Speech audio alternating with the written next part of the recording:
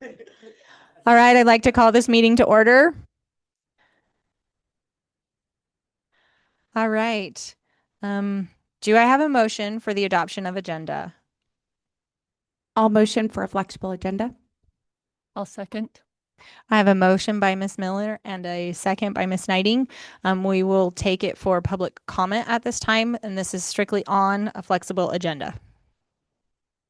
All right, seeing as there is none, we will close public comment. All in favor say aye. Aye. Any opposed? Motion passes unanimously. All right, at this time, we would like to have everyone please stand, and we have Jocelyn Crow leading us in the Pledge of Allegiance. Flag of the United States of America, and to the republic for which it stands, one nation, under God, indivisible, with liberty and justice for all.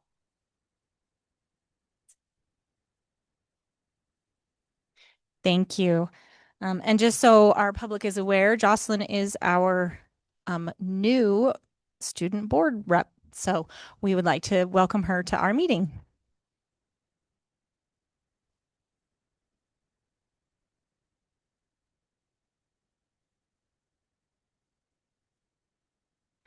All right, because we've approved a flexible agenda, we are going to jump to agenda item number 9, which is public comment. This is open public comment. This is for anything not on the agenda that falls within the purview of the school board. You will have 3 minutes. When you come to the microphone, please make sure that you state your name for the record. Put your name on the piece of paper so that we spell it correctly, and you will have 3 minutes for your public comment. So we will open public comment at this time.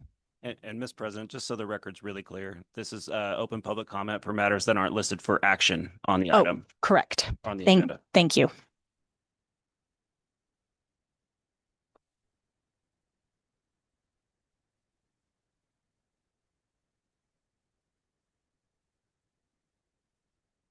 And make sure when you speak that you speak close enough to the microphone so that there are people on Zoom can hear us well. Okay.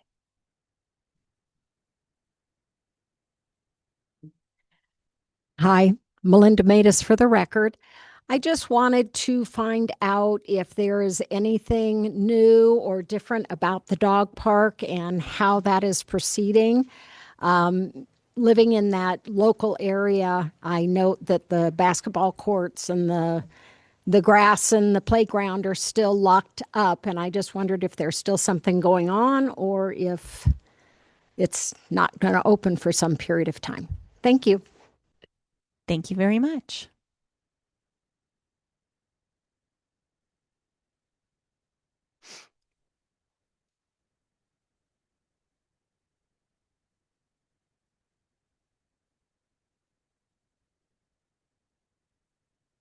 Adrian Sawyer for the record, parent of 3 DCSD students. I wanted to thank the district for having the supporting materials attached to the agenda when it was posted. That was extremely helpful for everybody to review, so thank you. I also wanted to mention that the superintendent is not alone in the district office, and it is easy to overlook the directors and staff that have contributed to this process. We all know the ugly truth that cuts must be made, but it's important to remember that people are attached to each job that is cut. While the district staff may not engage with students daily, most were principals, vice principals, and teachers at one time. We should be respectful of the contributions each employee has made to students' success and achievement. Thank you. Thank you very much. Any further public comment? Okay.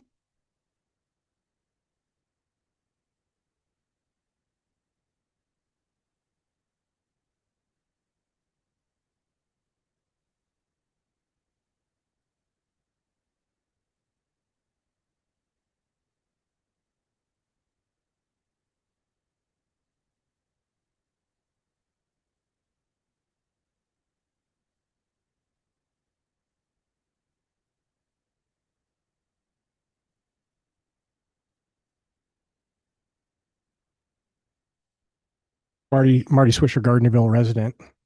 Yesterday morning, I sent an email to all 6 trustees expressing my personal support for one of the applicants for the vacant trustee seat. As a taxpayer and a resident in Mr. Burns's district, I expect that he should listen to and consider my input. However, here is his response to my email that was sent from his school district email account, and I ask that everyone listen carefully as I read it word for word. With absolutely no experience to If this is about the election, can you come back when we have about the It's not. candidates? It's not. Okay. Okay. All right. Thank you. It's Mr. Sorry. Burns's email to me. Okay. Thank you. And it's a public record. With absolutely no experience to handle the financial trouble we are in that you and her and the rest of the past board put us in. Here we are, you showing your true colors. You don't care about this school or the kids, as you would have never sued us. 6.9 million plus in debt, and you still think it's all about you. I have never seen such stupid, hateful people in my life. If I had a cure for cancer, you people would disagree. Here you have a superintendent that the people, teachers love and has turned the scoring up in his first year after 12 years of steady decline, and all I have heard has been nothing but self-centered whining. Not one real pat on the back publicly. You people don't deserve having him, and I am a pretty good at calling people's character. He will be gone very soon, as people like you won't agree with his calls for corrections to get the finances back on track, and he will finally have had enough and leave. 10 years of state control is what you deserve, and good luck finding a new superintendent. No one in their right mind will come here when it's state controlled. Wake up and stop being you, and let the people who can run it turn it around and do it. You and your red shirts have finally destroyed a good school. Stop your stupid liberal ways or get out. You were terrible when you were principal, and your hatred is destroying a good school. Don't think I don't know what I'm talking about. I have all the facts that Lewis and Gerdner and Dwyer and Dedman and others set this up to fail financially. And then your lawsuit that you lost and was called out by Judge Gregory cost another $500,000 to the district. What a joke. You liberals hate so much you would destroy your own schools. Just to let you know, I personally told Frankie to run as fast as he can. You don't deserve him. The good person he is, he will still follow through. Very sincere, DB. Mr. Burns's name-calling and denigrating remarks are completely unacceptable for a trustee who has influence over students and staff. In a moment, I will ask Mrs. Bloomstrom to finish my comments, but I will close my time with this. Mr. Burns, you have done so much damage to our great school district, and the example you set for our students and staff is clearly below what our community expects. It's time for you to go, or in your own words, get out. Therefore, you should resign.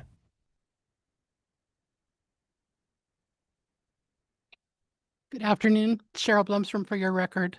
In his own words, Mr. Burns reveals his disrespect for our community. I will now correct the record for some of his egregious and inaccurate claims.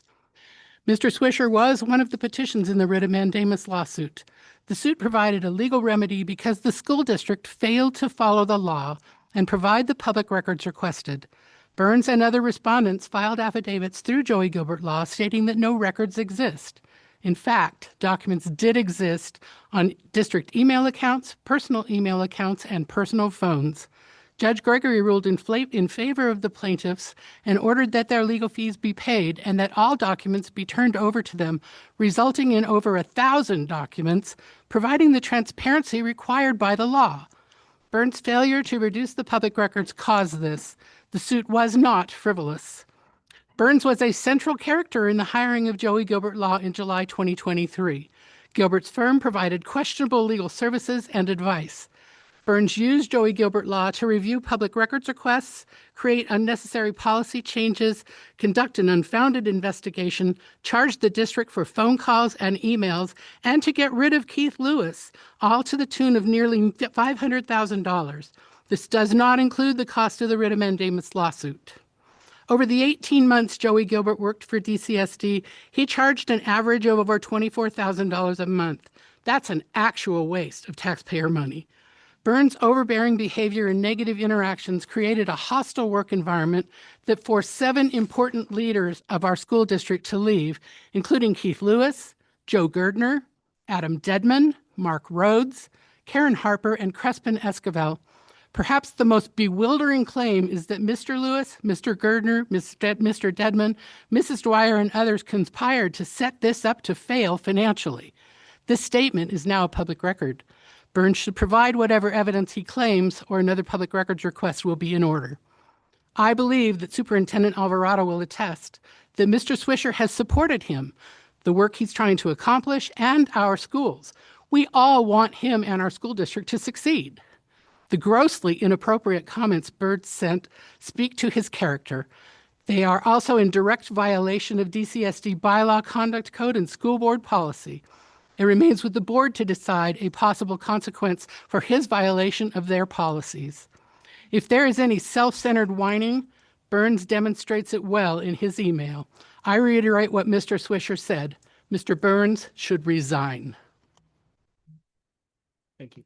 Thank you. Do we have any public comment online? None online. Do we have any further from the audience?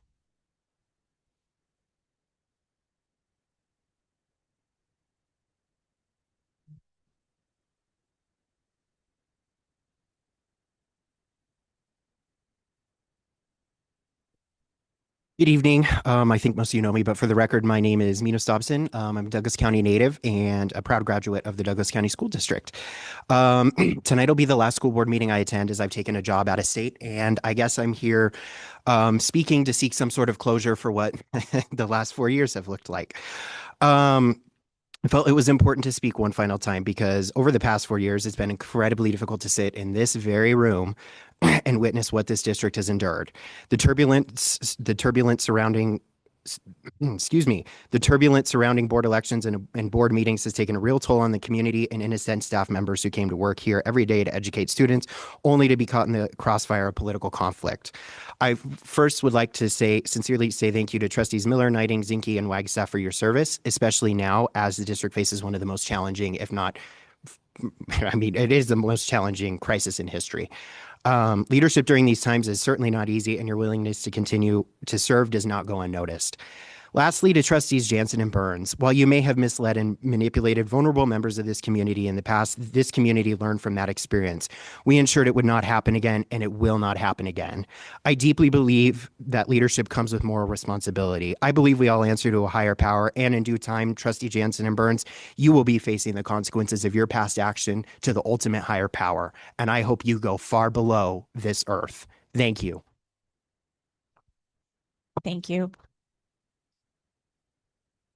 We have one online.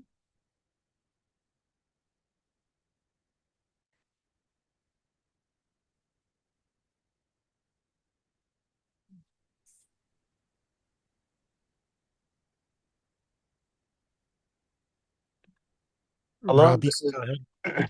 hi, for the record, Rob Lehman, parent of 2 in the district. I'm calling in and making my public comment in support of Marty Swisher. And to second what he just said, I would put, it was shocking. I haven't planned to speak at most of these board meetings until I hear the just absurd stuff that comes out of Mr. Burns' mouth. And it's hard to not say something when you hear just the ludicrous things that he says. Number one, he stated that the lawsuit, of which I was one of the plaintiffs, that we lost. This is pure Trumpian revisionism. There is in no world did we lose. The only way that our legal fees would have been paid by the district, the only way is if it was found that you broke the law. That's the only way. That's the law. There's no way that our fees get paid if you didn't break the law. And that's what the judge found. I would put Mr. Swisher up against Mr. Burns in this community any day of the week. He's got an amazing reputation. He was a great principal. He's a great community leader. All I've ever heard about Mr. Burns is how he goes into a place, talks about how great he is, and doesn't pay attention to anything else. He doesn't listen. He only talks about how awesome he is. And I've had multiple leaders in this school who've come up to me after, obviously I know them, who are like, he visited the school and I can't tell you just how terrible he is. So I just want to support Mr. Marty Swisher, and I second or third or even fourth now after Minos is request that Dave Burns resign. He's an embarrassment to our district. Thank you. Thank you very much. 2 more online.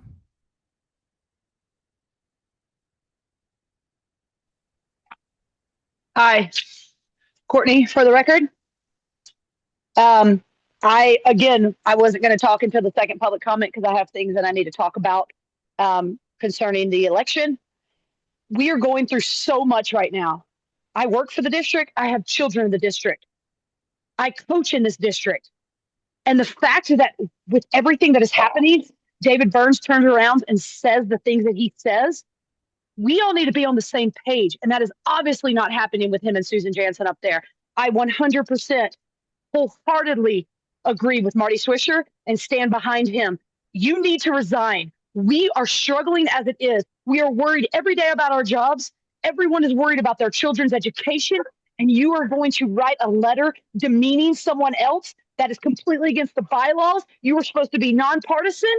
This is absolutely ridiculous. This is an embarrassment to our county, to the state, to the people that live here and work in this district every single day, that wake up wondering if we are going to have a job tomorrow. And you are doing this, Mr. Burns, you need to leave. You do not care about us. You do not care about the staff. You do not care about the students. You need to leave. You need to resign. Take Susan with you. Thank you. 1 more online.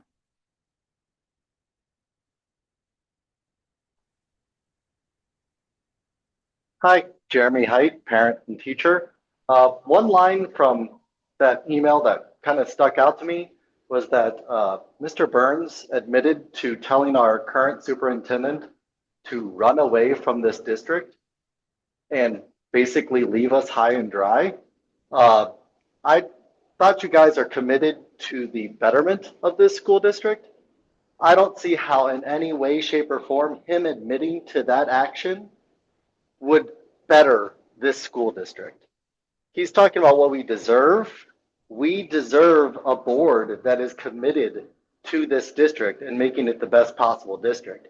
I don't see how him admitting to that act in any way could benefit us. And we have to now move forward with him as a voting member of this district school board.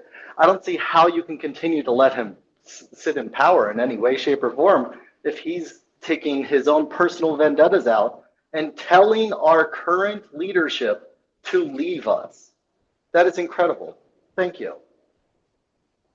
Thank you. Any more online? Okay. One last chance for our, oh, we do have one more online. Go ahead and have a seat. We'll take our one online and then one from the audience.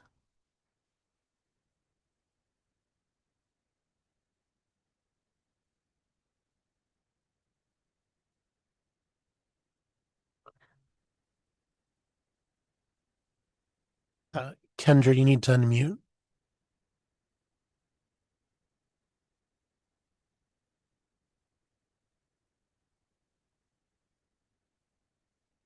We'll go ahead and start with our audience. May Hyatt, for the record, parent of a recent graduate and a current student in the district. We've been called a lot of things by certain members of this board, particularly David Burns. I've been personally attacked by Mr. Burns. He's published negative things about me, and they're hurtful and they're not true. Whoever is going to be the next president, vice president, officers of this board, if that man refuses to resign, I strongly request, in fact, I demand as a community member, as a parent, that you censure him. You censure him, remove his power. I think most of the people behind me expect and demand his resignation. He has been hurtful. He's been nothing but negative. The fact that he's asking and suggesting that Mr. Alvarado move on and leave our district when I thought all of you guys gave him wonderful reviews, but now he's telling him to run off. What the heck? We need a good superintendent, and we need good, supportive board members now more than ever. He's not it. If he's going to send out emails like that to community members like Mr. Swisher, that's not what we need. You guys have a very important decision to make in the next couple of hours as to who's going to be the next trustee. I sent some of you an email. The person that you pick should have good character, should have good morals. Mr. Burns doesn't. So the next person that you pick, choose wisely. Okay? Thank you. Thank you. Is our one online ready? Okay.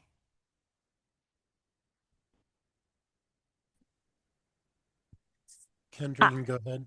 Okay, I just wanted to take it. This is Kendra Oakton for the record. I am a teacher at Douglas High School and a parent of students here. And I just wanted to take a moment to read the Board of Trustees Article 7 bylaws that have changed and been put into place with Dave there in office as an elected officials.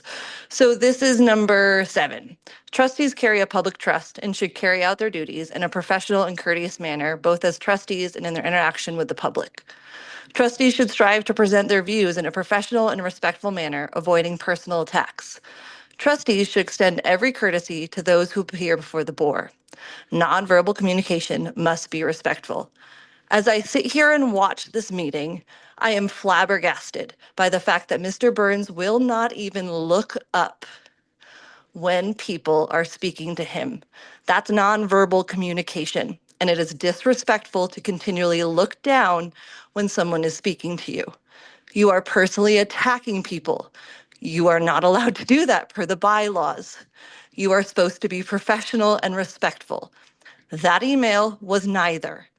So as we sit here and we want to hold teachers, kids, we want to hold everyone accountable, but you're sitting on the board and you're not following the bylaws that you helped put in place. You are setting a poor example for our community, for our teachers, for our students. And you need to take some time to think about what you're doing and change your behavior and maybe start showing some respect. And if you're not, you need to be held to some sort of standard, just like you would want our students to be held to standards, just like you want our teachers to be held to standards. You are setting an example. And over again, we've asked you to change, and it just keeps getting worse. So you've broken a bylaw. Evidently, there is clear evidence that you've broken a bylaw. So you need to think and go, yeah, I can't seem to get this together. Maybe this isn't where I should be.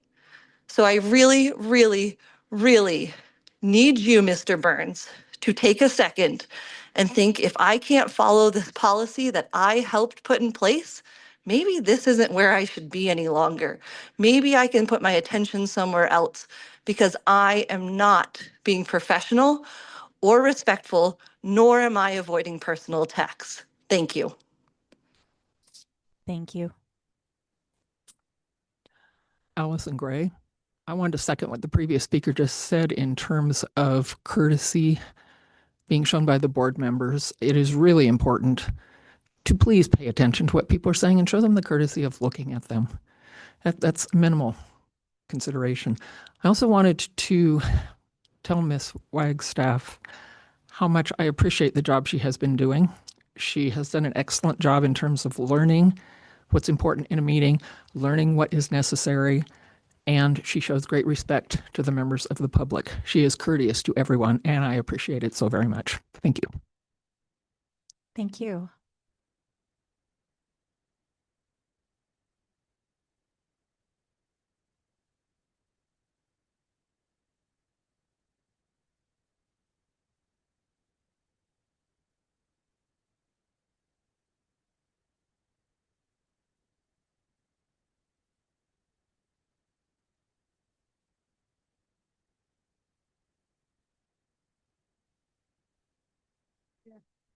Sorry.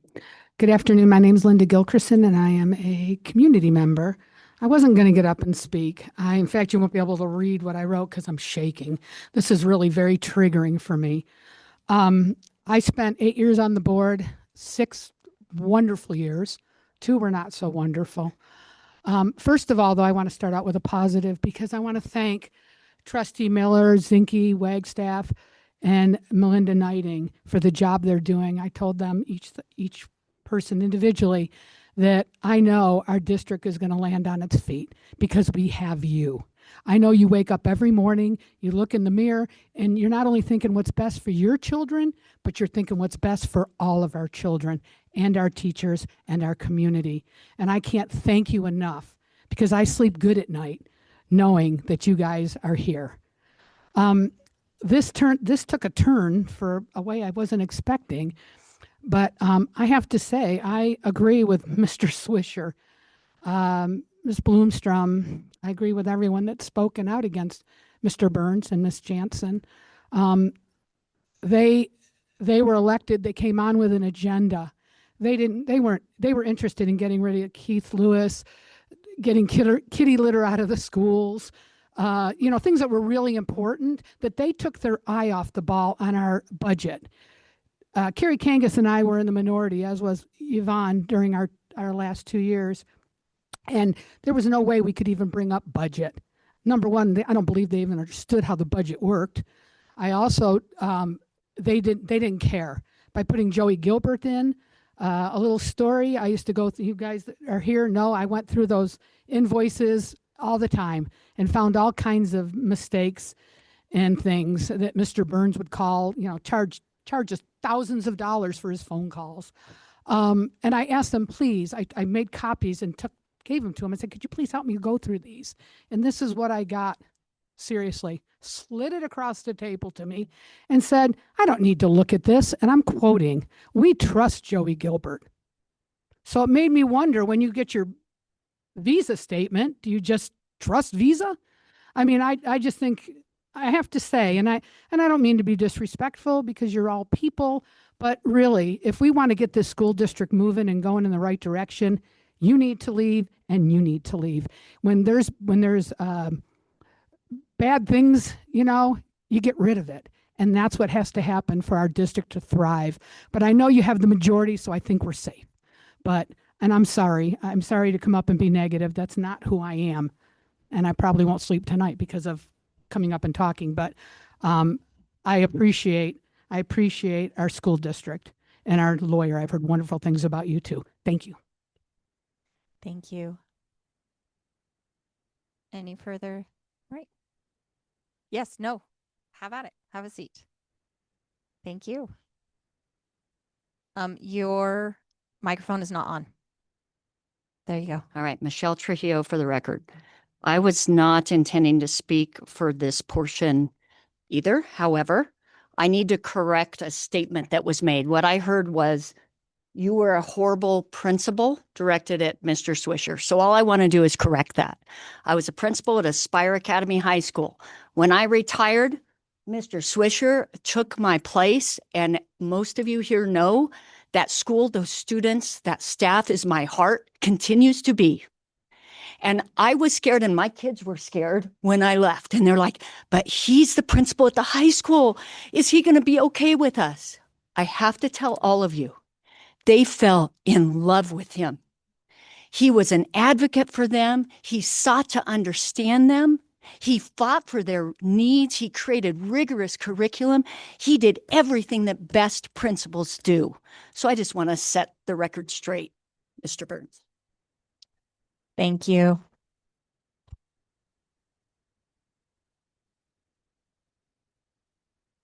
Any further public comment? We have one online, and then we'll go to Ms. Chase.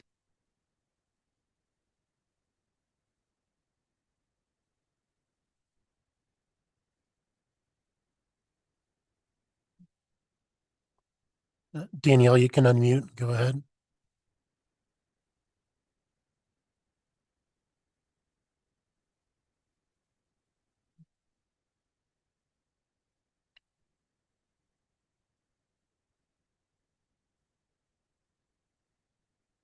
Okay, we'll come back to our one online. Ms. Chase.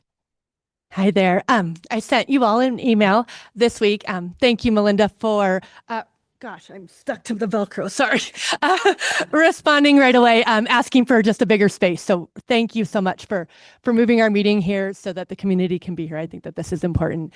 And thank you, Melinda, for getting on it and getting things done. So we really appreciate that. And I was so moved by Mickey's comment. I worked for Marty for 15 years. He was my principal who hired me, and I worked for him for years. And David Burns, he is an excellent principal. Sorry, I just wanted to make sure that you were with me. Okay, great.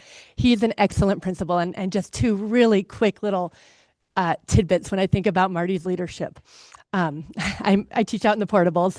And one morning I was out there and it had snowed and I heard shoveling and I thought, oh gosh, a janitor's out there. No, Marty was out there shoveling my walkway. And that's the kind of leader he is. And that's the kind of leader we need in our district.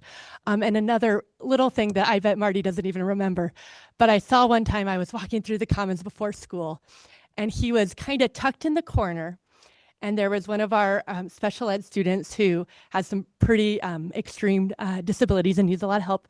And Marty was tying his tie, was like showing him how to get his tie all ready because he was all dressed up. And those two pictures just speak to me about what kind of leader he is and what kind of principal he is.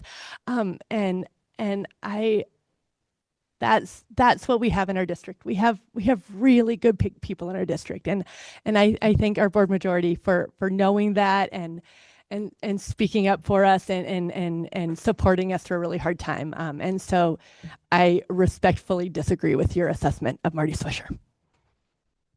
Thank you. Is our one online back? No. Okay.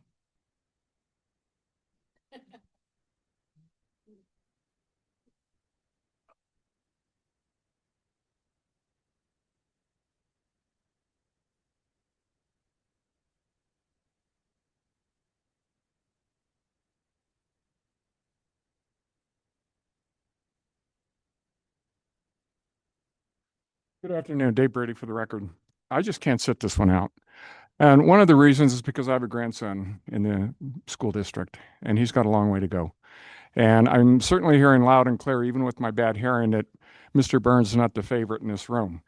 I could make it easy for you, Mr. Burns, if you decided to resign. If the board was so willing, I would take your place. Thank you. Any more public comment? Please.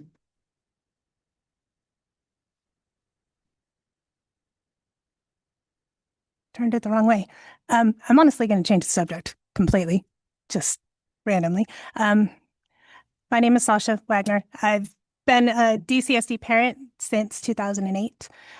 Two of my kids have graduated from Douglas High. I currently have a junior at the high school and a 8th grader at Paul Wadu. All of my kids have attended CC McNeely. I'm also a DCSD employee. I'm currently in my 11th year at CC McNeely. I began my career as an aide, and this is my 7th year as the media tech, better known as the librarian. I wrote this statement. I've shared it with many of my employees. They all, fellow employees, they all fully agree with what I'm about to read. Like I said, it's completely different than what we've been talking about. Didn't realize this was going down this road today. I feel it's important to speak following the last special board meeting. Prior to that meeting, can't even talk, sorry. Alvarado sent an email requesting a thoughtful dialogue, collaboration, and civility. Unfortunately, that is not what I heard in several of the public comments. I understand that people feel a strong desire to advocate for the schools they are connected to. I am doing that myself tonight. However, there is a way to advocate without disparaging another school or its staff. At the last meeting, remarks were made that spoke negatively about certain schools, their families, and areas of our community. I found this to be inappropriate and disappointing. We all recognize the very real concerns that people have about job security and the future of our school sites. But attempting to elevate one school by demeaning another is not constructive and should not be acceptable. I am particularly concerned that some students may have come away with the belief that CC Manili is an unsafe school. We must consider the impact that message could have on them if CC Manili is a school they attend in the future. As one community and one district, we need to work together, not to be divided. How can we correct this perception and ensure that all students feel welcomed and supported in whatever school they attend, now and in the future? I can say without hesitation that the staff at CC Manili will welcome every Scarcelli student, or whatever school student, their families and staff with open arms. We will lead with kindness, respect, and compassion, and we will work tirelessly to ensure every child feels safe, valued, and truly welcome in our school community. We can and should model the values we should be teaching: respect, empathy, and integrity. It is entirely possible to advocate for our own school communities without tearing others down. And that is the example we should be setting both in our classrooms and in public meetings like this one. Okay. That is it. Thank you very much. Do Sorry, we have I any forgot to online? sign One in. online. Okay.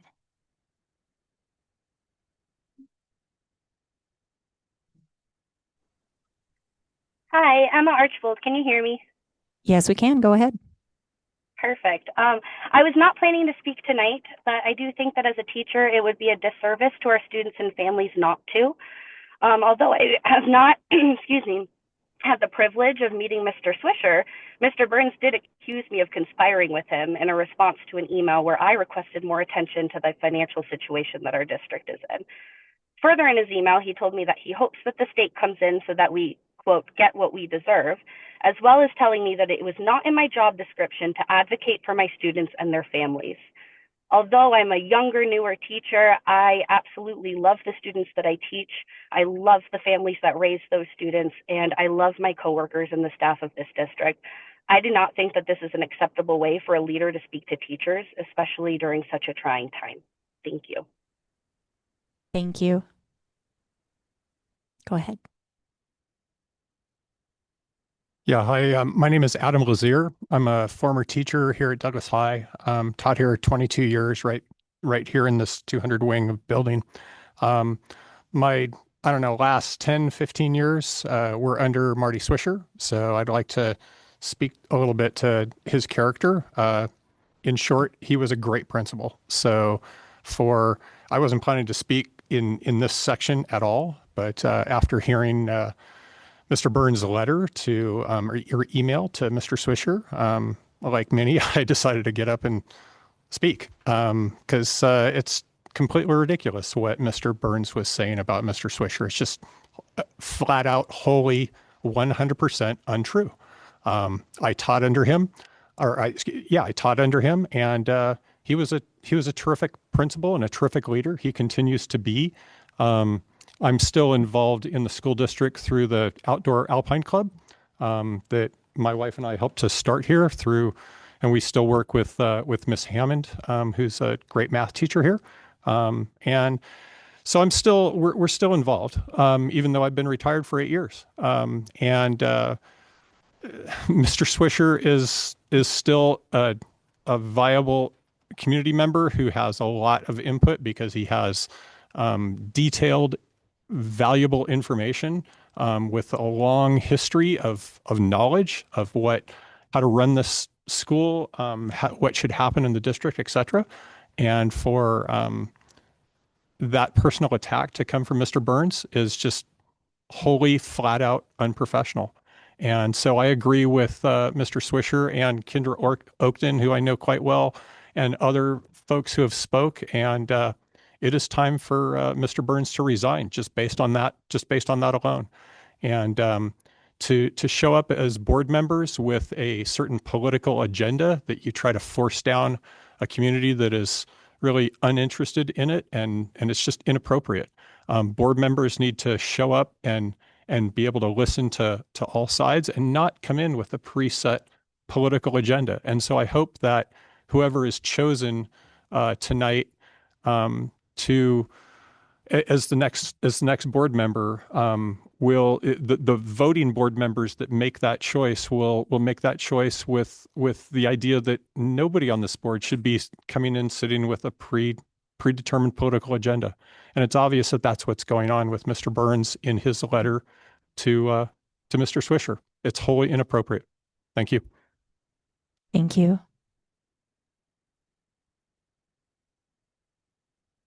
All right, any further public comment? All right, we will close public comment at this time. I'd like to know if I could make a motion More. to censure. Yes, sir. No, we don't have it on the agenda. You can request for a future agenda item if you want. I would love to request for a future agenda item to censure Trustee Burns for conduct unbecoming the Douglas County School Board. I'll second. There's no action. It's just a request from a board member for a future item.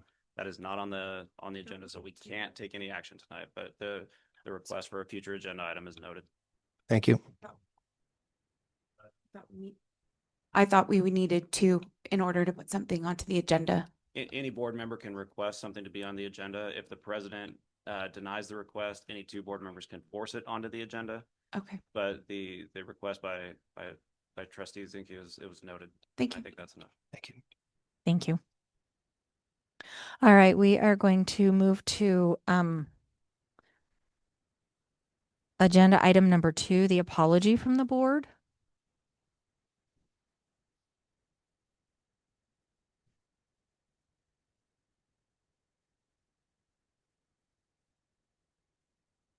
All right.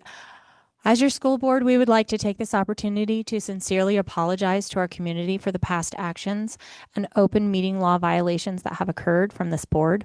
We recognize the serious concerns these actions have caused, and we deeply regret the loss of public trust. Please know we accept accountability, and we are fully committed to rebuilding that trust by learning from our mistakes and moving forward with integrity. As a board, we are dedicated to diligent training, hard work, and complete transparency as we put the past behind us and refocus on serving our students and community with the professionalism, respect, and accountability you deserve. Do I have a motion from someone on the board to accept this as a public apology? I'll make a motion that we accept this as a public apology. I'll second. Oh, we need to take public comment. Yes. Just on the apology. Just on the apology, we would like to take public comment.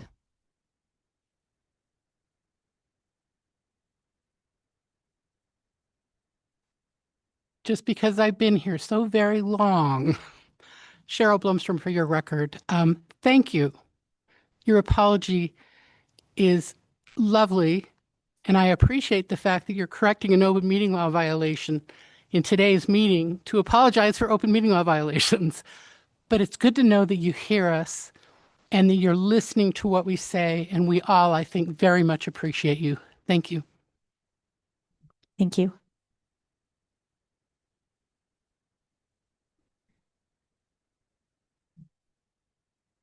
Adrian Sawyer for the record, parent of 3 DCSD students. I appreciate the current board apologizing on behalf of the previous board. The apology acknowledges that past actions that have violated the law and broken public trust. The new board promises accountability. Accountability requires transparency, responsibility, and adherence to the rule of law. Board members must act in the public's interest, not self-interest, and answer for their decisions and be subject to public oversight and consequences. If this item is not unanimously accepted without caveats, the apology is worthless. The board loses all credibility to enforce rules when members try to justify violating the law by claiming they are above the law. Thank you. Thank you. One online.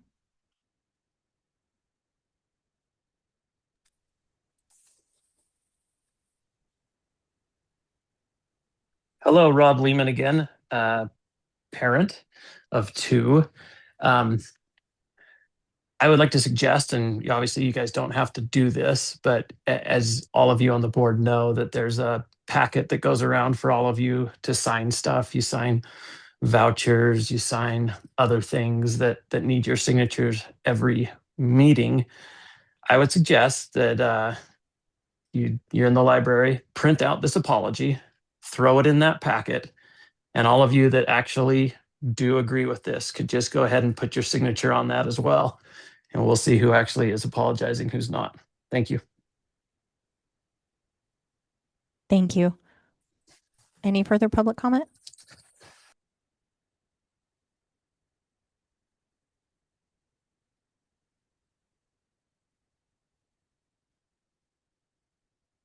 I wasn't going to speak because I didn't know I had an opportunity. May Hyatt for the record. Um, public apologies. Wow. Yeah, I was one of those ones who filed an OML complaint regarding violation. Guilty. Guilty. That's me. I think in terms of apologies, not just to us as the community, I think a couple of the members on this board owe an apology to Mr. Kangas and Ms. Gilkerson because they had to put up with a lot in terms of abuse, verbal abuse, harassment, when they were doing their due diligence in terms of looking at and advocating for our community. I think that they deserve an apology because they were fighting for us and for the best interests of our children, for the best interest of our staff, for everybody. And they got yelled at, they got abused, not by two of the trustees that sit above us or in front of us today, but also by the legal counsel that they hired. They didn't deserve that. And I was witness to that for years. As some of these people are behind me, they watched and we were held helpless. We were called a number of negative things. So I accept the apology that was written. I don't know who wrote it, but I accept it. But I think that other people who violated the OML violations, it would be great if they said something. Because I know it wasn't Ms. Wagstaff or Ms. Knighting, Mr. Zinke or Ms. Miller who made those OML violations. It were others. It was others. But thank you for your time. Thank you. Any online? Any further public comment? All right, oh, caught me just before I said it. I have one online.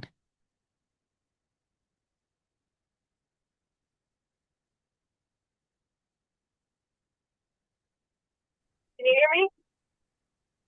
Yes, we can. Go ahead. Okay. Hi, my name is Kelly Mahovitz for the record. I jumped in 30 minutes into the meeting. I'm kind of getting the gist of things. Just to throw an opinion in on this, because it's something that, I mean, I know myself teach my children is because there's a law that's being broken on this, and that's what I'm hearing. So when laws are broken, there's punishment for that. I think that policies are great, but the people who took part in doing that need to be removed. Not resigned, they need to be removed. There needs to be a punishment. I think that's something that the parents, teachers, everyone who's involved with this needs to be able to see. And I hope that is something that the board considers taking action on, at the very least, of removing the people who violated these laws. Thank you. Any further public comment online? All right. We will close public comment at this time. We have a motion on the floor. All in favor, say. Yvonne, can I request that we take this as a poll vote on the board? Yes, we can. All right. Then we will do a roll call. What's it called? Roll call voting? Okay. All right. Susan Jansen. Can you speak into your microphone, please? Aye. Aye. Aye. Yvonne Wagstaff, aye. Melinda Knighting, aye. Dave Burns, aye. Motion passes unanimously. Thank you.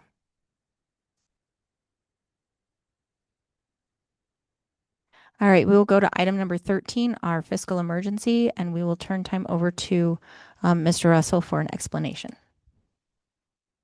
So as to the actual explanation of the fiscal emergency, I'll defer to the superintendent. Oh, okay, I'm sorry. Just as a matter of semantics, in the description on item 13, it states a fiscal emergency. We're proceeding under NRS 288.150. In the body of the agenda, the term severe financial emergency was described. The appropriate statute was still cited. And so just for purposes of the record, what you are doing tonight, if you take action, is to possibly declare a fiscal emergency. Thank you. Mr. Alvarado. Do you want me to repeat that? Do you need it repeated? Okay. Will do. Thank you. Do you want to repeat it? Would you like him to repeat what he stated? I see somebody nod their head in the Yes. back. Yes. Coco says yes. So go ahead, Mr. Michael. Just as a matter of semantics on the agenda, the title of the agenda item, fiscal emergency, is the appropriate title under NRS 288.150. In the body of the agenda, there is a term used, severe financial emergency. Just for clarity, the appropriate term for the adoption that you may consider tonight is fiscal emergency. Thank you. And I'm sorry, it's Daisy, not Coco. Trustees, for this resolution, the district qualifies for a fiscal emergency due to the negative ending fund balance that we have. We are currently deficit spending, and we do not meet the NRS requirements for ending fund balance or contingency fund.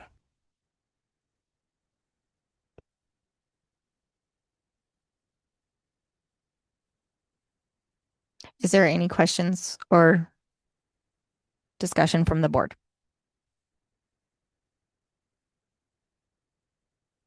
Okay. Under NRS 288.150, for what it's worth, and I almost never give legal advice on the record. By declaring a fiscal emergency, it opens up avenues for both the board and staff to maneuver appropriately to address the fiscal emergency. It's a formal declaration that, thank you, sir. It's a formal declaration that allows steps to be taken through collective bargaining and other matters, which you really probably couldn't do without the declaration. That's why the statute exists. Okay. Thank you for that clarification. All right. Any discussion from the board? So on the back of the handout, it states that this was passed and adopted on the 7th, and today's the 15th. The board might recall that this matter was actually agendized for the special meeting last week because the wrong statute was included in the agenda item itself. We had it continued until this week. And so when you adopt the resolution, if that's what you do, it should be on condition of using today's date as the effective date. Thank you for that clarification. Thank you. All right. We will go ahead and open it up for public comment on our fiscal emergency. We have one online.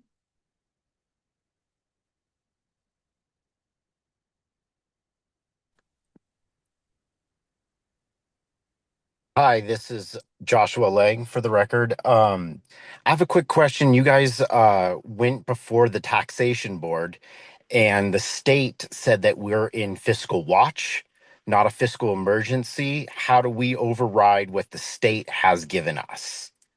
That is my question. Thank you. Thank you. Any further public comment? All right, we will close public comment at this time. Mr. Alvarado. Would you like me to answer that question? Yes, please. Okay, so there's two different NRSs. The school districts qualify for a fiscal emergency under NRS 288. The Department of Taxation operates on a different NRS, 385. They are the only ones that can make a determination whether we're in fiscal watch or severe financial emergency. We qualify for both of those items. However, in my discussions and my collaborations with them, they trust that we will follow the phase reduction plan that I have and make these reductions and become net zero by June of 2027. So they are not making a decision to place us in severe financial emergency at this time. I will report back to them the final week in February in which they have the ability to take action, but I don't think they will take action. They will allow us to maintain local control. Okay, thank you. All right. Do I have a motion or is there any other discussion or questions from the board? Do I have a motion from someone on the board? I'll make a motion that we accept the fiscal emergency with the correct date of 1/15/2026. Second.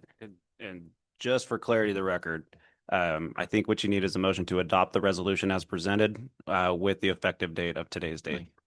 I make a motion that we adopt the resolution as presented with the correct date of 1/15/2026. Second. Okay, so we have a motion by Ms. Knighting and a second by Ms. Jansen. Any further questions or discussion from the board? All right, all in favor say aye. Aye. Any opposed? Motion passes unanimously. Thank you. We will go ahead and go on to agenda item number 14, our school consolidation discussion, for a discussion and possible action. Mr. Alvarado, do you want to lead this or? Yeah, I can go ahead and set the table for this one. That would be Yeah, great. yeah. Thank you. So at our last special meeting, I presented multiple scenarios for consolidation for elementary schools. At that meeting, the board had discussion and there was request for additional consolidation scenarios to come back to the board at a future special meeting. I also sent out a message to the community because the cost savings for a Lake School consolidation was minimal. It doesn't make sense for me to continue to bring that consolidation back to the board. I do not intend to do that unless the board takes action tonight and requests that I, bring that item back in a future meeting. So for tonight, I'd like to hear discussion by the board and get direction on what other consolidations you want to consider. So I can go out and do that work and then bring that analysis back on June 27th or January 27th. Sorry. Okay, thank you. And President Wagstaff, Yes. just for what it's worth, and so the record is abundantly clear, the direction or the action that can be taken by the board tonight is to provide direction to staff to bring back further scenarios for future consideration. The board will not be actually deciding consolidations of schools tonight. That's not a decision that's being made. It's just direction to staff on what consolidation scenarios you'd like to see. Correct. Thank you very much. Ms. Knighting. Can it also include ones that we no longer want to consider?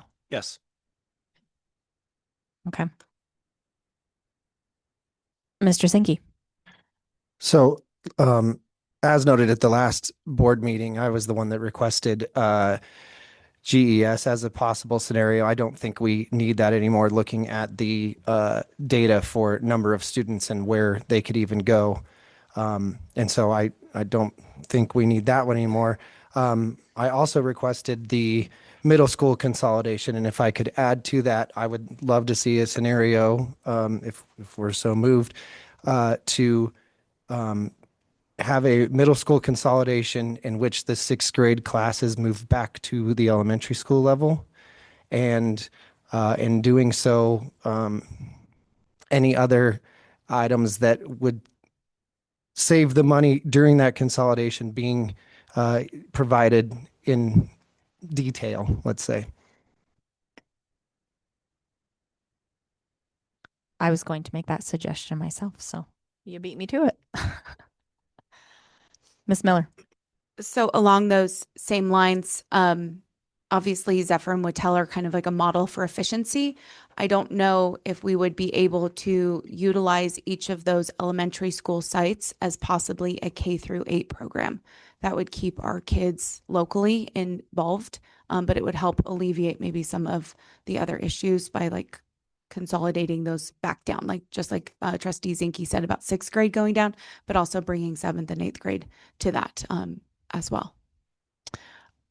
And I would think maybe, just to build on what Ms. Miller said, maybe we do a phased. So next year would be sixth grade, the following year would be seventh grade, and then eighth grade. That way we're not bringing our our current sixth and seventh graders back to elementary, but they would promote on, whereas our current fifth graders would just continue to be in sixth grade and then seventh grade and then eighth grade at our elementary schools, and what that would look like financially.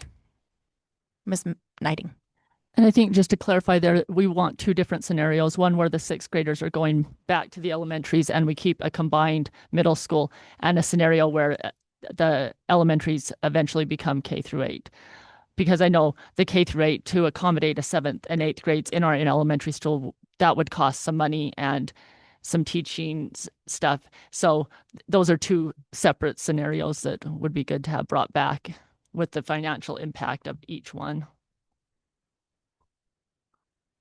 I think we're in agreement for that direction. Do we need to make a motion for that, or how does that work, Mr. Russell? I think you'd be well advised to make a motion so that the board is providing direction to staff as a unit. Okay. All right. Before we make a motion, though, can we include that we'll take public comment. Oh, and also that I think the board should also include in the motion that we are no longer considering consolidation at the lake schools or busing kids down from the lakes to the valley. Agreed. All right. But before we make a motion, we're going to take public comment.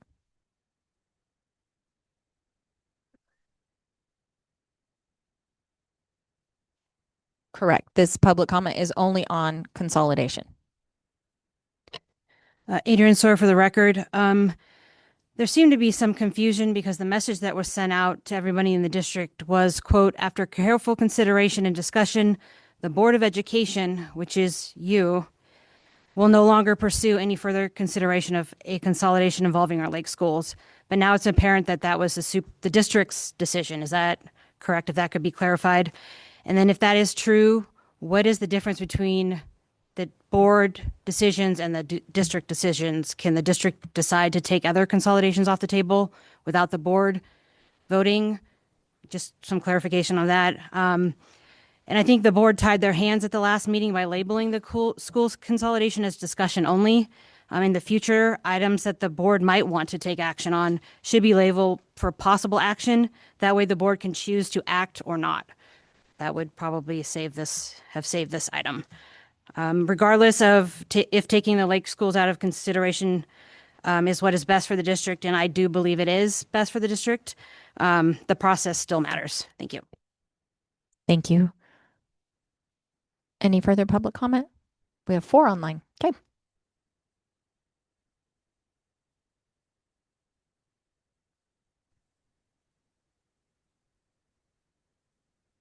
Hi there, can you hear me okay? Yes, we can. Go ahead. My name is Shannon, and thank you for letting me speak. First, I want to sincerely thank Frankie for the detailed data and scenarios that were presented during the last meeting. I know a lot of effort must go into this, and reading it all online, especially being at home and online, I think it gives us all an opportunity to really provide to this matter.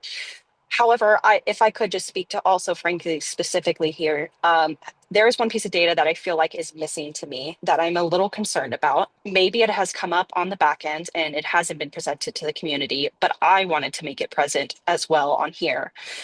When Gardnerville Elementary was presented as a scenario, and I don't speak just for GES, I want this to be shown for all schools to be considered. It kind of was strange to me considering GES was recently awarded a grant supporting its STEM program, particularly regarding outdoor science and food and nutrition learning. With closures being considered to save money, it feels important to ask why would we close or disrupt a school that is actively receiving community funding or other types of funding that could help build programs and definitely benefit schools. Just to be clear again, I'm not speaking on behalf of just one specific school, but I want to advocate for all schools. If we're trying to save money and do what's best for the kids, are we actively considering all the grants and financial help that they are receiving? Because if we close one school that is receiving this, it just seems a little counterproductive. Thank you. Thank you very much.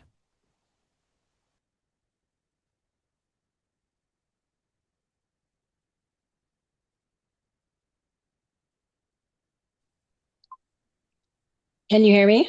Yes, we can. Go ahead. Hi, my name is Stephanie Christensen, and I do really appreciate all of the work that you are doing. These are really hard decisions, and I understand that this is a very serious situation. As far as consolidation, I am not a fan of K through 8. I think it will limit the opportunities for our middle schoolers. I got a 6th grader in advanced, 7th grade advanced math. Then we'll get to go to the high school. And I don't know if that would be a possibility to put everybody back at the elementary school. I mean, I've been waiting for rigor, and it's finally here, and I really don't want that to go away. I think I do support sixth graders going back to elementary school keeps them a little bit more innocent. And I think it probably disrupts fewer families than the elementary schools consolidating. But if the elementary schools consolidate, I would ask that you just do what's fiscally best, because that's the problem. And I mean, I have children at CC McNeely, and that school is wonderful. I really can't say higher things about the staff there. And I know they have great facilities, and I know that Scarcelli does as well. But regardless of what all the parents say, please make the best financial decisions. So don't be swayed by windows or whatever it is. Just financial decisions are what's most important. And again, I want to thank you so much for having to make these hard decisions. Thank you.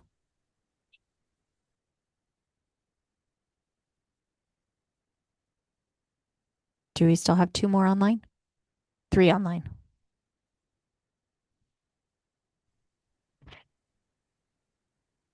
Hello, this is Becky Goins for the record.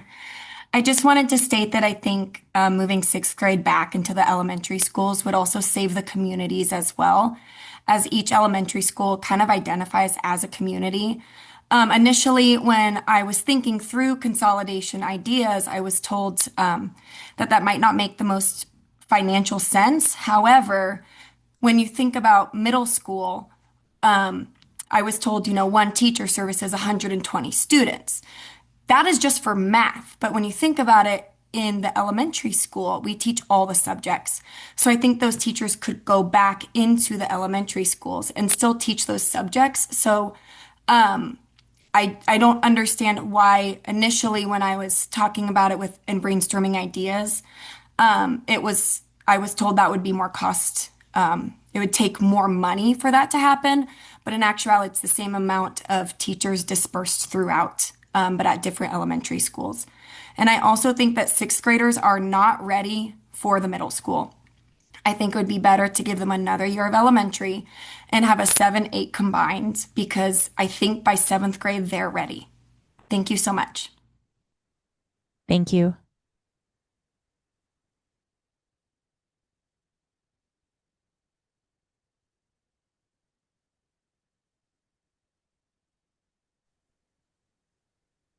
Hello? Can you hear me?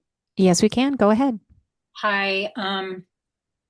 I wasn't going to comment, but Please following make sure this- you state your name for the record. Oh, sorry, this is Martha Betcher, Thank you. and I consider myself to be a middle school educator. I am retired, but I spent a long time working with that age group, and the idea of having a K through 8 school, I think that might work in a smaller setting, if you were working with fewer children, but I don't think it's going to work with the numbers we'd be talking about. And so I want to encourage you. I think the idea of the 6th graders staying in the elementary is excellent. We've done that before. It worked before. I think it works in a lot of settings. I think it's a great idea. And I think the second to last speaker spoke about, please let the financial end of things dictate what you decide to do, because I think that is probably what we have to do.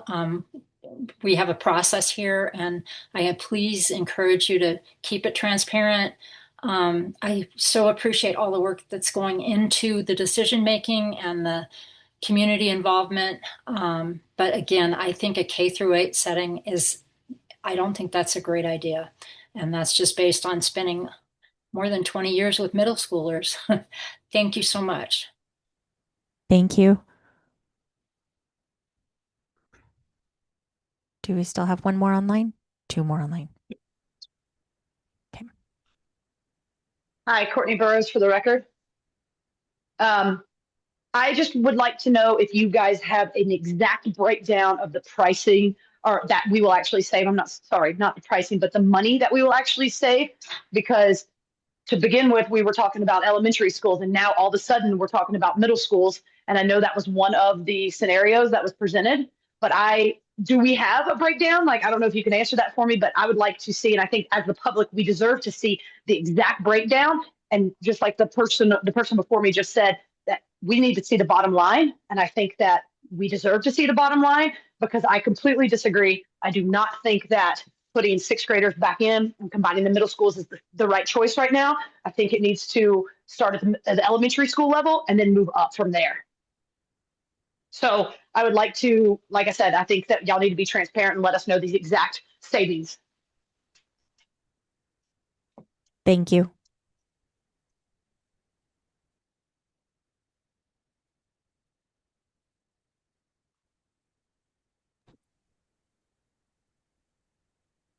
Can you hear me? Yes, we can. Go ahead. Okay. Hi, Kelly Mahovas again for the record. I'm just gonna put my opinion in on the idea of a K through 8, as I have a almost 14-year-old, an 8-year-old, and a 3-year-old who hopefully will be able to join the preschool program. I do not think that doing a K through 8 school is reasonable. I mean, just looking at some of the numbers that were posted in regards to the bullying differences, the drug differences, the alcohol differences from the middle school to the elementary school. These kids are little, and having an older influence and constantly seeing that, what is that going to do? By all means, doing what's monetarily best is absolutely one of the priorities, but is that truly what's going to be best for our kids? Introducing those behaviors earlier than what they need to experience them, or what they should be experiencing them. Not that I think that middle school should be experiencing that either, but it's in our faces, it's there. And having those older students make that impression on the younger students, what is that going to cause for our children, and what they end up getting into even sooner than middle school and high school? Thank you. Thank you. Do we have any more online? Okay, let's take one from the audience and then we'll go online. No, you don't need to. Hi there, Anne Marie Chase for the record. My concern with doing a K-8 is that it would, well, many concerns, but the one I'm thinking about is how electives would be really limited for our middle school students, that we wouldn't have the teachers in all the elementary schools for that. But a suggestion that I think would be free and perhaps even save some money is if the two middle schools aren't consolidated, if they're still separate, I don't understand why they don't have the same schedule so they could share staff, especially like elective teachers. We have, Spanish at CVMS, but not at Pawalu. But it seems like it should be easy enough to have the schedule be the same so that teachers, like elective teachers, could teach at both schools if they aren't consolidated. Thank you. Thank you very much. All right, one online.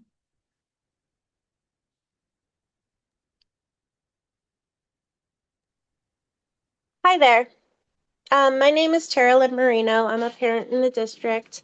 I also used to be a student in the district. I was at Wattel when we first switched over to, I think at that point it was 7th through 12th.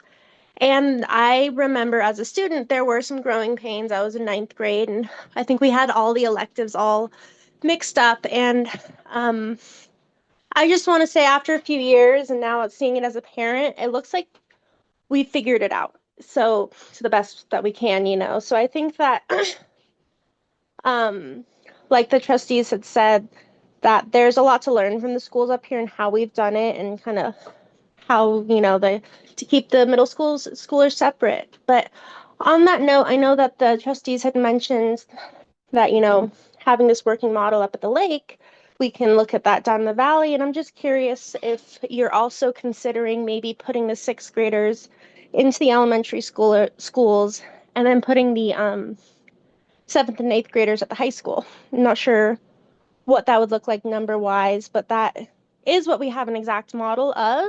And I feel like 7th and 8th graders are a little closer to high schoolers than they are to elementary schoolers. But yeah, I think, when we say, the lake schools are a model, I think it helps people who aren't up here at the lake schools to know what we mean by that, and where we started and where we've gone from there. But I just wanted to thank everybody for all the communication and all the documents so that we can all be a part of this conversation. Thank you so much. Thank you.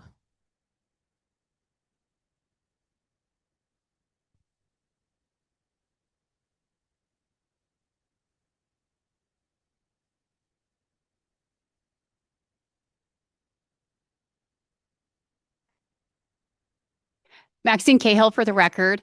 I can recognize that we're at this point that we are at a point of no return. There is going to be some very hard decisions that are made that impact our community in a way that we're going to feel ramifications for this for the next several years, if not, maybe a decade. That said, I encourage all of us to be as hot about supporting our schools and our teachers and staff, taking the positive and respectful route, in helping all of these students integrate into their new classrooms and their new cafeterias with their new teachers and their new bus drivers, but also supporting all of the staff that are going to go through these immense growing pains and life-altering and life-changing instances. I would encourage you, sir, as you draft your possible outcomes for these schools, to not hold back on asking for parental and community involvement and whatever that might look like. So as we prepare these students and staff to move on into this next year, we, the community, are standing shoulder to shoulder with each student, staff, bus driver, janitor, as we move along here. So I encourage you, sir, please don't hesitate to ask. I hope as we're showing up here tonight and hot on various topics and have various interests, that we show up in force for these children and staff as well. Thank you for all being here tonight. Thank you. None online?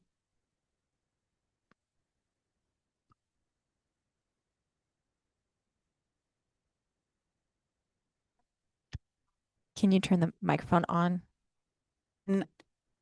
Okay, good. My name is Melissa Powell. I'm a mother of a student at Jacks Valley. I know that a lot of students and all the students in the community are going to be impacted by it. I know this is my first board meeting and it's a little contentious. I don't know all the past stuff, but ultimately, I think the parents look to you, superintendent. You're the most skilled person in the room. You have the resume. I know everyone has as a person who's never run a school, I can have my opinions, but I think your opinion probably matters the most on the consolidation. And so I think we want to enable you to have an opinion on how we move forward, because you have the resume and you have the experience that we can count on. So we can make all these suggestions in the world, but we should be supporting him and seeing what his opinion is and trying to get behind and rally. So thank you. Everyone's probably requested multiple things for you. I can't imagine how much work you have to do, even with just this request for a financial model again, but you're the most skilled person in the room for this. Thank you. Thank you.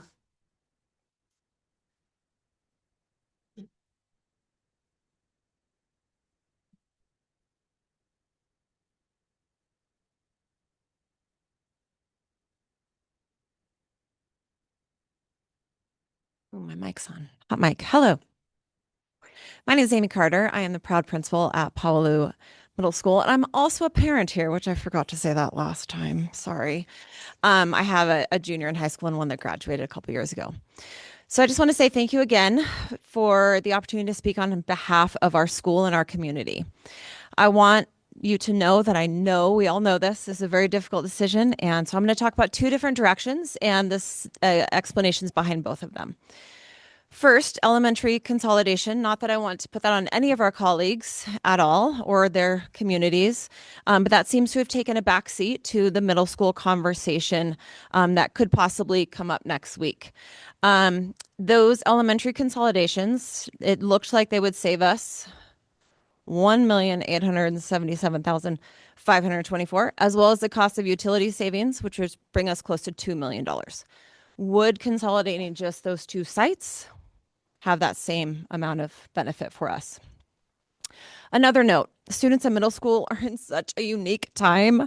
Oh my goodness, if you have not spent time there, please come join us. There is so much going on emotionally, socially, and consolidating those schools will bring all of those hormones into one place.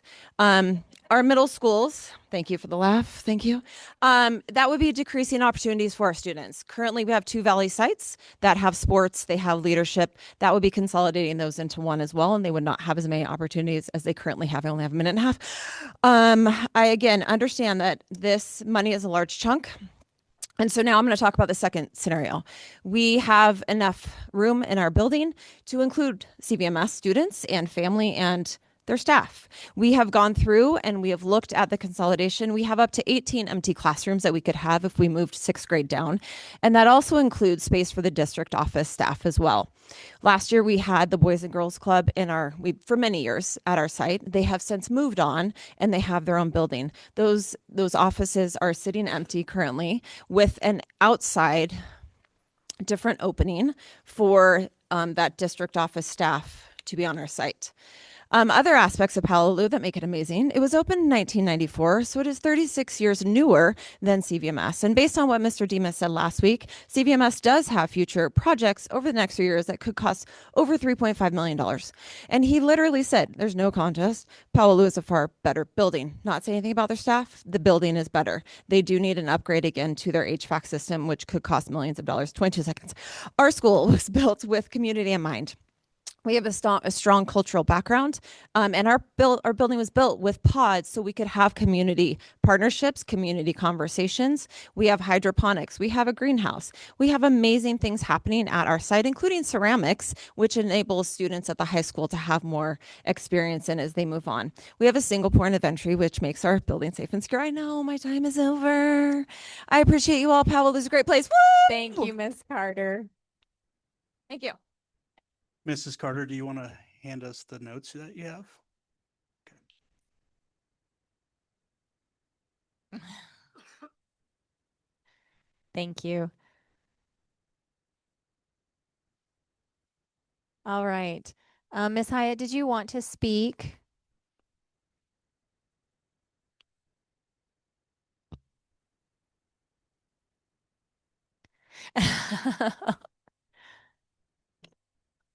May Hyatt, I just had a question regarding if you were to bring down 6th grade to the elementary school. While this may not impact my child directly, just a staffing question. When my daughter was in 5th grade at Pinion Hills, her 5th grade class had 2 teachers. One was an ELA social science specialist, and then one was a math science specialist. So she had 2 teachers for 5th grade. I think you remember Miss Alexander and Mr. Godfrey. Great teachers at Pinion Hills. I just wanted to know, just asking you, how would the staffing look like if 6th grade were to go step back down to elementary? Would they have a single subject teachers all across, like in a middle school format? Or would they have one multi-subject teacher, like in an elementary school format? Just concerns if they would be losing opportunities in the form of electives in the middle school format versus an elementary school format, losing opportunities to learn things like band. I guess they do band in elementary school, but Spanish and things like that. That's all. Because I will always be an advocate for retaining staff.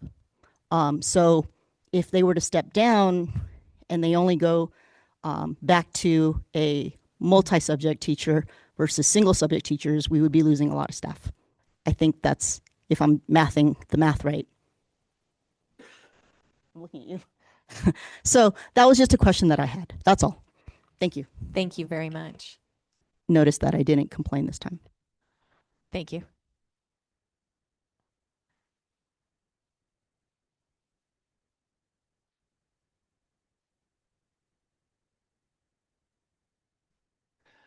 Dr. Robert Houchin.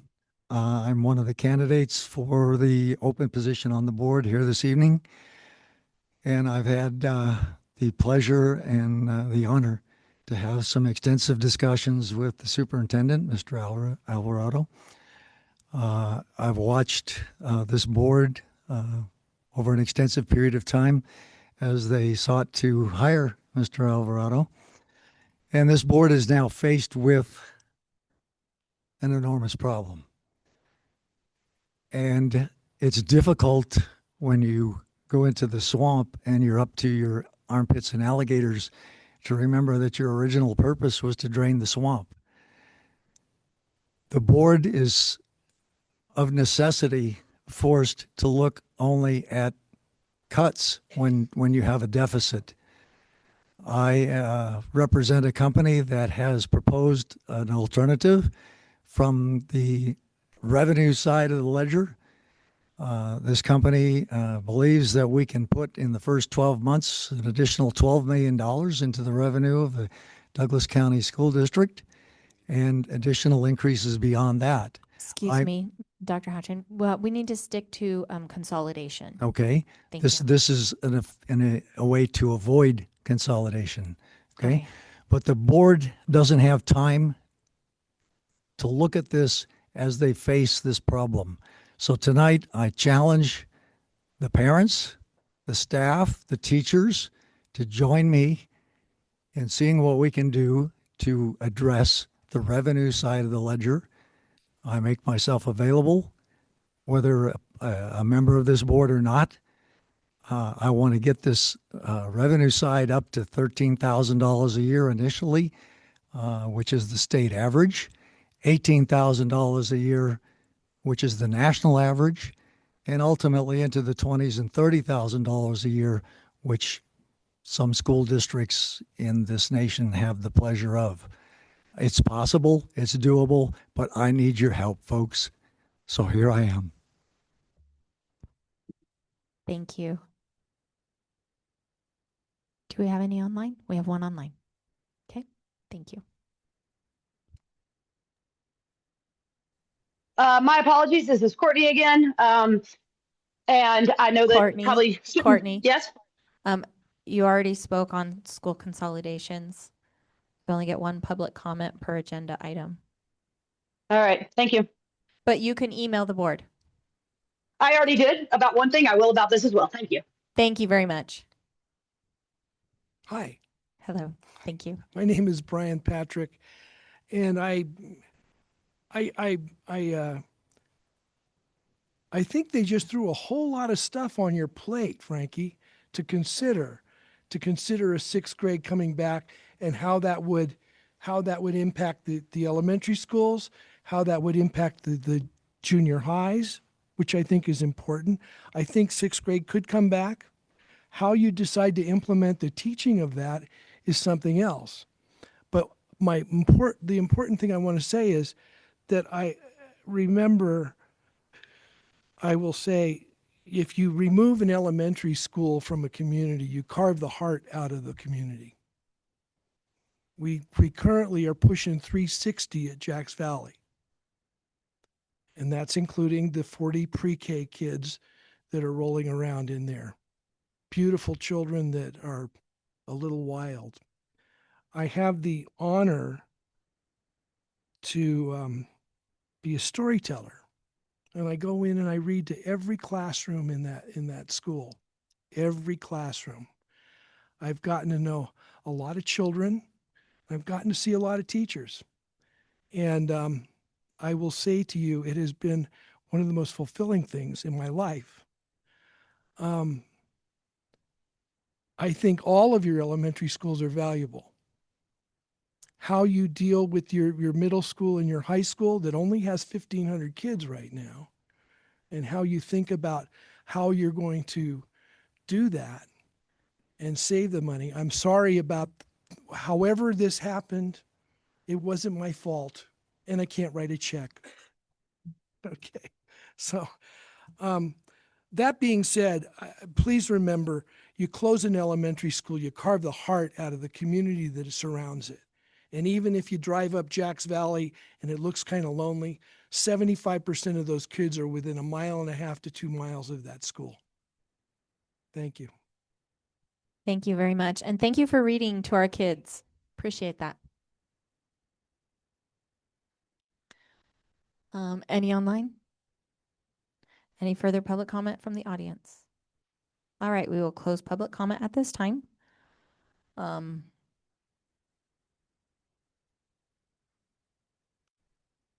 What's that?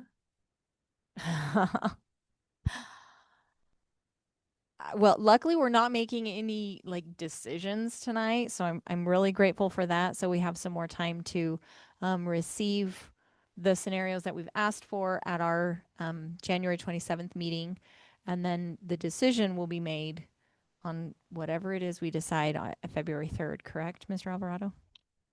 Yes, that's our timeline. Okay.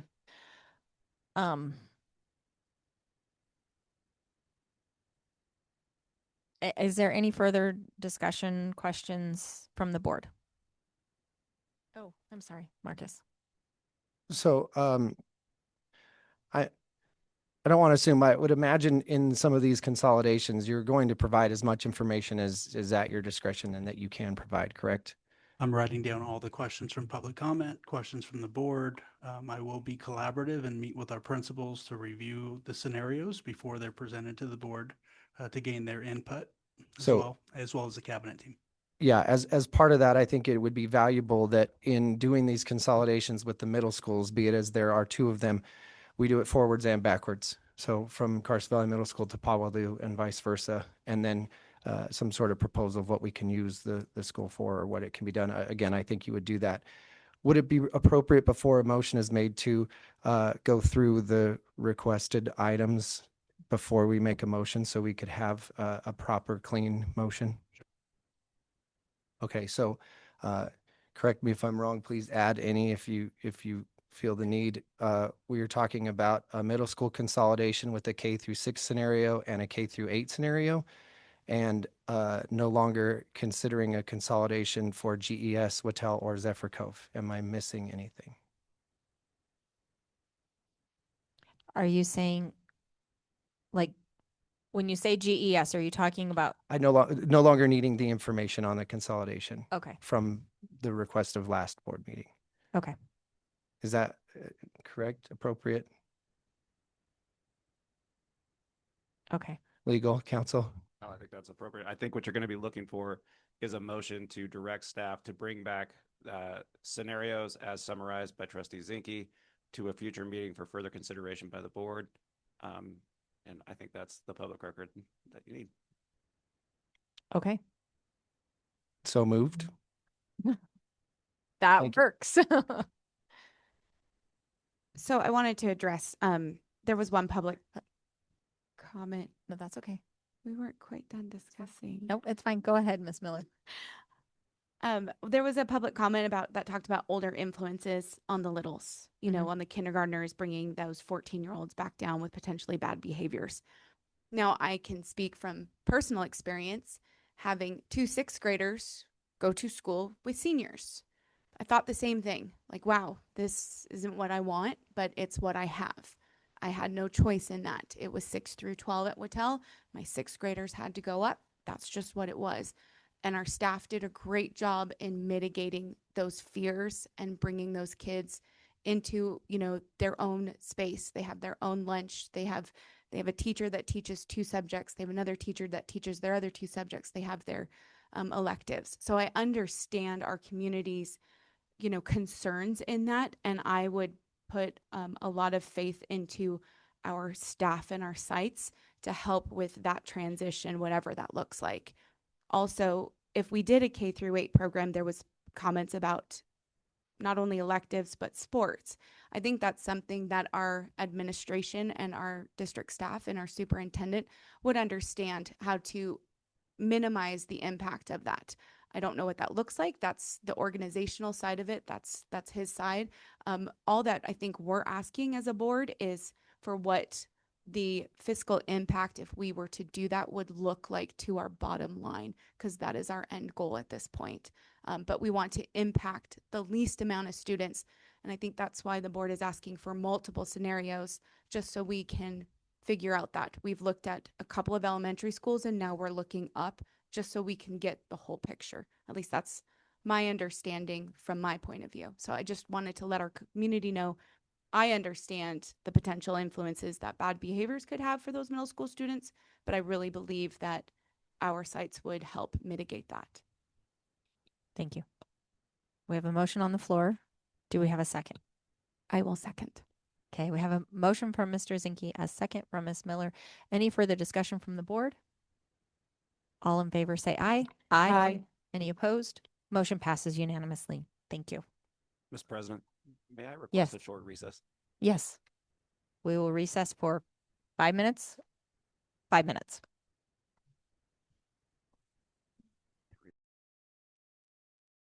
There's something that is like tickling my face. Excuse me, if everyone could please take their seats. I didn't want to do that, but here we go. All right, we need to come back from recess. I don't know. But he did. I've never had a large coffee in my life. Never. And it's decaf. Okay. Have we started the recording? Okay, thank you very much. I appreciate that. Okay, now we're going to get back on track.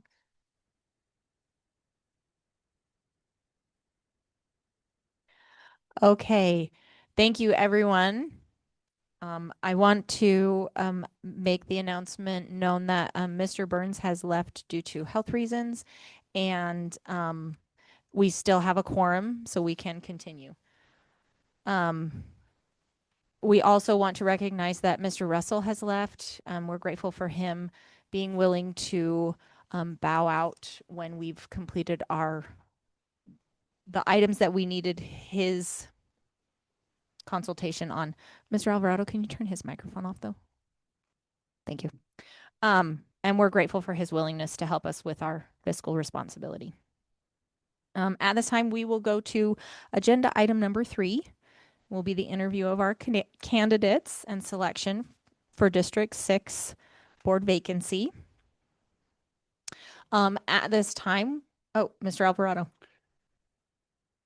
So we're going to have all the applicants are going to go back where we do closed session. Correct. Ms. Dwyer will sit in the holding tank with them. I'm going to click the random name selector. We will draw a name through the random name selector. The board also has a forced ranking sheet. I believe Ms. Bedart is adding the questions to the agenda as we speak. Not until our candidates. Correct. Please. So all applicants, if you can go ahead and head back to this room in the back corner.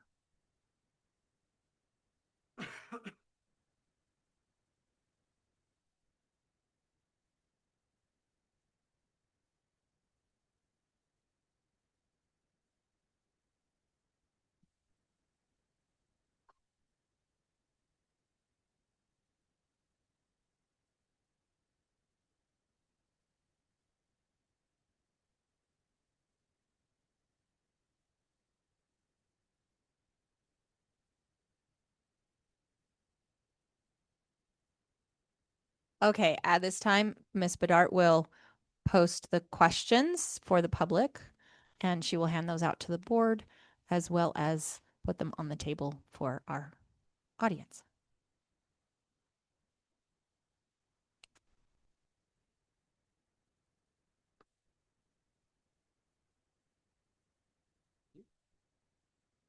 Thank you so much, Renee.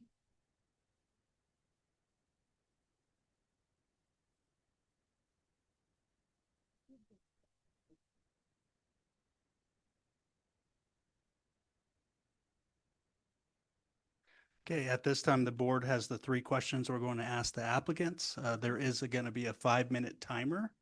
So Mr. Rex, if you can adjust that timer to 5 minutes. You also have a force ranking sheet. Is everybody clear on how to utilize the force ranking sheet?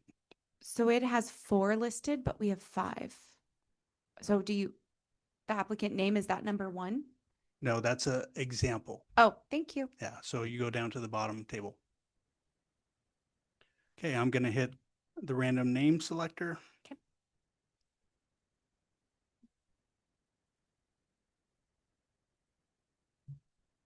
Okay, Robert Houchin is our first applicant who will be interviewed. Okay. Thank you, Mr. Brown. So, I have a disclosure I have to make before we do interviews. Before we do this, I need to disclose that I am a a personal friend of Heather Jackson. I've consulted with legal counsel, and I will be participating. I will not be abstaining.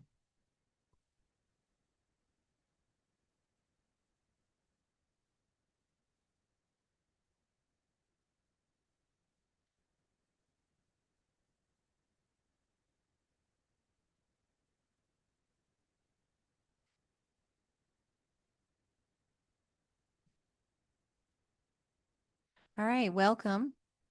Thank you for coming this evening. We appreciate you being here. We have 3 questions that we will ask you, and we are asking that for each question, you have 5 minutes to answer the question. All right. Are you ready to begin? I am. All right. All right, for question number 1, how long have you lived in the district, and what has been your involvement with DCSD schools? What do you feel is the best thing about our schools? Linda and I have lived in this district for approximately 10 years. My association with Northern Nevada goes back to 1966. I served in the United States military with Steve Chisholm, whose dad was the minister over at Yerington. And so we spent a lot of time coming up to Yerington, commencing in 1966. 1973, my wife's family purchased a ranch in Yerington and moved to Yerington. So we've been as much as 180 days a year up in Northern Nevada ever since 1973. A couple of years back, when Douglas County School District found itself in need of a superintendent, my wife and I began attending the school board meetings, basically to kind of watch over that process and hopefully give some input into making a choice that would be beneficial to Douglas County School District. And I've had the pleasure and the honor to spend some time with Mr. Alvarado, and I can tell you we are blessed. During that time that Linda and I attended those school board meetings, we did some due diligence on what superintendents are paid, particularly in the local area, California being one. And our conclusion we came to at that time was that we're out of the money, that Mr. Alvarado could be making twice what he makes here. So we're just incredibly blessed to have someone with his skills and his talents come here. I'm blown away. The financial spreadsheets and information that he shared with me in detail are incredible, phenomenal, and gave me a very sound understanding of where we are, how we got there, and what we need to do to get out of the situation that we're in. As far as what are the best things about the schools we have, there's no question that the best thing we have in Douglas County are the people. We have again incredible people, incredibly dedicated people who come here regardless of the fact that they might do better financially elsewhere. So again, I'm impressed with the people. I'm impressed with what we have. Thank you.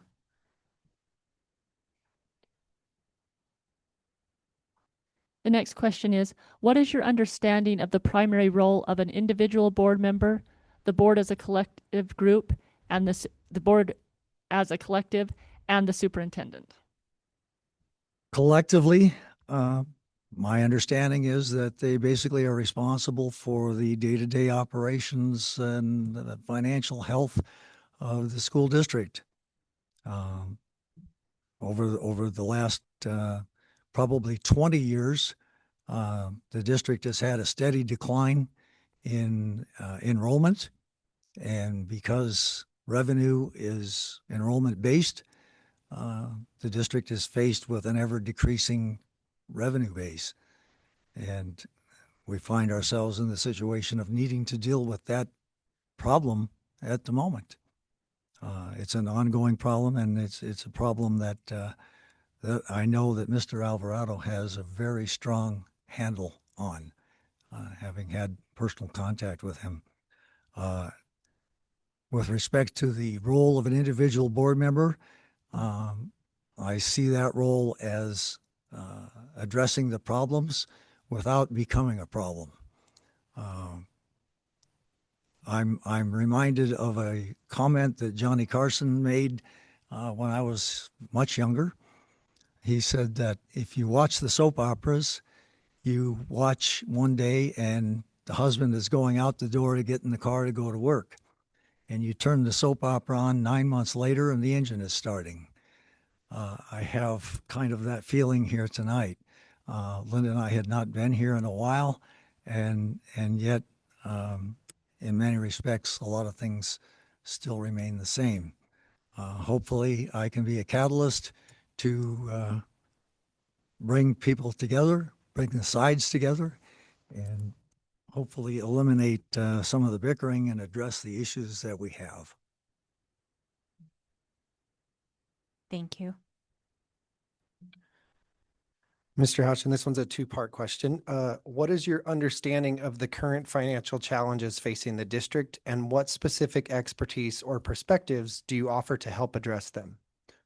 Well, like I said, I had the opportunity to spend a significant amount of time with Superintendent Alvarado, and I understand that not only are we in a multi-million-dollar, $7 million shortfall with the schools themselves, the pension plan is underfunded as well.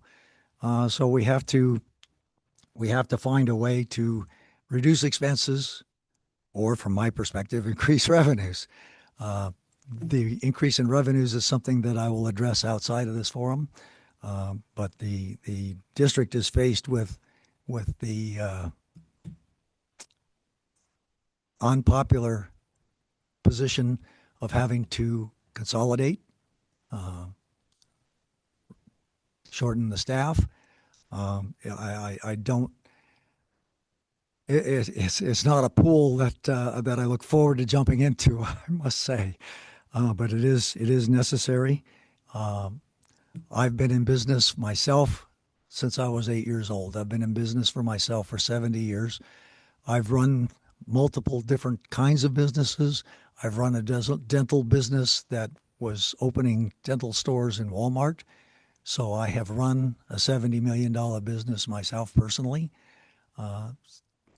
I've spent a considerable portion of my career as an educator. So hopefully my business and educational skills will be an asset to the board. All right. Thank you very much. Thank you. We appreciate your time. And if you would go back into the room and send the next applicant out. Yes, thank you. Thank you.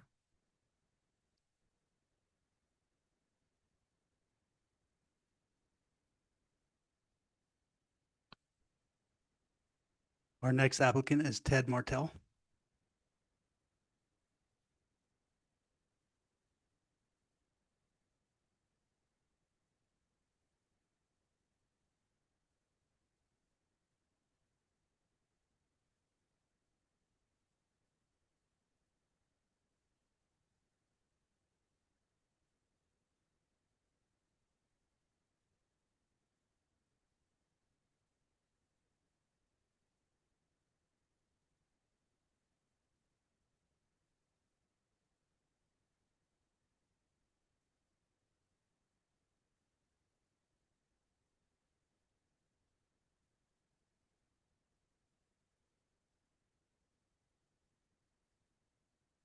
Good evening.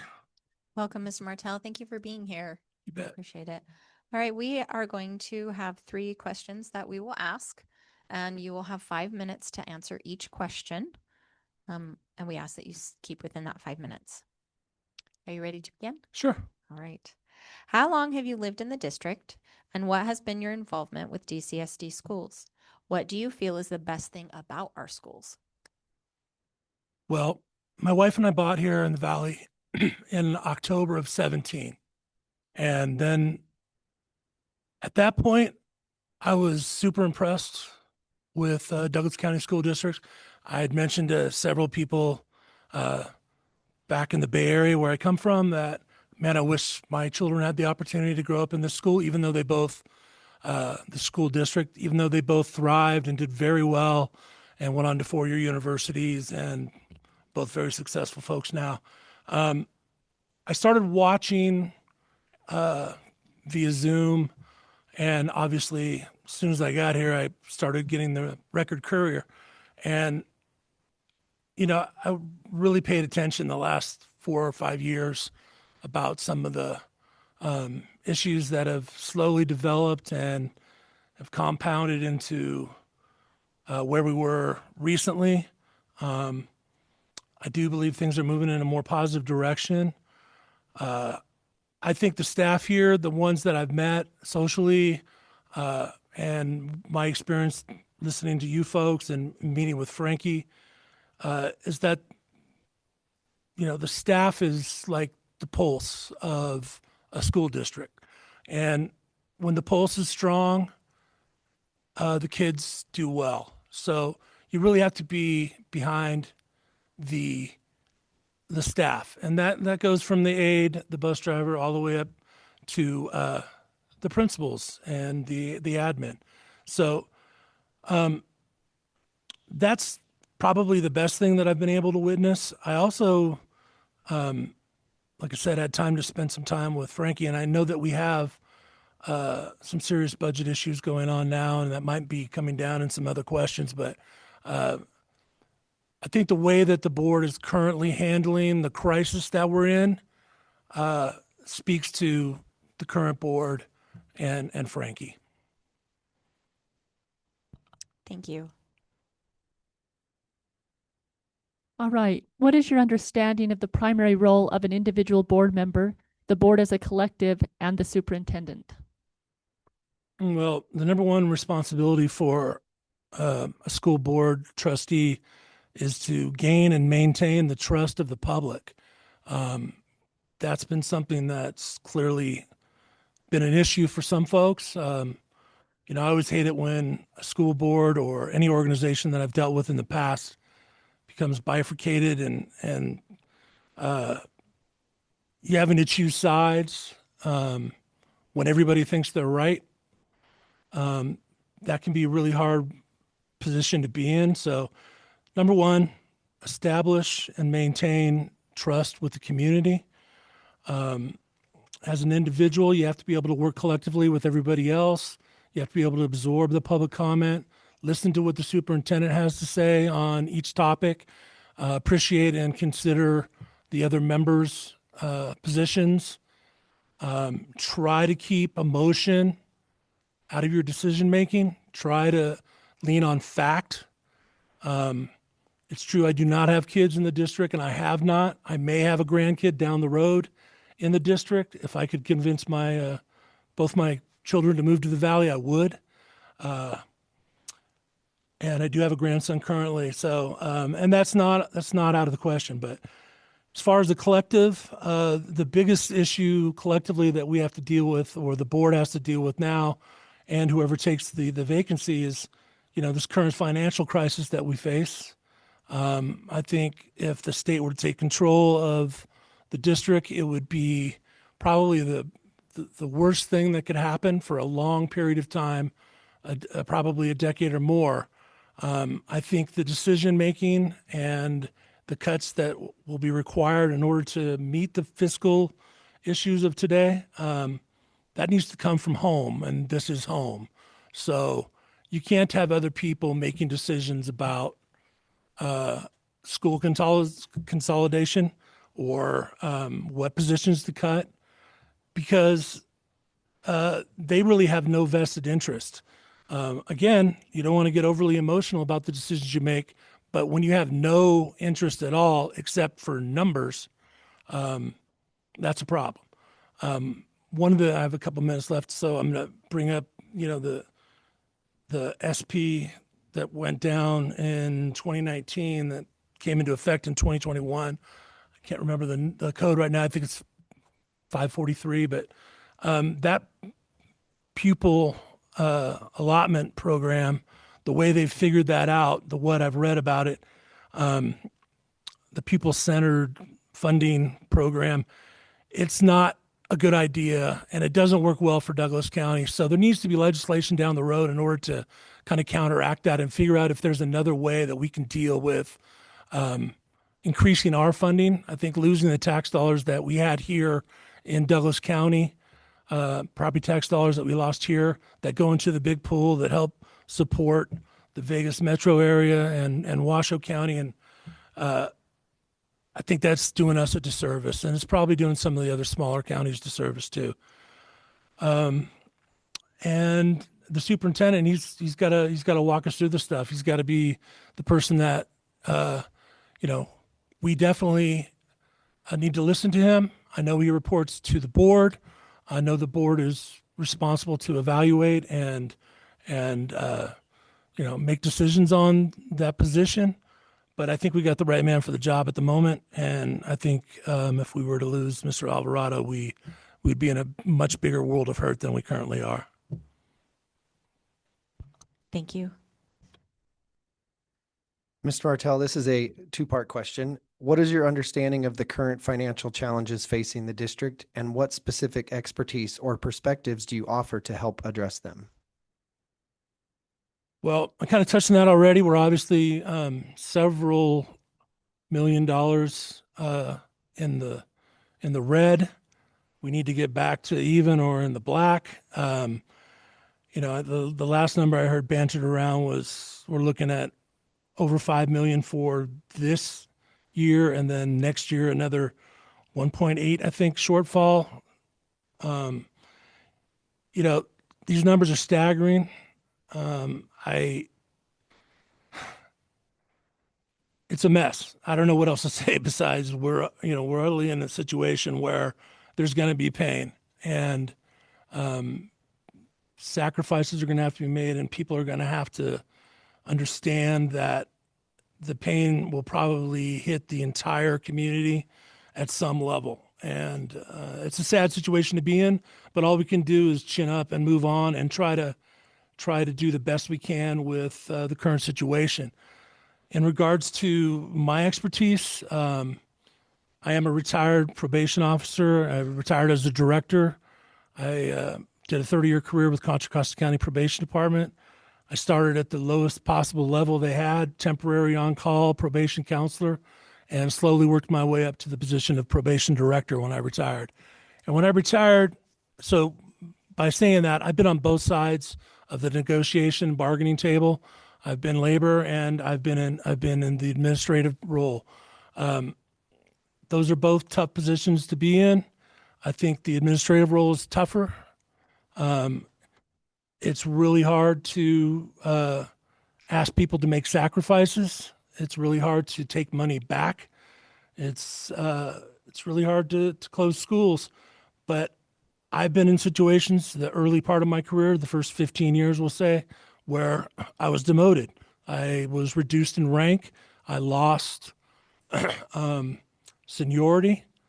I lost bidding rights, and it took a long time to get that back. And it wasn't just me. It was basically everybody got promoted one less rank than they were before. And it's similar to what I see and understand about the teachers' ranks and steps and step in rank. And most of our positions had 5 steps. And when I was what they called a PC2, step 5, I got demoted down because of budget constraints. And this is in the mid-90s to what's called a PC1, probation counselor 1, step 5. So whatever step you were, you went down one whole rank. So I felt the pain. I had 2 small kids at the time. It's a miserable position to be in, but I needed my job. So I was glad to still have a job, and I was glad to be able to still continue to do the work that I was doing, mostly with the youth of Contra Costa County. And then later as a director and a manager, I spent agonizing hours trying to figure out what non-mandatory programs had to go and what our mandated responsibilities were and what had to stay. At the same time, we're facing budget crisis when I was in that organization. We're also facing issues with student to staff ratio for your benefit. It was basically when you're running a juvenile hall, you have to have so many adult sworn employees watching a certain number of youth. So that went to 1 to 8. When I first started, it was 1 to 15. So basically, we doubled our staff over my career. But other things changed too. So I do believe I have the perspective from both ends of the labor and the management. I think we're in tough, challenging times. And I've been here for almost 9 years, and I'm looking forward to the opportunity to help if I can. I'm not sure why, but I'm willing to accept the challenge if I'm the person that's selected. So I appreciate you folks. You guys are all doing an excellent job, and I really appreciate Mr. Alvarado, and I'm so glad to have the students actually here on the board. I think that was one of the best moves that's been made in the last couple of years. So with that, unless there's any other questions, No, that concludes our questions. Thank you so much for your time. Thank you, folks.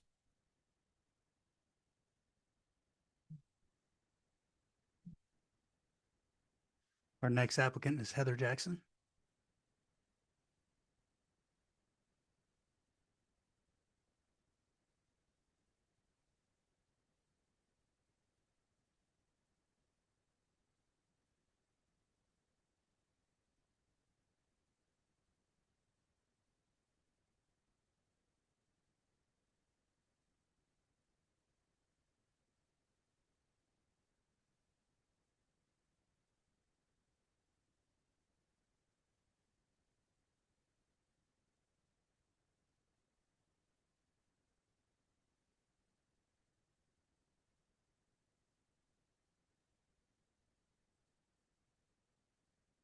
Thank you, Ms. Jackson, for coming this evening. We appreciate it.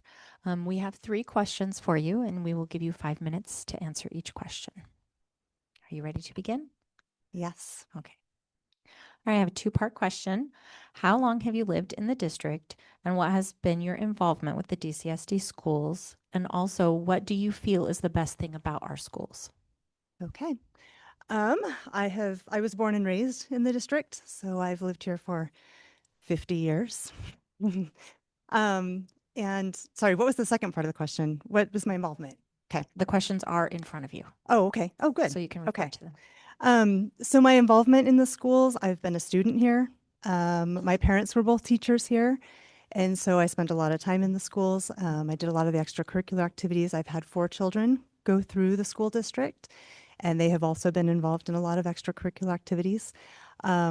I have been the PTO president at Scarcelli Elementary School. I have volunteered in classrooms throughout the whole time that I've been here. I have tutored students at the schools for the last 25 years. I am currently helping the girls' basketball teams, and so I meet with them. Last week I met with them 3 days last week so that we could get them ready for finals, but I meet with them probably about once a week to help them as they prepare and so they can do, well in their classes. And so I've spent a lot of time with the teachers and with the students, and it's always just been an important part of my life to be active in the schools that my kids are at. And even now that my last one had his last day of school today, so now that I don't have any, it's still important to me to be involved in all of the schools. After COVID and after I was on the school board and saw the needs that they had in the schools, I spent 2 days a week at the middle schools. I felt like that was where I saw the most need. And so I spent a day at CVMS and I spent a day at Pawalu, where I just would show up for the day and they would put me in whatever classrooms needed help. So they gave me the classes that really needed help. And I had some great experiences in there. I love math, and so they put me in a lot of the math and science classes, and I would just go around and help little groups and help them out. I showed up one day and a teacher hadn't shown up and they couldn't find any subs, and so I subbed in a history class for a period while they looked for someone to take it. So I've kind of done the whole gamut. I've been involved as much as I can. I love being a part of it, and I love our students, and I love our district. Thank you. What is your- since I still have another minute left, and I'm sorry, the last part, what do you feel is the best thing about our schools? Sorry, can I Oh, go on to that? Nope, go for it. I had more time. I forgot about that one. There are so many wonderful things about our schools. I love the teachers, the staff, the administrators. I think they all are amazing. They love our students and they try so hard to work with them. I also really like, so at the elementary schools, I've really just seen how hard they work to help these struggling kids. And so I just feel like they do so much for that. And I think that's a wonderful part of it. I love the CTE programs that we have. I think those are amazing. I've had several friends that have had students or kids that I've tutored for them and stuff that they just thought, we don't even know what this kid is going to do with their life. We don't know if they're going to make it through high school.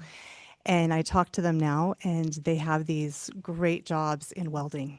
And it's all because of the CTE programs we have at our high school. So I think that we have some great things there. And I also think that our AP classes are amazing in the way that they prepare our students for college. And the Jumpstart program, I think, is really good at helping our kids to get ahead. So thank you for letting me do that. Thank you. All right. What is your understanding of the primary role of an individual board member, the board as a collective, and the superintendent? I have to say, in coming again, since I have been on the board before, my biggest concern was feeling like the responsibility of the world on my shoulders. And then I thought about it and I realized, no, I forgot how a board works. As an individual board member, I am part of a team that we're working together to help make the best decisions. But there isn't any weight that's directly on my shoulders because there's nothing I can do as an individual board member by myself in the district. And so my understanding of the individual primary role of individual board members is just to support and to help and to learn all that I can so that I can help in making good decisions, so that I can help in supporting our superintendent, in supporting our staff, supporting our students, our families, and our communities. And so I love that that's a shared responsibility and that as an individual board member, I don't have to carry all of the weight alone. The board is a collective that we're here for good governance. We're here to help make sure that our district is going the right direction. We're here to be examples to everyone in our community of our schools and our school district. We're here to make sound fiscal policies and to keep our budget running smoothly and to work to keep our schools where they need to be. And we're here to support our superintendent to find a superintendent that we feel is good and then to support them and to learn and to listen to them. When I first got put on the school board before, I had a friend ask me, how do you feel helping make these decisions without any knowledge in those areas all the time, right? Of like, these are not things that I was trained on. And I said, well, we rely on our administrators. We rely on our superintendent that he knows this information. Someone talked about it earlier. That's what, he's gone to school and he's had experience in these areas and our administrators have done this. And so we rely heavily on them to find the information we need and to present it to us so that we can make the best decisions that we can. And so we have to make sure we have good people in place for that to be able to happen. Thank you. Ms. Jackson, this is a two-part question. What is your understanding of the current financial challenges facing the district, and what specific expertise or perspectives do you offer to help address them? Okay. Yeah, I feel like that's why we're all here, is this question. My understanding of the current financial challenges is that we are in a deficit. We are spending more money than we have.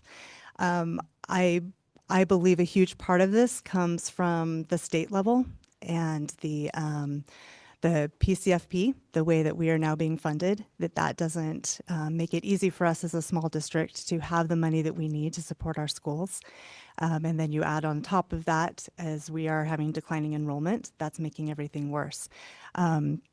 So I understand the idea that there's a lot going on at the state level that we do not have control over that is making this a difficult situation for us. I also understand that in a time when we didn't have the need to hire as many people, we hired people that, and so now we have additional employees that we're trying to pay with less funds because our money is going down each year.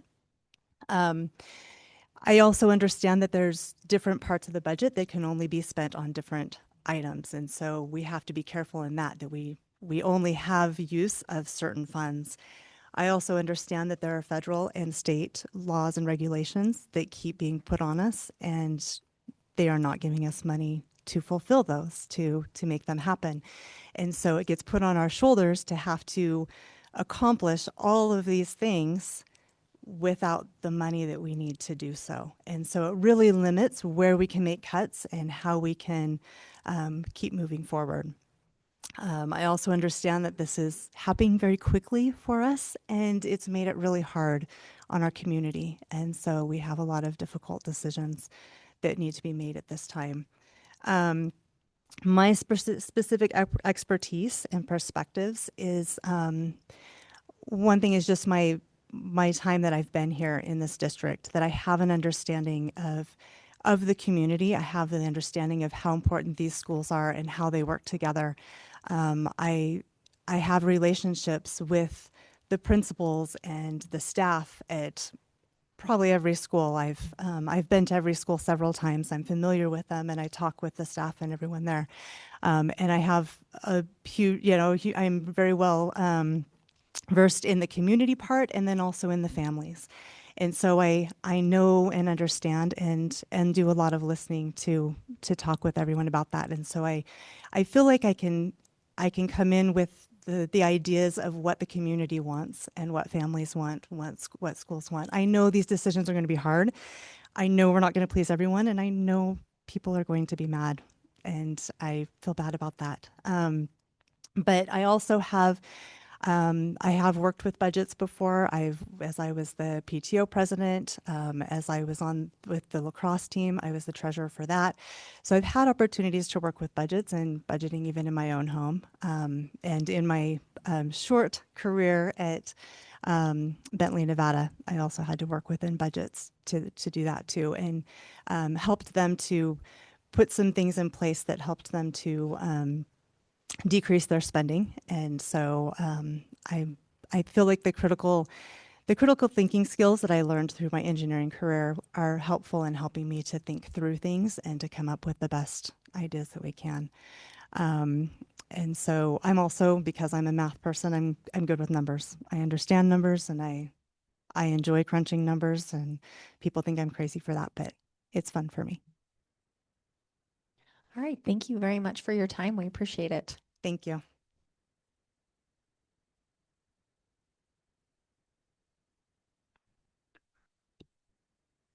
Our next applicant is Trish Robinson.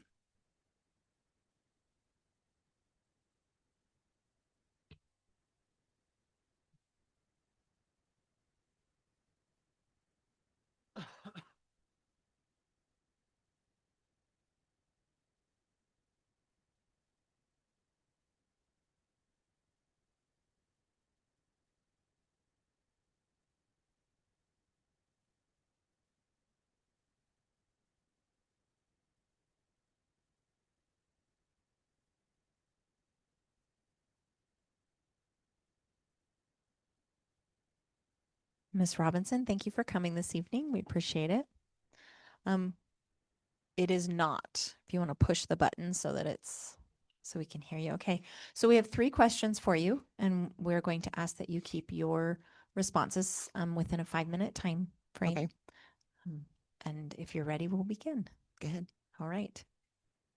I have a question here. It's a like 2.5-part question, I guess you could say. How long have you lived in the district? What has been your involvement with the DCSD schools? And what do you feel is the best thing about our schools? I have lived within the district since 1999. I have raised 2 sons and now 3 grandsons within the school district. My involvement is, I retired early from my job because I have 3 grandsons that live with me. So I was actively involved raising them. and volunteering for their school, which happened to be Minden Elementary, which I believe it was about 6 years that I volunteered, and have never been one of those parents that does the bulletin boards. I was hands-on, working with all of the children, especially ones that struggled in the different academics that I was helping them with. And the strength in our schools, there is so many strengths in our schools. I mean, I just, from the teachers who are fabulous, the administrators that are fabulous, the children that are just, they're my heart. So that's what I say would it be. Those are the best things. Thank you. All right. What is your understanding of the primary role of an individual board member, the board as a collective, and the superintendent?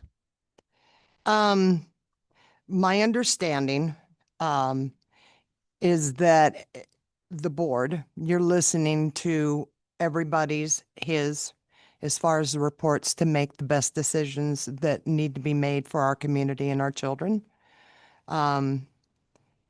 My role as an individual board member would be to do anything and everything that's going to be in the best interest for the kids.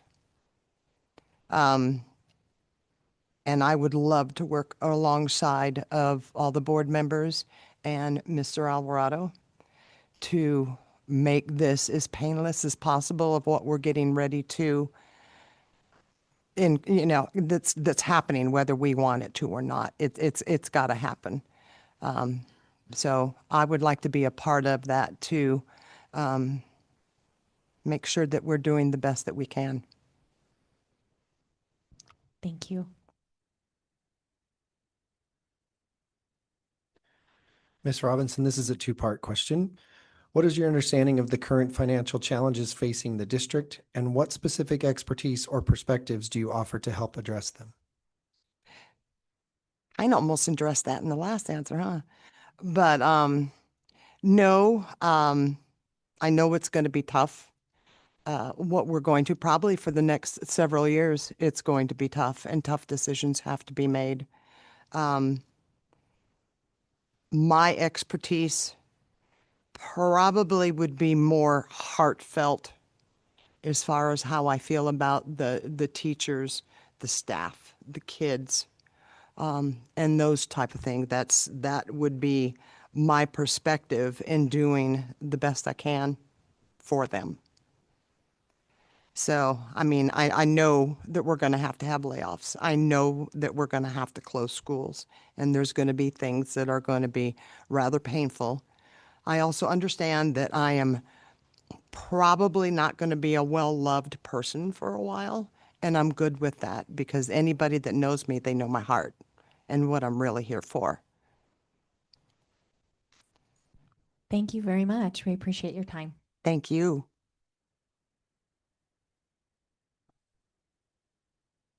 We're on our final applicant, James Martin.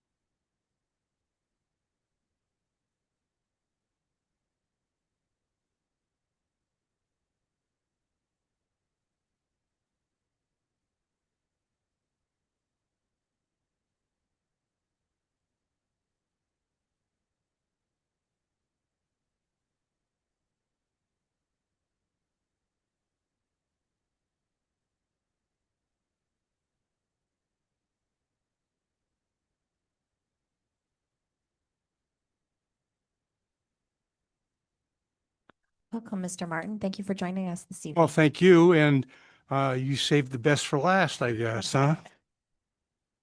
All right, we have 3 questions for you, and we are going to give you 5 minutes to answer each one. And I will begin by asking, how long have you lived in the district? What has been your involvement with DCSD schools? And what do you feel is the best thing about our schools? Okay, I moved here from San Diego in 2015. My involvement with DCSD is I've been a substitute bus driver and a substitute teacher. I did both those functions for the school district. What do I feel is the best about our schools? Well, all the staff I've ever worked with are genuinely very, very good people. I can't remember anybody that was overly biased or, you know, created any grief whatsoever. Everybody was cooperative and they were helpful. They would go out of their way for you. In the bus driving, very difficult job, and if you have any children here, I think every route in the district at some point in time, your child had the pleasure of being on my bus, or maybe the displeasure, because some of the buses are like out of control, but and I found the facilities to be very adequate. They're neat and clean and tidy. I was very, very impressed with Aspire. I went to that school. I taught a couple classes there. The feeling you got when you were at Aspire, you didn't know you were in a school setting. I thought I was in somebody's home. It felt very, very, very comfortable. The students were very well behaved. They were very attentive. The place was just really a nice place to be. Most of the other schools were much the same way. The newer schools were obviously better off than the older ones. They're much in better shape. In one of the schools, I had a class I had to teach for 2 weeks. My only disappointment was I thought the principal should have come up and introduced themselves to me because I was going to be there for 2 weeks. And it just never happened. And I left the school, and to this day, I don't know who the principal was. That was the only problem I had with any kind of administration whatsoever. The students were pretty good, pretty well behaved.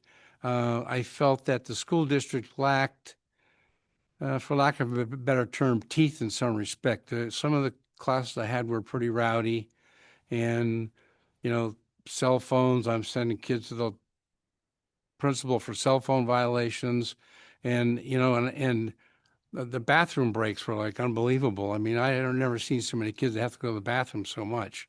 When I was going to school, of course, a long, long time ago, nobody ever went to the bathroom during a class, and so, but the disappointing part with the students were a lot of them would come back to the classroom to a hero's welcome from the other students, and of course, I understand as a substitute, the students are going to take liberties with you. You don't know their names. They come in the class. They don't sit where they're supposed to sit. They sit with their buddies. And then there's, a lot of interaction between them during the class. So it's disruptive to the students who really want to learn. So, and I think the transportation does a very good job.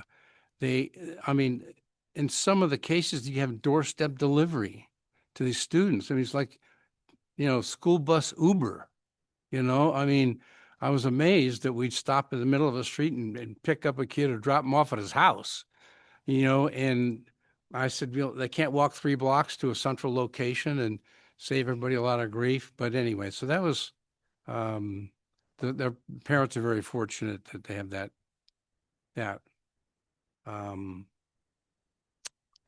And quite frankly, I'm impressed with the latest changes in the district and efforts to, resolve the budget issues. And I had a very good conversation with the superintendent earlier this week, and I think you're going in the right direction. And I think it's going to continue for a few years until you have good funding. And that's about it. Thank you. All right. What is your understanding of the primary role of an individual board member, the board as a collective, and the superintendent? Well, the board member is kind of like let's phrase the superintendent's like the CEO of the company, and he takes guidance from the members of the board, so to speak. And I see this evening people come up and they refer to you as the board, but actually your title is a trustee. But it's the same as a board. You're the elected officials that respond to your constituents and bring information to the CEO, and in a collaboration with him, you make decisions that guide the school district, and you obviously vote on it. And many times, I'm sure the superintendent, he makes proposals to you that you have to consider, and you go out and you try to it's your job to get a consensus from top to bottom on any issue. If you're going to do consolidation of schools or change bus routes or change curriculum, you have to get a consensus from everybody it impacts. That's the role of the trustee. And you do that by meeting with your constituents. I'm not sure actually how that's done. I talked to the young lady in the room, the HR person, and she really wasn't sure how I would reach out to my constituents. And you meet at a coffee shop or you meet at a fire station, and one-on-one you can have a conversation with them. But I think that's important. Trying to do it by email, back and forth and back and forth. A lot of what you get from people is their presence, how they interact with you, and you just don't get that on email. And so I think meeting with your constituents is really, really important, getting their feedback. And today it was interesting with the people that spoke that there's feedback to the board. And obviously some people are very emotional, very concerned about certain issues, but did they address this with the trustees, or is this the first time you heard about it? I don't know. I don't know the background. And the board as a collective, you have certain rules and regulations. I'm used to California where, you can't meet outside the board and discuss business.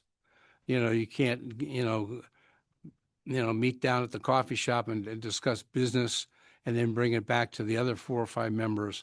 It has to be done in an open forum unless you have, and I don't know that you use an executive session on personnel matters and other stuff.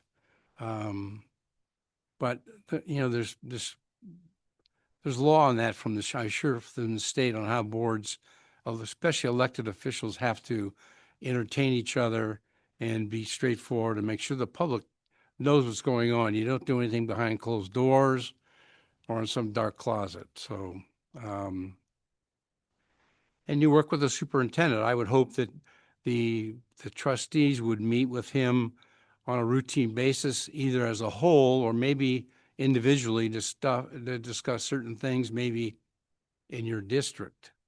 If I would have a problem in my district, I would either go to the superintendent or one of the other assistant superintendents, I think they're called, to address those issues.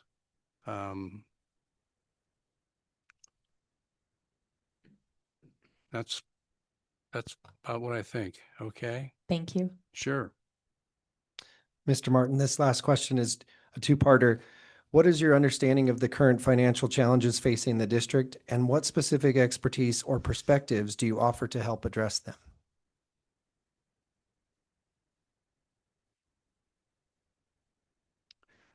Well, the current fiscal problems are the revenue doesn't cover the expenses. Apparently, it's been going on for a few years. Lack of attention or benign neglect. I don't know what the reason was. Now it's apparent that the board, through the superintendent, has kind of got a handle on it, and through attrition and,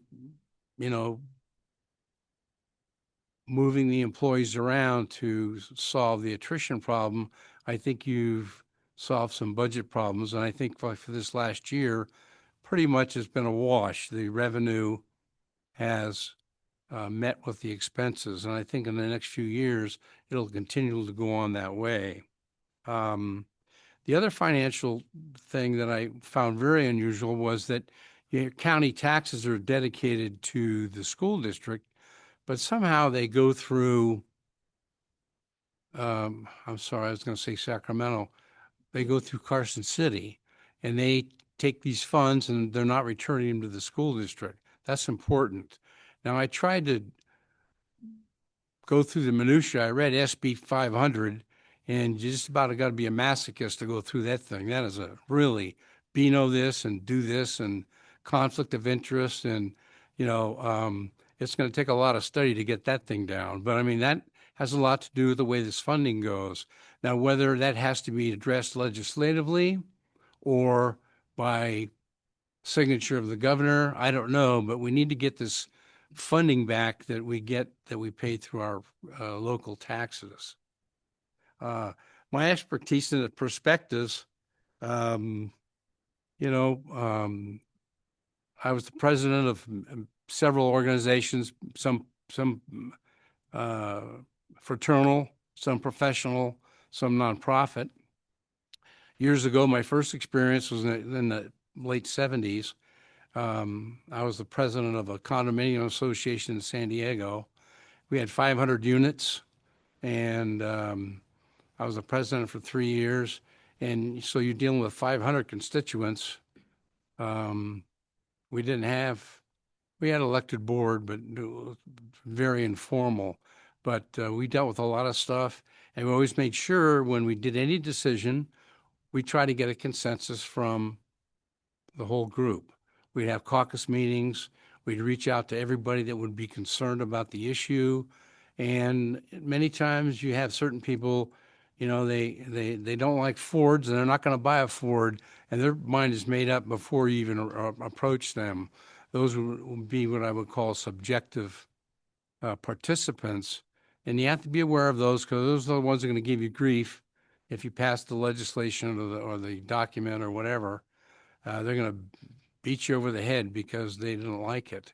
But, if you do things by consensus and you have a good group of people, you'll persevere, and your project will go through and it'll be successful.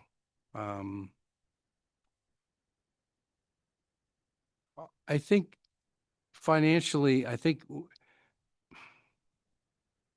there's other funding sources, but they're so minute I wouldn't want to mention them. But we have a community that we can reach out to, and maybe gets more support financially from the community.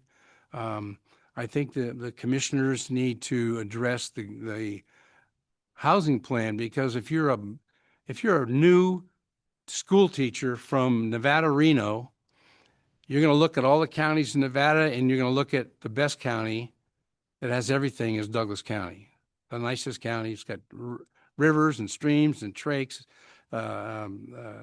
and scenery. But when you come down here, the first thing you do when you go to a new community, you look for housing. And if you're a single man or a newly married couple, there's no 1 bedrooms available. There are no 2 bedrooms available. There are no condos available. There's just nothing for rent because we have a lack of housing.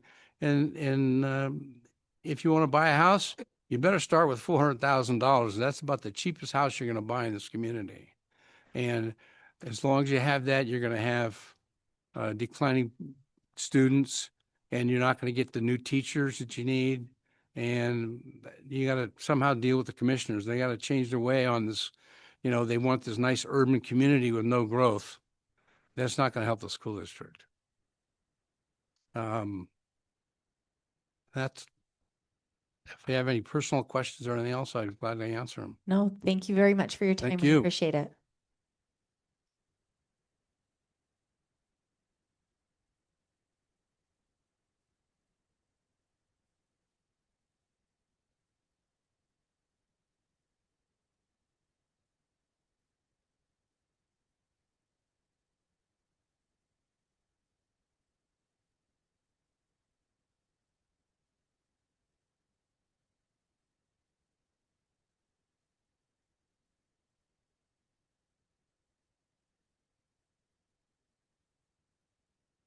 Turn that back on. Mr. Alvarado, should we take public comment now and then have discussion? Discussion, public comment, discussion, and decision. All right, so I will open it up to the board to have discussion on what your thoughts are, feelings. Maybe start with your force ranking sheet. Okay. Ms. Knighting, would you like to start us off?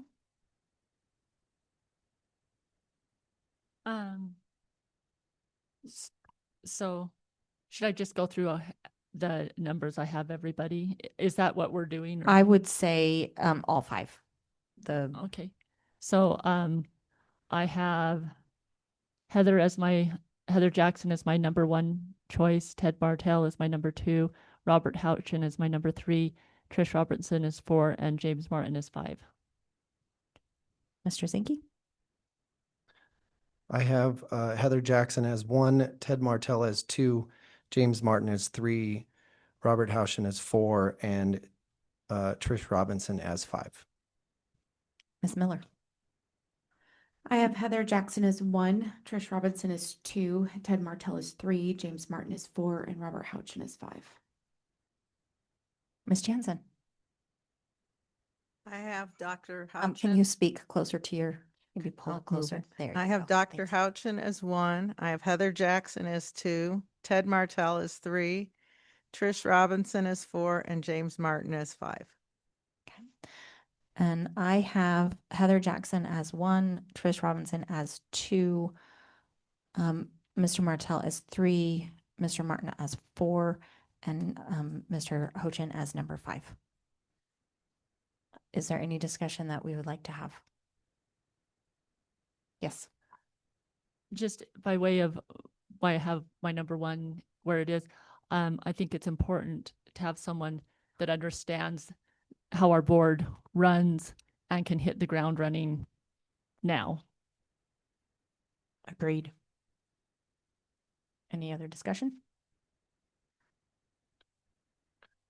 I think it's pretty obvious we all have the same, or almost all of us have the same number 1. And I was especially impressed with the answer regarding the roles of a board member. That's something we have spent money on and extensive training on to understand those roles, and her knowledge of them was exemplary. Agreed. All right, at this time, we will open it up for public comment.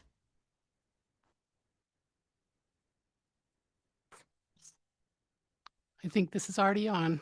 It is. Okay. Bill Henderson was a pillar of our community. He was kind and thoughtful and made our valley a better place to live. Following his death, the Carson Valley Chamber initiated an annual award in his name to honor his legacy. Heather Jackson is the recipient of that award this year. It speaks volumes about her commitment to everything Douglas County. Mama 4, all of whom have prospered in this community and have attended Douglas County schools, Heather possesses an analytical and logical mind wrapped in a huge heart for kids. This shows her in her various and many activities here. Her volunteer pursuits include as a court-appointed special advocate at CASA, Project Santa Claus, which gives Christmas to seniors who don't have it otherwise, and a variety of youth sports, all of whom her kids did. So she's a sports mom too. Her professional background as a mechanical engineer grounds her in logic and reason. She has demonstrated experience with problem-solving skills, effective listening, teamwork, and critical thinking. She has taught a variety of math classes to a diverse age range of students. As a result, she understands the difficulty of the current classroom and pledges to work to improve it. An additional point that Heather brings to this board is a working knowledge of boards in general and school boards specifically. She has served on this board previously.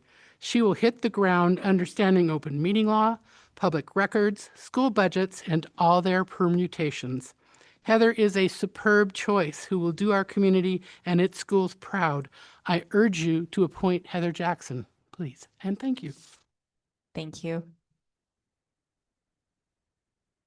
I never did point out that our county, you're still the chair?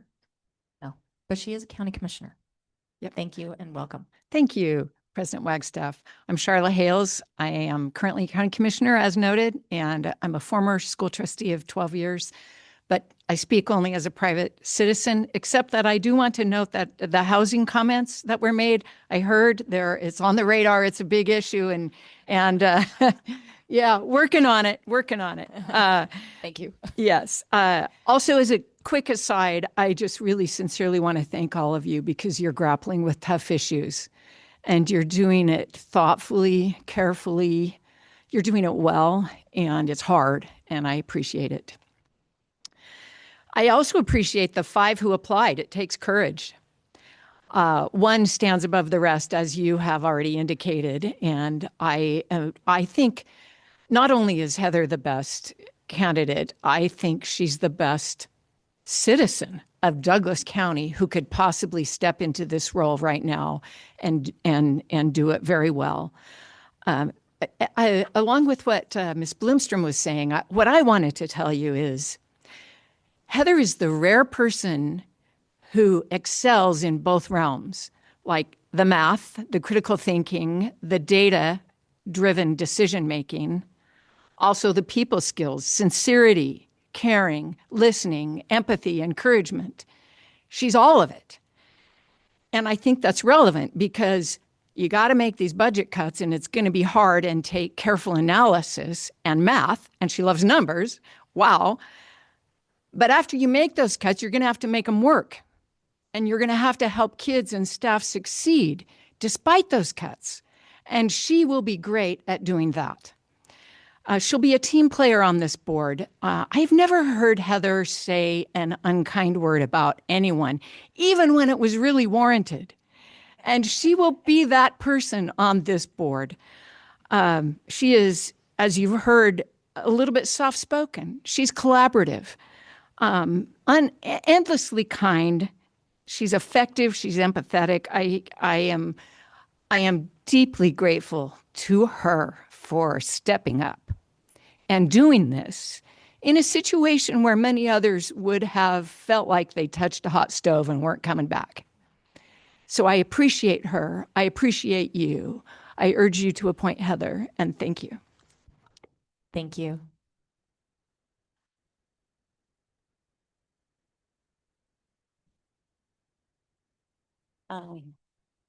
My name is Susan Nalder. I'm here in support of Heather, but I was given, because someone pinched their lip and it's bleeding, so they're making me read this letter from Mary Stoll. So I also am a big fan of Heather's, and I think her knowledge of how a school board runs and her honoring of those laws and regulations, her connections in the Valley to implement what has to be done, I think that is more than enough to warrant her appointment. This letter I'm about to read to you is from Mary Stoll. Dear school board members, I am asking your consideration for Heather Jackson as an overqualified and easy replacement for Dickerson's vacancy. I have known Heather and the Jackson family for over 20 years. As a retired teacher of 30 years in Douglas County, starting back in 1989, serving 3 different elementary schools and 2 middle schools, I have seen the parenting styles of thousands, and the Jacksons were not only exemplary involved parents in the district, but as well as in the community, in volunteerism, church leadership, and devotion to community sports programs. Heather's background in management of financial budgets and engineering projects is perfect for these extreme times in our county. Heather is quite aware of the reputation for excellence in Douglas County and will give 100% to regaining what was once and will be even better for all our school district students. Lately, I've seen Heather organize all integral parts of the highly successful Project Santa Claus and all the respect she easily earned from many volunteers and contributing organizations and businesses. People look up to Heather because of her wisdom, compassion, and integrity. I have no doubt that Heather will serve our students, teachers, and admin well. She is tough enough to make the difficult decisions and face the aftermath, ready to see the hard work through to steady positive growth for educational excellence. Sincerely, Mary Stoll, retired DCSD teacher. So I don't think I can add any more other than what Charla said is perfect. She's got that analytical, critical thinking, problem solving, and she has the people skills. She's made connections. She plays well with others, former kindergarten teacher. So I would, without hesitation, recommend her appointment to the board. Thank you. Do I sign Mary's name on this too, or just mine? Just yours is fine.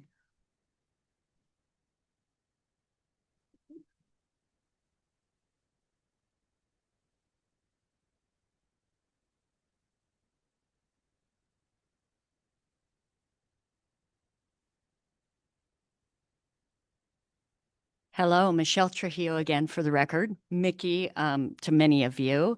And I am going to just say ditto to what everybody said. I'm here in support of Heather Jackson. I'm going to cut out half of what I wrote, but I do have to say this. Like Heather, I was a student from kindergarten on up in this valley. I also am a former teacher and administrator. Trustee Zinke happened to be a very squirrely ninth grader at one point in my class. So I didn't want to cut that out, Marcus. I thought it was really important that stayed in. I think just listening to the interviews, to me, it was obvious as a community member, as a parent, as a future, grandparent or a current grandparent, but he's going to be a student here in 5 years. My partner in crime, his other grandma, is back there in the back, and we care about our grandkids. Our kids went through this system, and we want our grandkids to go through a system that is run by an effective, cohesive board. We know Heather is a model board member. We've seen it before, and if appointed, we'll see it again. I want to speak to that just for a moment, because I happen to have current experience as an educational consultant. I actually facilitate board retreats, school board retreats across the nation. I see very ineffective, chaotic boards, and I see very effective, functional boards. They're collaborative and they are cohesive. The path to an effective board includes Heather Jackson. Please appoint her. Thank you. Thank you.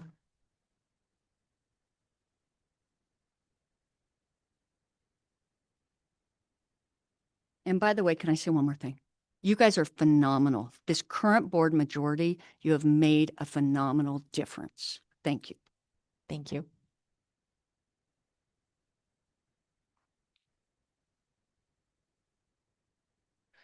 Hi, Adam Lazier again. I'm also here to support Heather Jackson.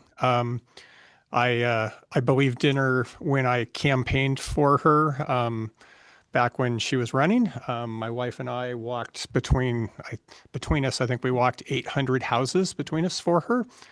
We believed in her then. We believe in her now. She is the right choice for all of the things that have been mentioned previous. I'm not going to go into all of that, but she is the full package. She's a known commodity. And like you said, she is ready to hit the ground running right now. She knows what she's doing.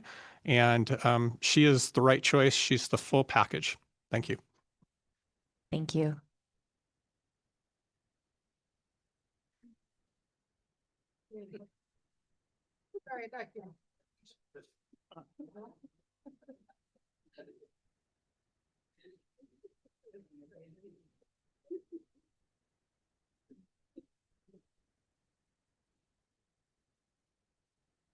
Dave Brady for the record. As I mentioned earlier, I have a grandson in the school district, and that's what keeps me engaged and involved, and that's why I'm here tonight.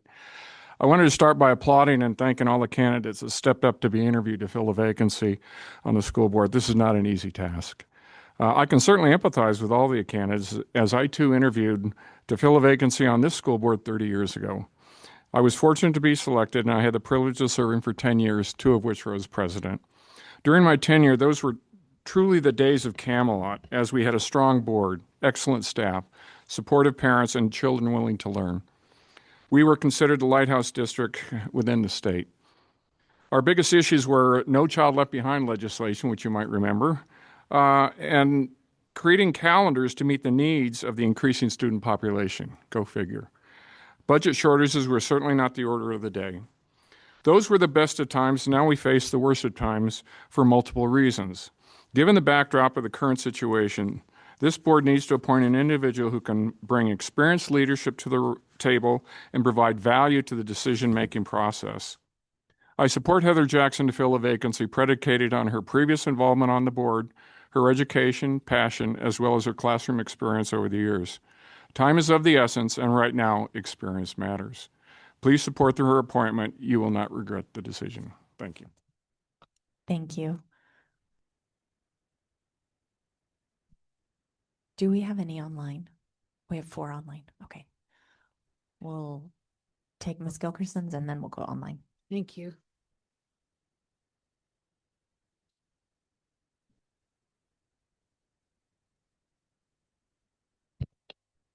School Board Trustees. For the record, Linda Gilkerson. I start off, I'm here this afternoon. Actually, I'm here this evening to express my support for the appointment of Heather Jackson to fill the school board seat vacated by Catherine Dickerson. I've actually had the privilege of serving with Heather on the school board. I know she has the expertise needed to serve in the best interest of our students and staff. I have firsthand knowledge of her dedication, ability to make informed decisions, and willingness to ask hard questions. Personally, she's thoughtful, kind, smart, ethical, and always goes above and beyond everything that she does. Heather grew up here, as she stated, attending Douglas County Schools, where she and her husband raised their 4 boys. She knows our schools and our community. She's widely respected throughout our schools and our community.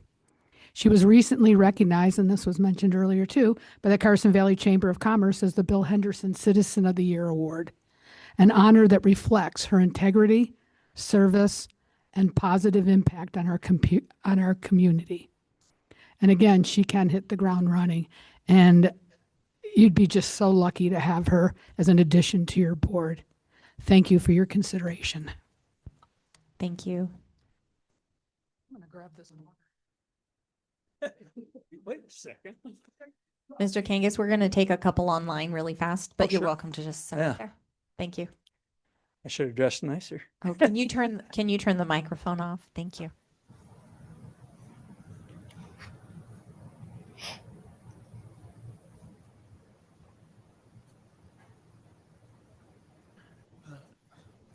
Corky, you can go ahead. Hi, this is Corky. I hope that you can hear me. Is that correct? Yes, we can. Go ahead. I too want to put my support for Heather Jackson. I've worked with Heather. We lost you.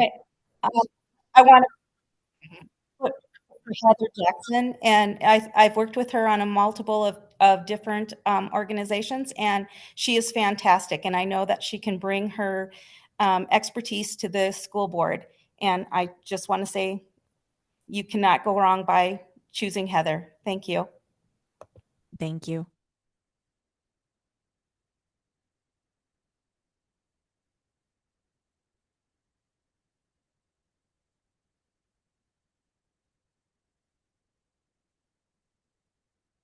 Carrie Clubbin for the record. Good evening. I'm calling in this evening to express my strong support for Heather Jackson to fill the vacant board seat. I have known Ms. Jackson in a professional capacity. I am a recently retired Douglas County teacher, and I have spent 30 years teaching at Scarcelli Elementary. During that time, I had the privilege of teaching one of Heather's sons. Ms. Jackson volunteered in my classroom for the entire year and was consistently helpful, supporting both my students and me in whatever was needed. She was also an active member in our school's PTO. Throughout the years her children attended our school, Ms. Jackson was a regular presence, volunteering several days a week and offering assistance wherever possible. Even after I no longer had her children in my classroom, she continued to help my students and me in any way she could. As many of you know, Ms. Jackson has also previously served on the school board, which is a significant advantage. She understands the responsibility, procedures, and expectations of serving on a governing board. She knows our community and our schools and could step into this role without requiring additional training. During her prior service, Heather consistently demonstrated a calm and thoughtful approach. She treated colleagues and community members with respect and was measured and wise in both her words and her decisions. Finally, Heather brings deep roots in this community.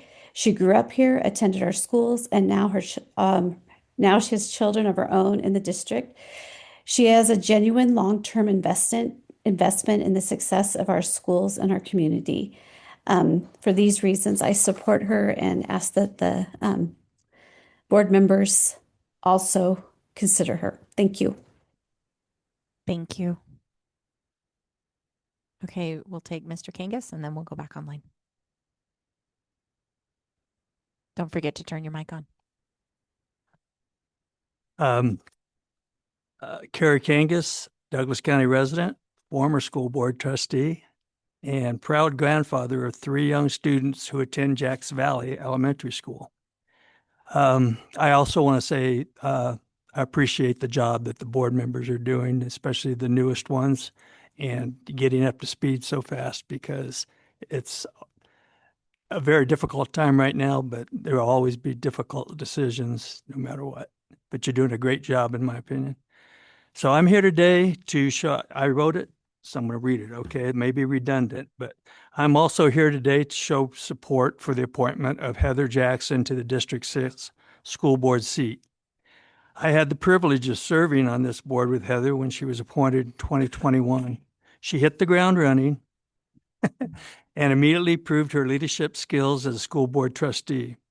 You have 5 candidates to choose from. I would choose someone who displays kindness, honesty, courage, and determination. Someone who can handle challenges, build relationships, and help solve problems, and has no political agenda. Heather possesses all of these qualities and is already trained as a DCSD school board trustee, a bonus. She also has a lifelong experience with our school district and a proven commitment to our students, staff, and community. I do not envy the tough decisions this board will have to make over the next few years with regards to this budget. To me, this is not a tough decision on who to choose for the school board seat. Our school district and our community deserve to have Heather Jackson appointed back to the school board. Thank you. Thank you.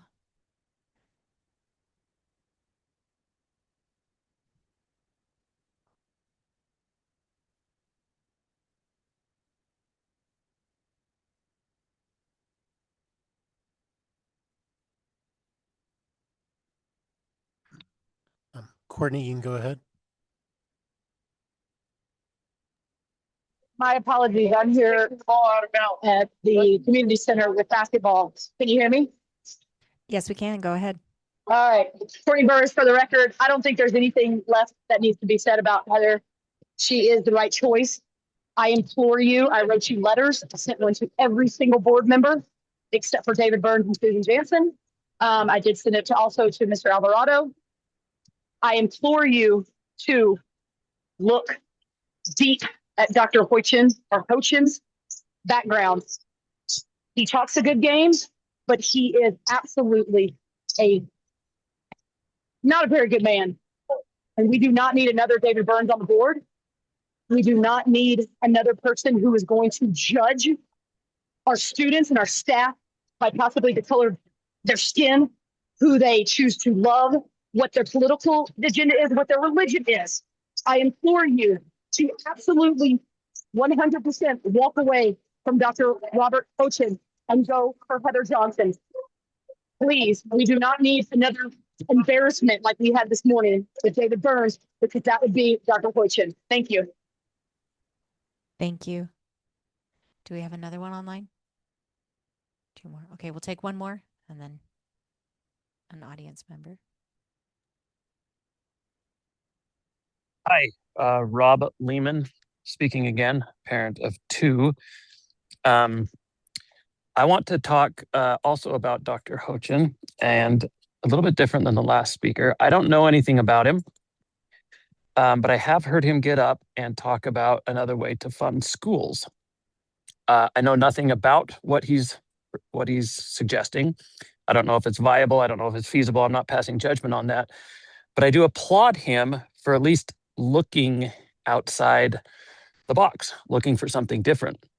But I also want to point out that Nevada's ethics law prohibits school board members from voting on anything that would affect them financially.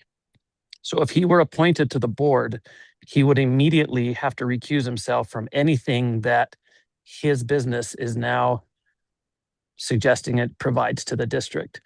I don't think this is wise. I think you need to have all hands on deck for this.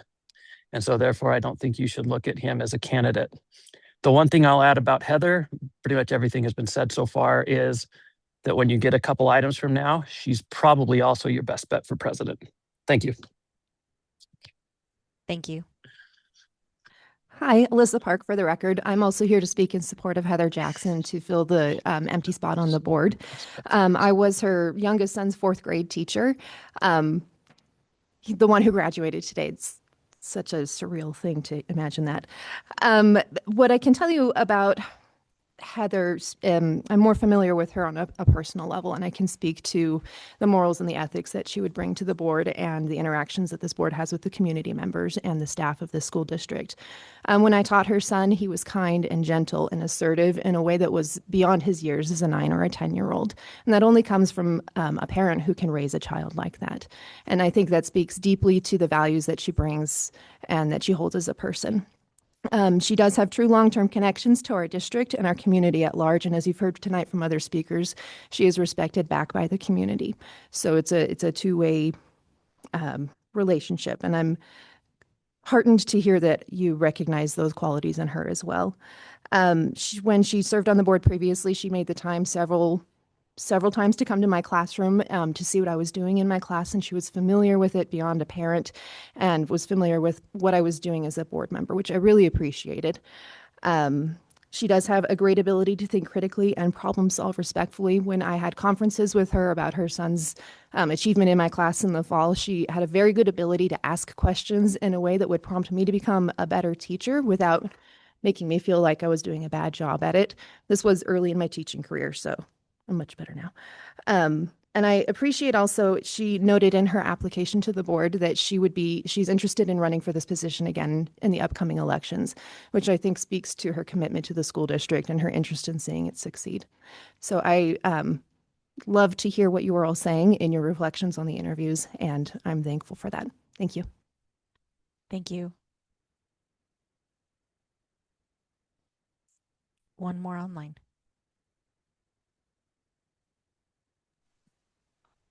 Hello? Can you hear me? Yes, we can. Go ahead. Wonderful. This is Stephanie Christensen again, and the obvious decision is Heather Jackson. Her significant volunteer time in our district over the last 2 decades means she knows what's going on in the schools, what works well, what isn't working.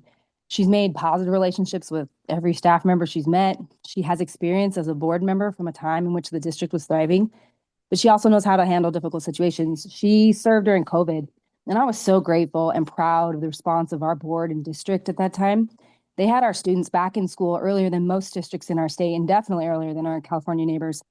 Heather also served during a very contentious period.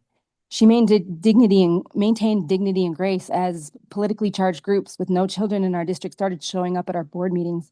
These people would berate and belittle the board members, and Heather listened, remained calm, and carried on. It's truly amazing that she's willing to do this job again. But I know Heather personally, and I know her goodness, and all of her service in this community is genuine. We've heard a little bit about her community service, but that's just the tip of the iceberg.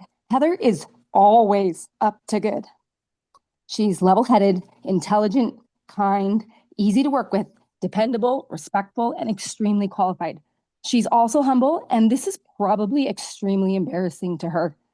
She's also one of the best humans I know, and I wholeheartedly endorse her, and I encourage you to select her as a new board member.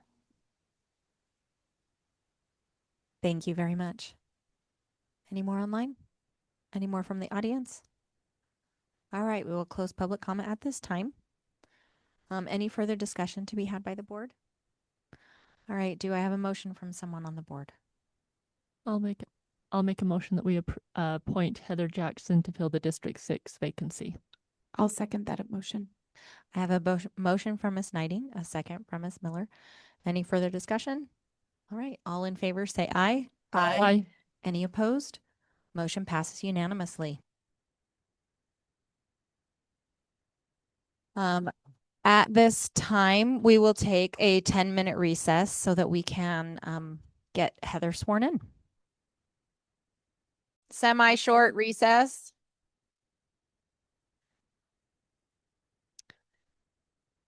Mr. Alvarado. He's not even paying attention. Thank you. If our board members could return and our superintendent.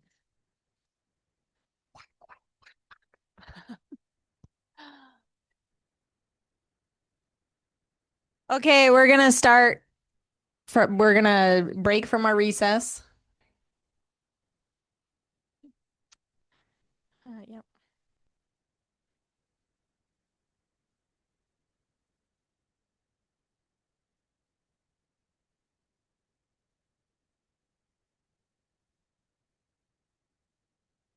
All right, we will proceed with item number 4, our special recognition. Mr. Alvarado. Okay, for our special recognition tonight, we are introducing our new student board rep. Her name is Jocelyn Crow. Jocelyn is a senior here at Douglas High School. Jocelyn has participated on the varsity cheer team for 3 years. She's been also in the leadership class for 3 years. She participates in National Honor Society, also their recycling program, and she's volunteered at the Life Point Church, and she works with the 3 to 5-year-olds, and she's done that for the last 4 years. And she served in many officer positions in the leadership class. She lifeguards over the summer at Camp Pendleton, and she also worked at DST Coffee. So we want to welcome Jocelyn to the board, and she will later give her board report, but we'll also have a departing message for Prairie Jackson later. All right, thank you very much and welcome to the board. Yeah. Can we take a picture for the record courier? Oh, yes, we sure can. We're taking a picture.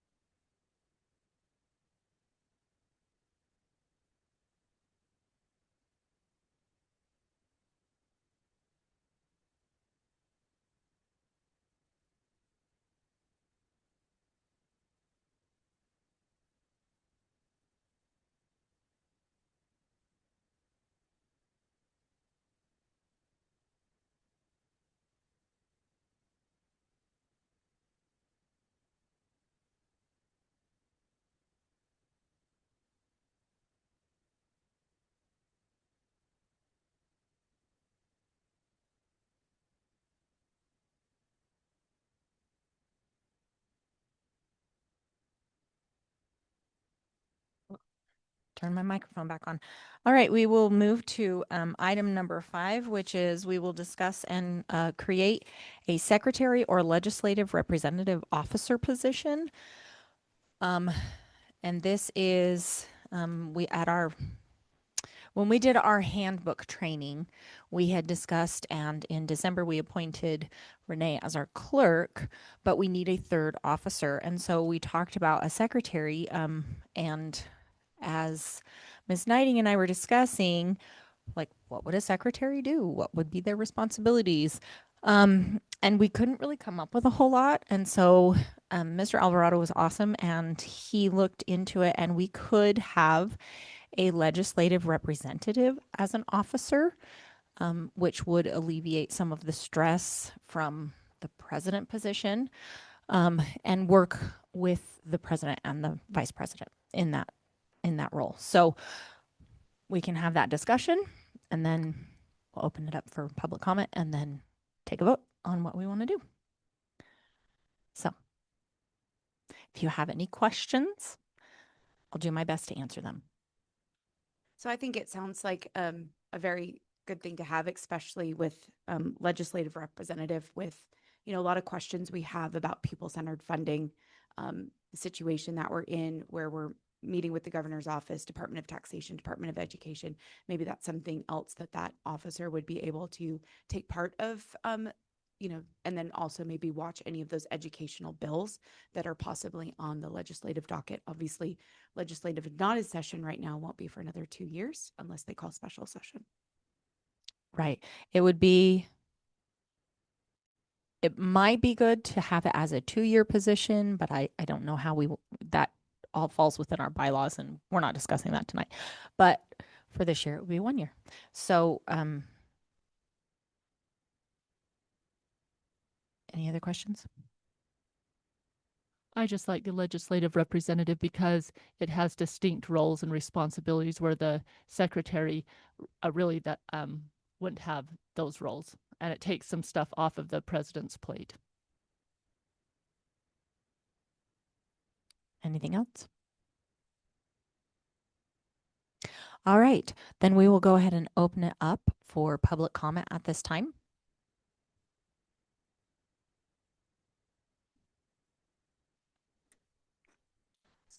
She's gonna knock him out of the way, run him over. Oh, very awesome.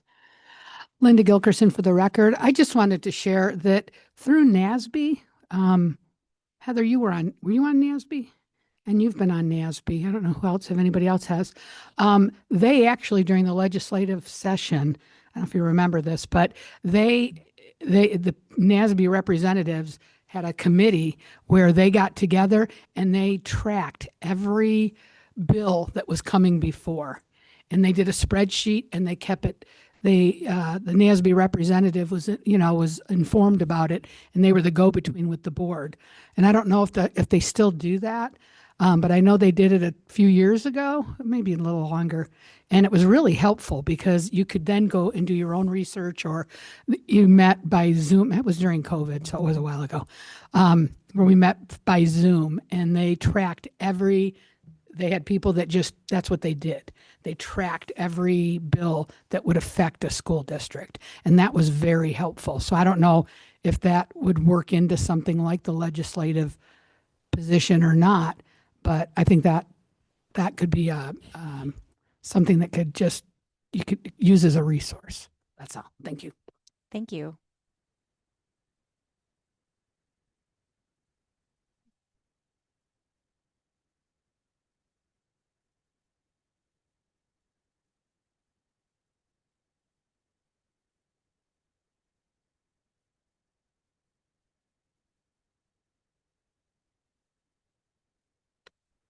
My name is Eric Obermeyer. I am a candidate for Assembly District 39, and I think having a legislative representative is an awesome idea.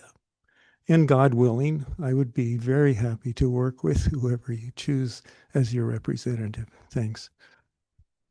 Thank you. Any online? All right. At this time, we will close public comment. And yes, so from what Ms. Gilkerson said, we do have, NASB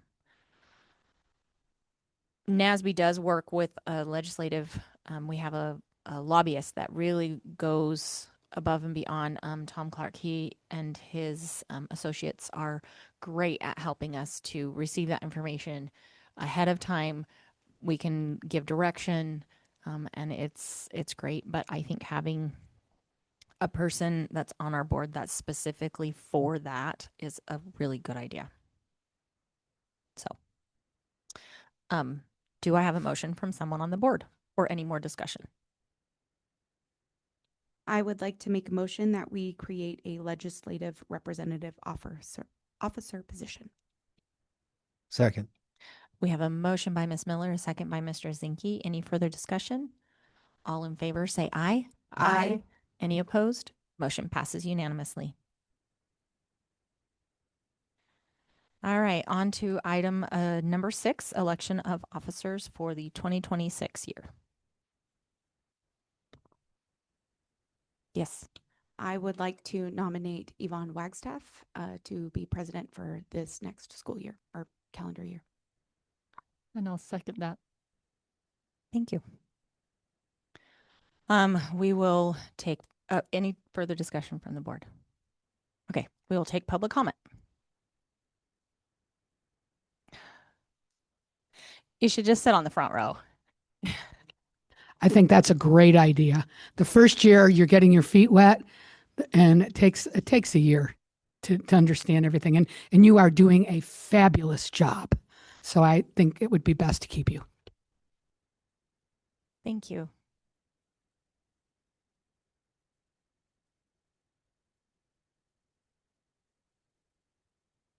Microphone. To turn it off for? Because when you walk away, it's a great idea. Oh, that's a good idea. You know what the most feared words are in law enforcement? Check for an open mic.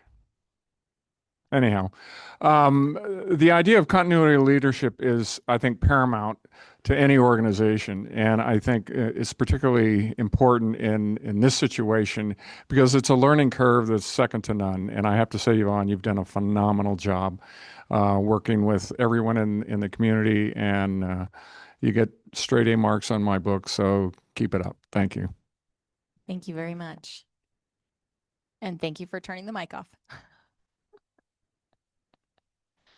We have one online? All right, thank you.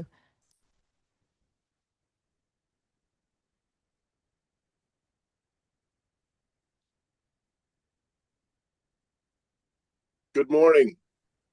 Todd Poth here for the record. And just for the record, I'd like to point out that the last speaker did not introduce themselves, even though they're worried about the open mic. So that'd be nice to know. And you can't see them online, but that's okay. I wholeheartedly support Yvonne as the president. I think she's done a great job.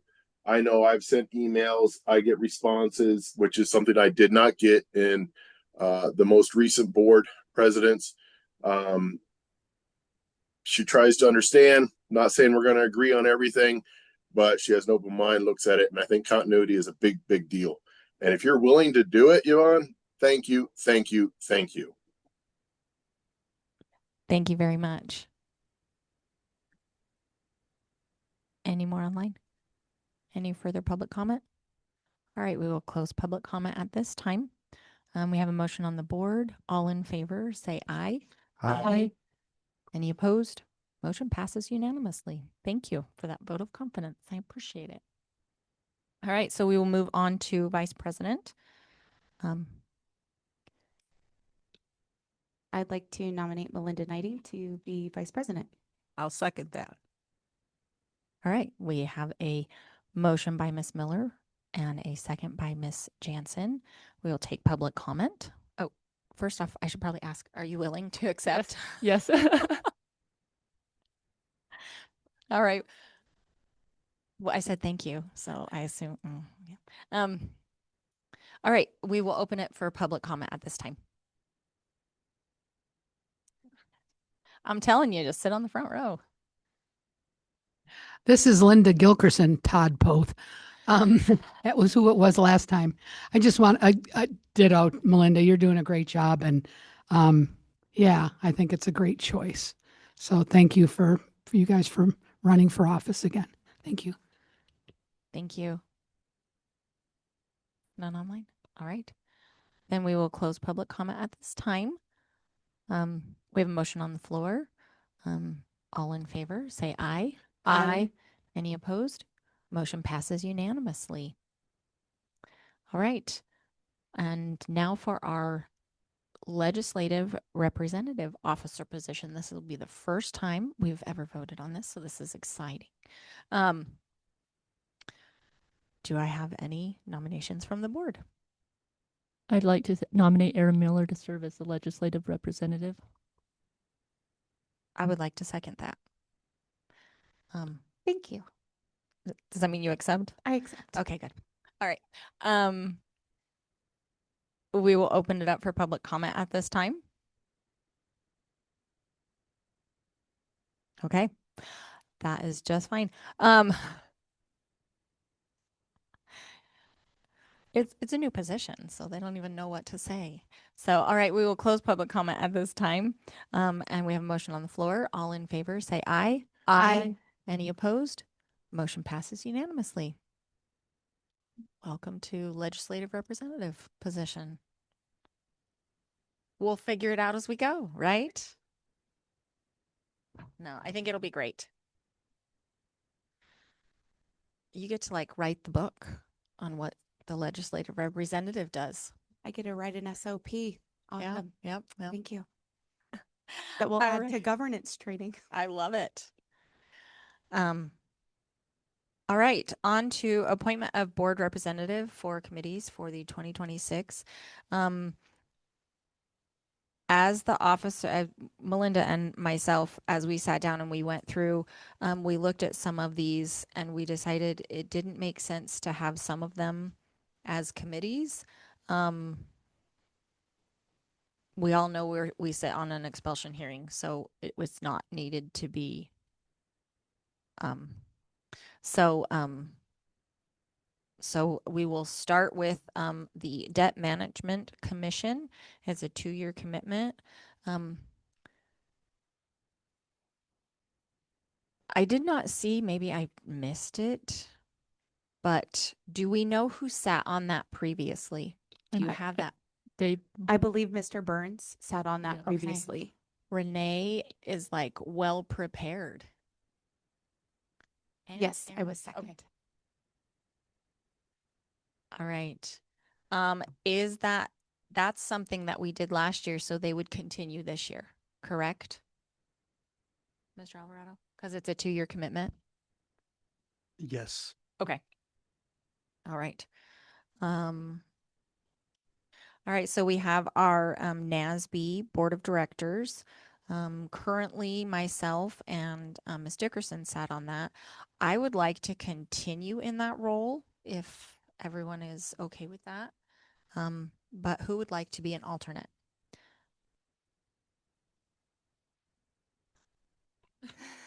I'll do it. I can Okay. do that. Awesome.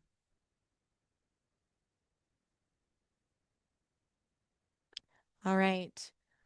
We have our Douglas County Parks and Rec Board.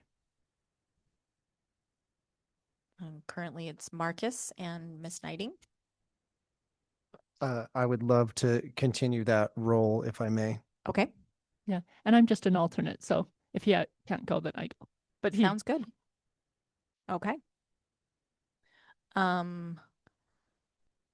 Myself and Melinda will continue in our roles as the liaison with the Board of Trustees, from the Board of Trustees to the County Commissioners and the Planning Commission. Oh, I was going down this list. Yeah, we can do that one too. Our School Safety Task Force. So currently, I really should pull my glasses out. Currently, our School Safety Task Force is Mr. Burns and Miss Jansen. Mr. Alvarado, I know we had briefly talked about turning that into a committee.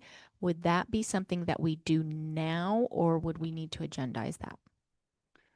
This is already a committee, so we will just move forward and make sure it's publicly noticed Okay. and follow all the committee rules from Okay, this point forward. so we probably need to change that so that it no longer says task force, but it says committee. Correct. Okay. Yeah.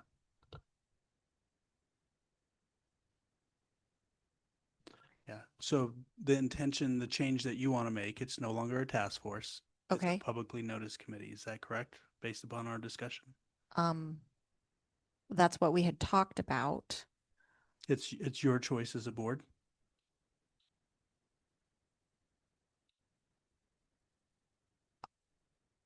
Mr. Brown, yes. Shannon Brown, Executive Director, and I have run the Safety Task Force for the last 4 years. So there's a lot of things that are discussed. They're confidential, like our emergency operations plans that are not, that team looks at, but are not public records for, they're Okay. kept confidential. I would be concerned if it became an open meeting because Okay, so maybe keeping it as a task force. that would be my Okay. recommendation. Can you give examples of those documents? The way, how we respond to emergency drills, conversations we have with SROs in terms of protocols, There's a smaller team that adopts the EOP every year that reviews it with the person the company that creates it. And everyone that's a part of that team, I think Mr. Zinke's been on it before as a parent, but they sign a confidentiality agreement recognizing that they can't be shared. So it's just lots of things like that. Okay. That we do. Okay, I appreciate that insight because those are things I did not know. Okay. So, okay, well, if everyone's still good with it, we'll keep it as a task force. Mr. Burns is not here to say whether or not he wants to continue to sit on that board. What should we do? I believe Ms. Jansen said she would like to stay on it. Would you Right. be willing to be the first trustee? Okay, so we'll just switch you and you'll be the first trustee and he can be the alternate. Are you good with that, Ms. Jansen? All right, thank you.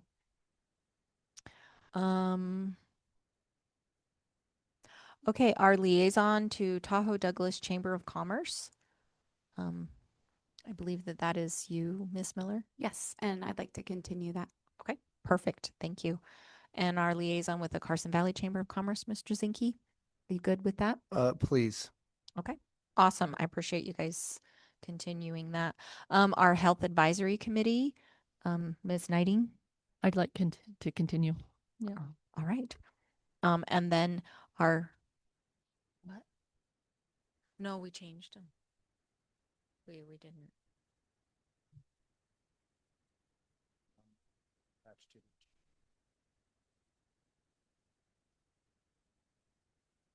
So for the record, I'm on the attached agenda, and the one under liaison to Carson Valley Chamber of Commerce is Construction Maintenance Subcommittee.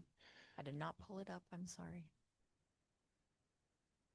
But it's not listed under item 7. Right. That's where I was Okay. looking. So that's why I didn't say anything. So yes.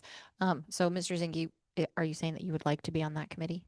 No, I'm not. Oh, okay.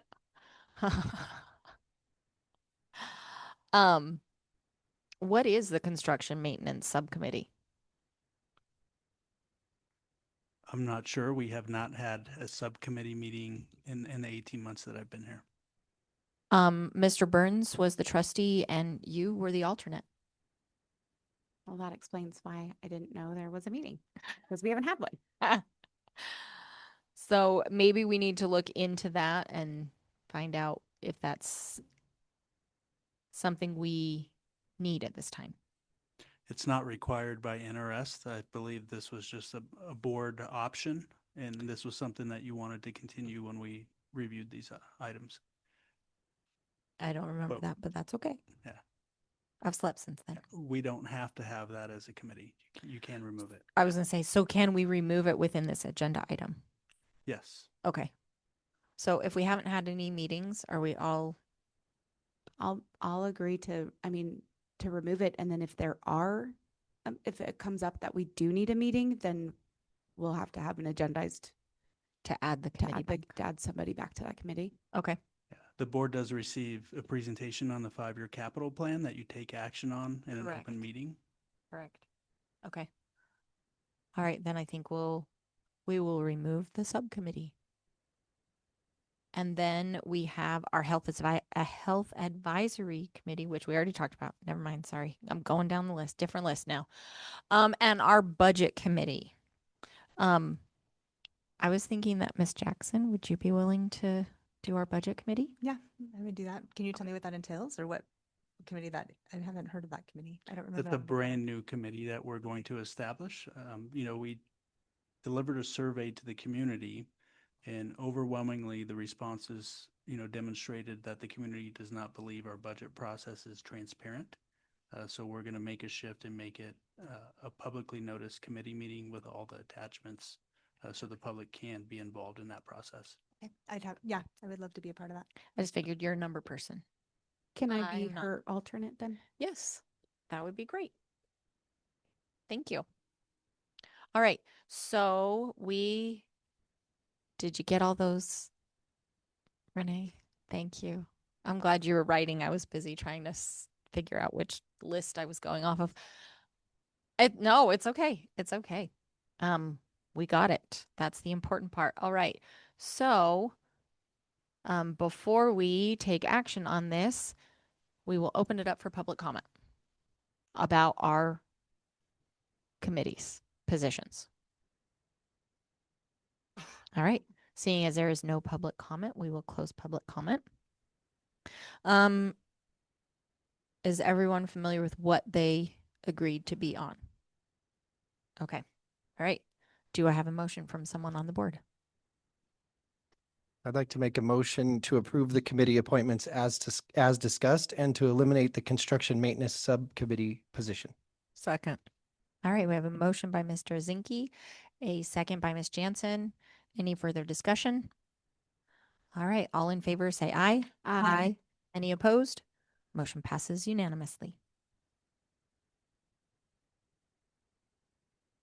All right. We will move on to agenda item number 8, our approval of board meeting dates and locations. Gotta zoom this up so I don't have to put my glasses on. All right. We'll open it up for discussion. Ms. Knighting. Last year, we had moved the meeting in June from the lake to the valley because it was after school had ended and it was an issue. Is that still an issue? Yes and no. I mean, it will be warm, but I believe there might have, I don't know if there was construction. There was construction happening at the time, I believe, because we were doing the bathrooms, weren't we? And the locker rooms. No, And I think that was the year before. Was something that there wouldn't be any water, that they had shut things? Yes, they had shut something down, so there was not going to be some kind of facilities. I don't know of anything currently for June. do you know of anything? We don't have any construction plans, renovations, or maintenance scheduled in June right now. Okay. Right. I have, we had talked about possibly removing July. Is that the time now that we speak on that? Yes. Because what is it? NRS states that we have to have 10. Correct. and we have one every month. Correct. So we could remove the July. What impact does that have on our, say, accounts payable vouchers or personnel reports and things like that if we're not going to be meeting in July? So the new fiscal year starts on July 1. We process many of the purchase orders, right after July 1. Those can be approved by the board ahead of time. We will have to work with the business department to make sure we're fully prepared and then not have those expenditures actually take place until July, but they would have been approved by the board by then. Okay, I just want to make sure that we don't halt any important decisions that are being made by us just not having one meeting over the summer. Yeah, the other issue with HR, typically we go through the hiring period and we have to approve the new personnel, but we can have personnel start pending board approval. Ms. Knighting. I'm really hesitant this year to remove any of our meetings just because we're in the fiscal place we are and there could be major changes that are happening and trying to get done over the summer. So maybe it would be something to put on the back burner for years down, but I don't see doing it this year would be wise. Yeah. Mr. Zinke. Yeah, I think that's valid. There's going to be a lot of decisions that we have to make. And as we have seen so far this year, time is of the essence. We've had multiple additional meetings in order to put things in place that are required as a hard deadline. And so I would hate to handcuff any of that by permanently eliminating a future meeting. I guess in that same idea, is it possible to have a flexible meeting as needed, or does it have to be set in stone? The board can always add a future agenda item to add a meeting or to remove a meeting. And then you just take action at that meeting on that item. So if by June we decide we don't need one in July, we could put board it could take on the action at agenda that time. in June. Yes. Okay.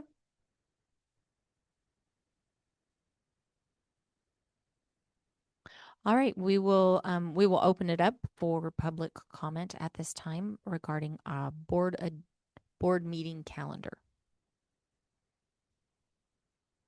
Any online? Okay, then we will close public comment. Any further discussion from the board?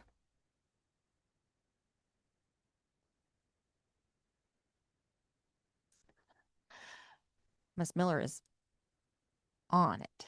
There we go. All right. Do I have a motion from someone on the board? I'd like to make a motion to approve the board meeting dates and locations as presented. I'll second that. All right. I have a motion from Ms. Miller and a second from Ms. Jackson. Any further discussion? All in favor say aye. Aye. Any opposed? Motion passes unanimously.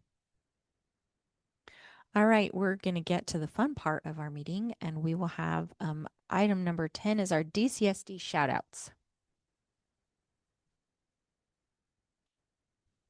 All right, so just to fill you in, Ms. Jackson, are you aware what we're doing?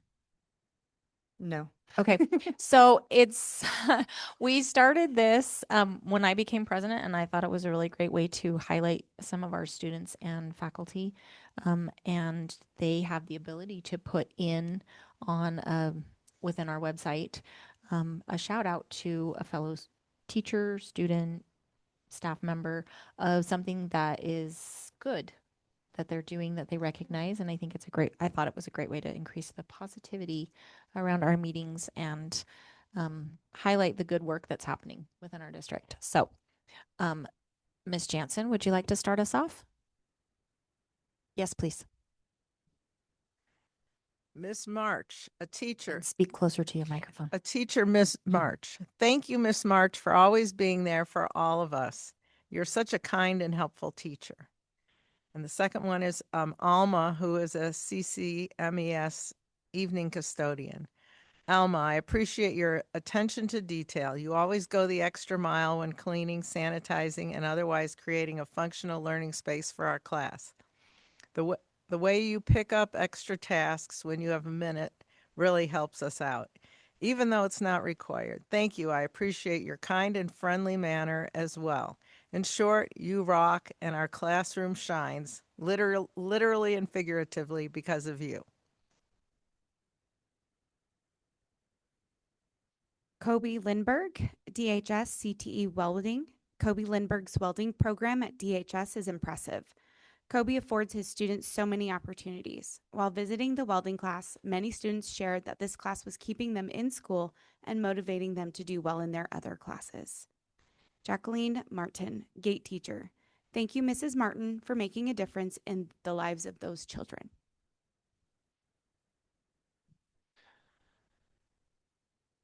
I apologize if I get the name wrong. Ashley Busey, Carson Valley Middle School registrar. Ashley Busey helps tremendously, but this year she took an additional task to ensure every student had their AUP signed. She guided parents over the phone and in person to help them complete the annual update that was online. And then Melinda Knighting, board member. Melinda, thank you so much for all of your hard work in the students' community. Thank you for your honesty and support, for your commitment, and for fighting for our students and staff. You are very appreciated. And I concur. Ms. Knighting. And I also have Mr. Burns, so do you want me to read both of those or save that for next time?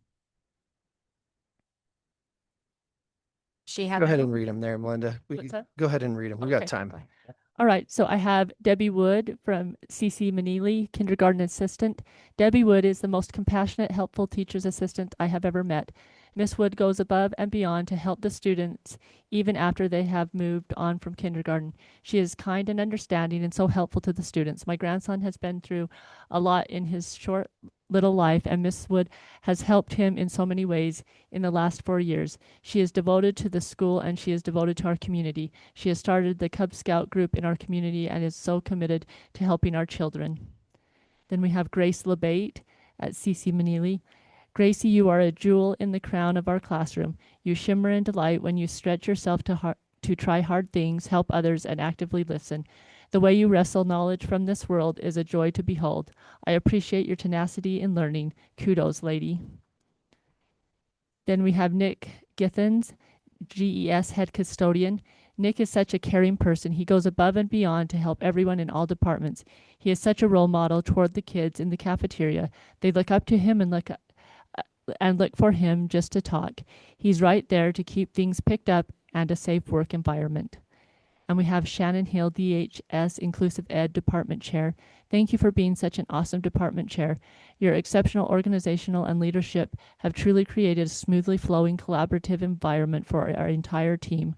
I personally appreciate all that you do to bring us together and help us work so efficiently. Ms. Jackson.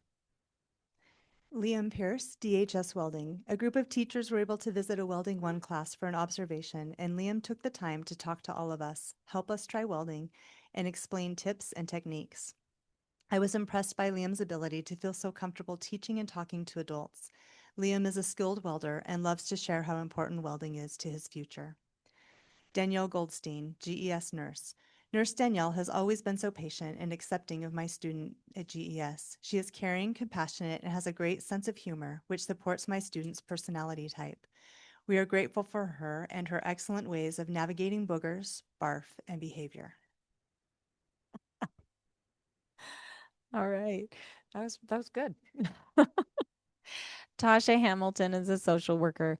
Tasha goes above and beyond for our students in need. She buys food, hygiene items, and needed household items for students when they cannot. She works with our at-risk and in-need population with a smile and a caring attitude. Amy McCormick. Amy works patiently with students. She is a rock star.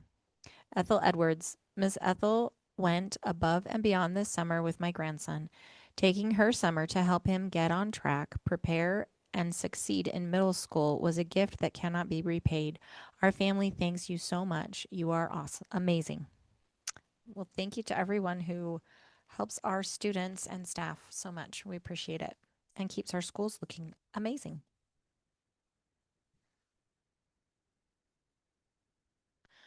Do we have closed session today?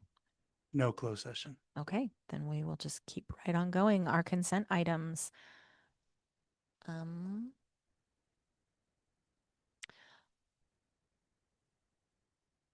So I need to disclose that on our vouchers, I am listed, and I wanted to just let our community know that the money that is being spent for my travel down to Vegas for the subcommittee that I sit on, it is being reimbursed from the Nevada Department of Education. But I needed to disclose that. So anything else? Does anybody need to pull anything from our consent items? Okay, then we'll open it up for public comment on our consent items.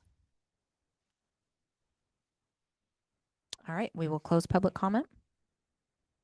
Do I have a motion from someone on the board? Real quick, is this are we all 12, 12A, 12B, 12C, everything? Correct. Okay, so I did have a question. I apologize. Oh, that's okay. In the personnel report, I noticed that there are requests for unpaid leave and board approval required, but the dates have already passed. So I'm curious how that works. Is this a lack of wanting to use a personal day? Is it that they are out of days? Could maybe Ms. Dwyer, could you answer that for me, please? Yeah, so those are on there because they're out of days. And so board policy states that those are subject to board approval. So you have to approve them to take a day without pay or a week without pay or whatever they're requesting. We try to get them on the personnel report prior to the meeting, but sometimes there are lapses in time. As we had spoke about before, if you didn't have a meeting in July, we would have to plan. So I suppose you could pull those and not approve them, and then their pay would be docked anyways, and we can't make them come to work. It's really a formality. Yeah, so that's, I guess, part of my question is that if it's just a formality, does the ask for forgiveness need to be, the permission for forgiveness need to be in place, or is that something, is this a contractual obligation? Is that, I believe it's board policy. okay. So we may have a board policy thing because it's really hard to not approve a day that's already been taken, right? Right. Okay, thank you. Yes. Any further discussion? Can I just make a comment? Absolutely. Thank you. I just wanted to, I saw that we have the beginning of our reduction in force. And I guess I just wanted to say thank you for the work that those people have done. And we know this is going to be difficult for everyone. And so I just wanted to kind of just say thank you for the work, and we're sorry.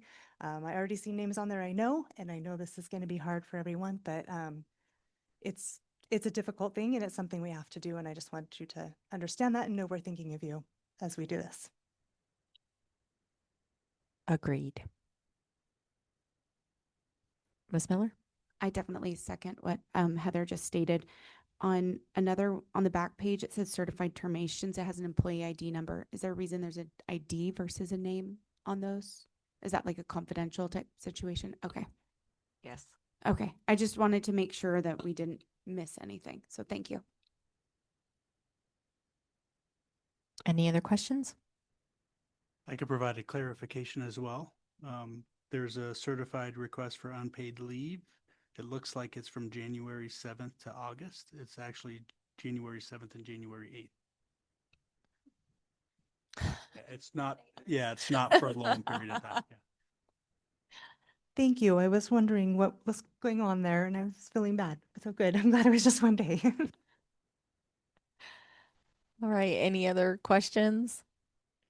All right. Do I have a motion from someone on the board? Ms. Jansen, don't forget to turn your mic on. There you go. I'd like to make a motion to approve all the consent items as written. I'll second. All right. We have a motion by Ms. Jansen and a second by Ms. Miller. Any further discussion? All right. All in favor, say aye. Aye. Any opposed? Motion passes unanimously.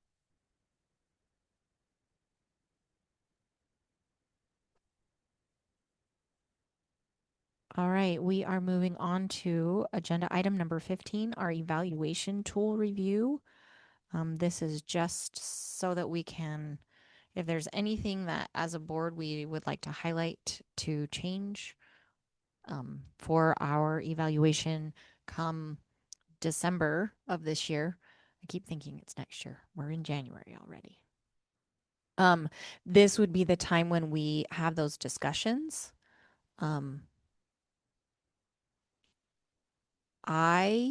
Just to get us started, on the very front page, and maybe we changed this and forgot to actually do it, but it says in July, the trustee officers, we just need that to say annually instead of a specific month. That's the only change I noticed. That I think we're changing enough things this year. I felt like maybe it works. Keep moving forward.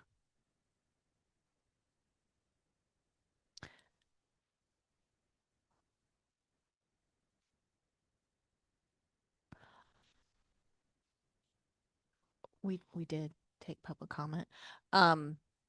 Yes, let me finish with this item and then we can go backwards. That's okay. That is absolutely fine.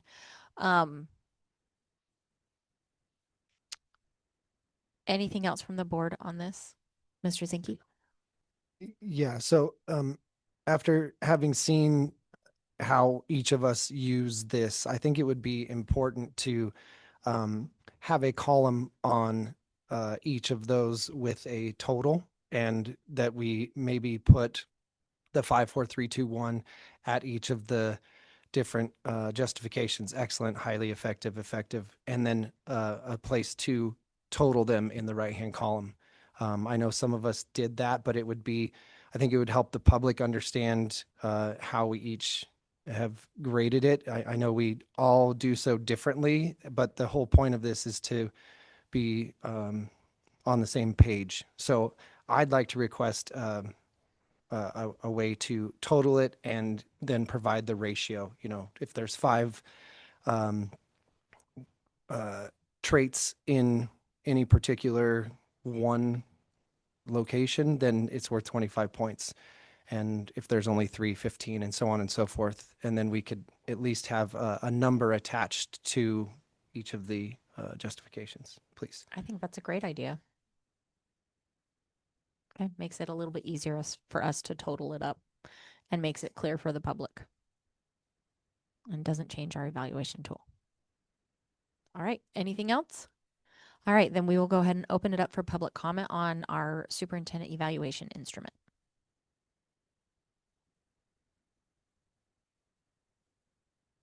Adrian Sawyer for the record, parent of 3 DCSD students.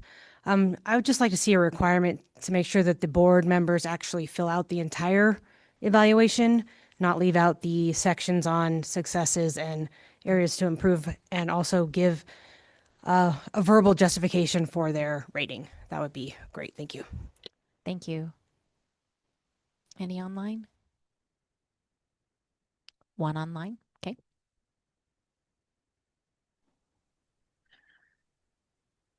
Hi, this is Joshua Lang. I too would like to follow up with the same comment as the previous commenter. I noticed on the previous evaluation, many of the evaluations just had numbers. A lot of areas did not have evidence. As a teacher in the district, when we get our evaluations, we have to have our evaluators provide evidence for each section. I'd like to see that be more of a requirement out of the board members, that they provide evidence for each section and not just put a number down. Okay, thank you very much. Any further public comment? All right, we will close public comment. Any further discussion from the board? All right, do I have a motion from someone on the board? I'd like to make a motion to approve the evaluation tool as revised. Second. All right, we have a motion by Ms. Miller and a second by Ms. Jansen. Any further discussion from the board? All in favor, say aye. Aye. Any opposed? Motion passes unanimously. Thank you.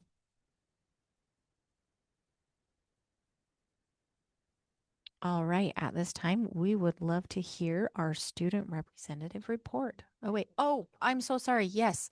Yes, we will go ahead and open public comment up.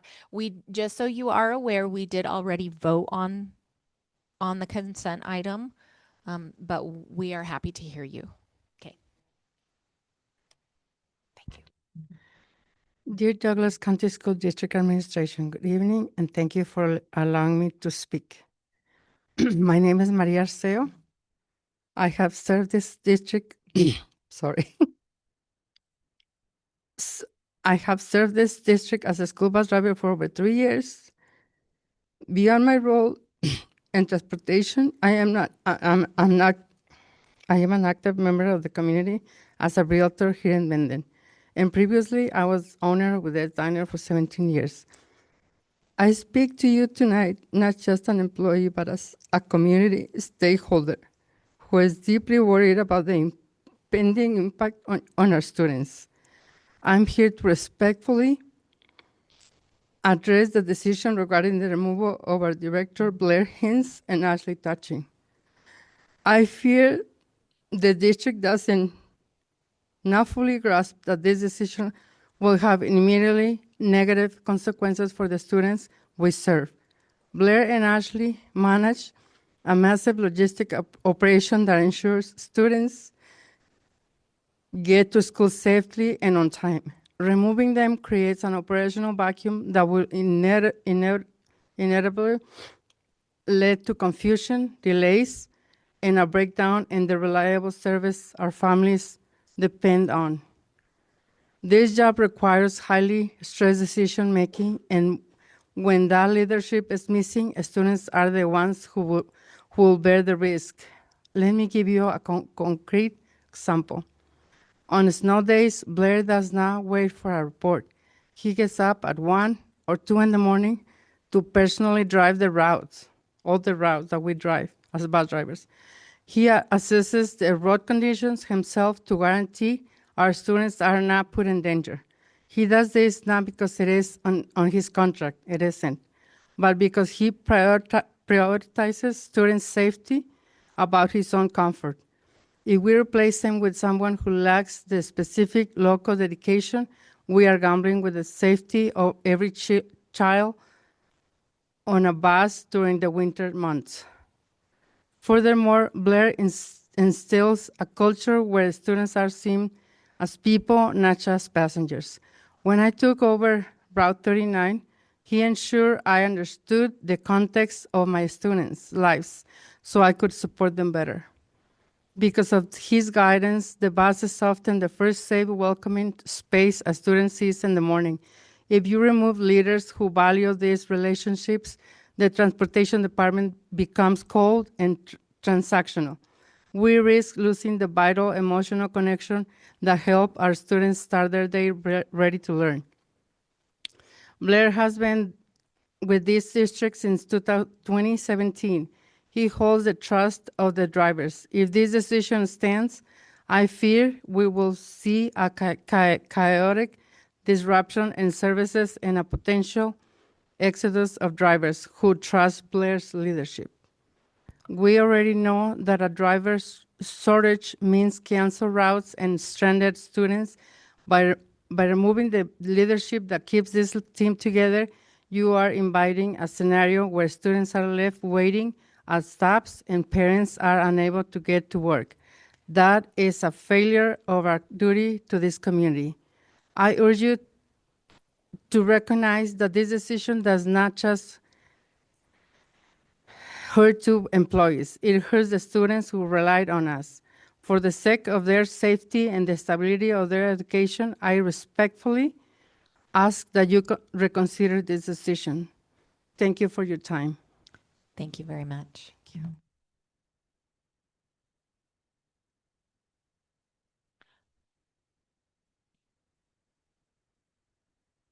You too. Thank you so much for coming. At this time, we will turn our time over to our student representatives to hear their report.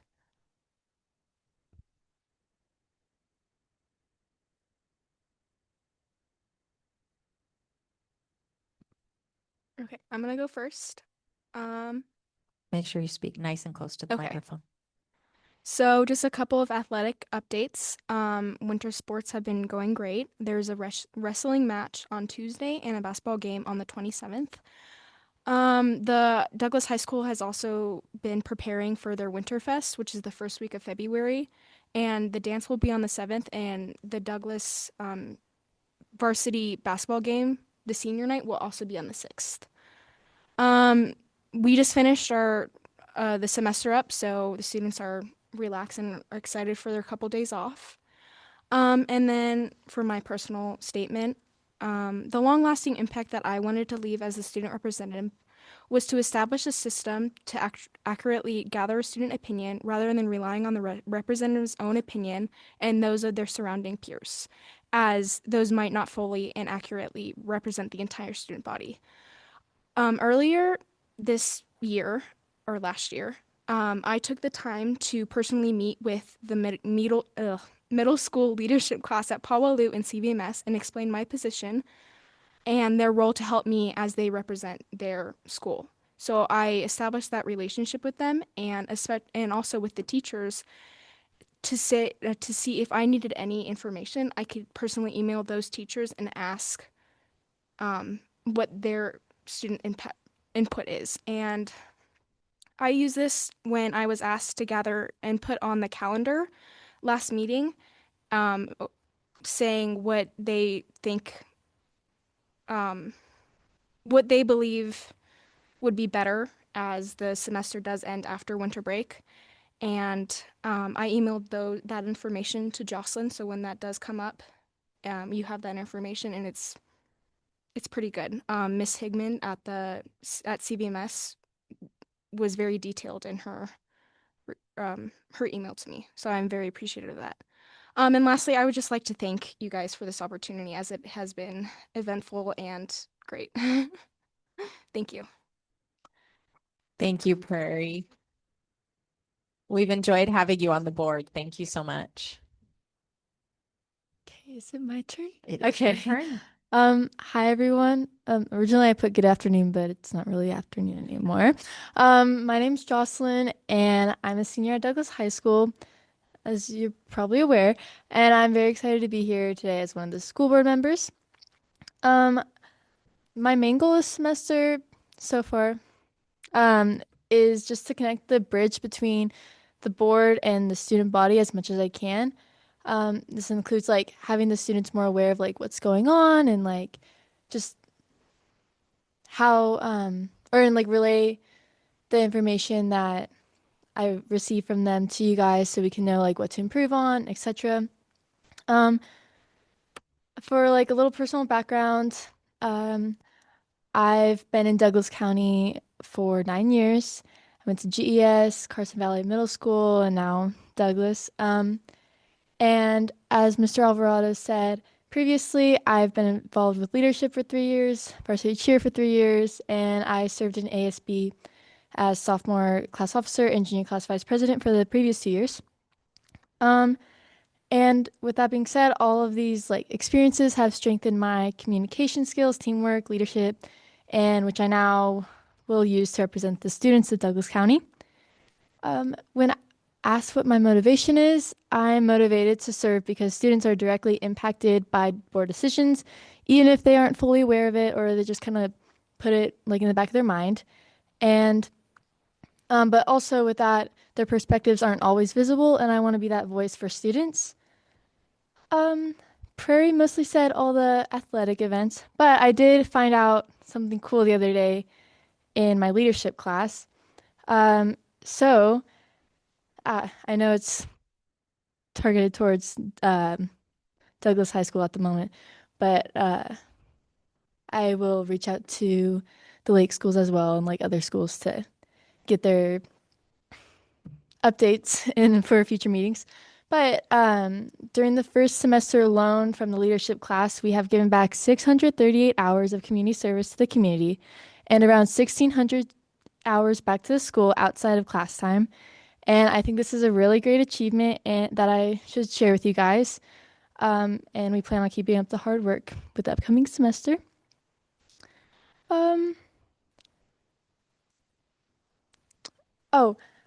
Lastly, my idea on how I wanted to bridge the gap between students and board is like maybe like sending out surveys and like meeting with people like Prairie did. I think that's like really admirable. But just like seeing on asking them about like if they feel supported or like what's their biggest struggles, what they would like to see improved on, what they're enjoying, if they're in any extracurricular activities, and if not, like why, like is it because of lack of transportation, cost, etc. And either way, this would not either way, but this would benefit the student body and the board because it would allow us to know what changes, if any, need to be made and how we can make a change for the better to help our students feel more involved and comfortable, and especially like knowing what's going on too.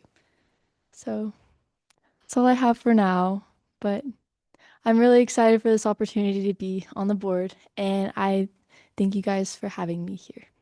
Thank you so much, Jocelyn. We appreciate it. Good. All right. And with that, we will move right into board reports. Ms. Jansen, would you like to start?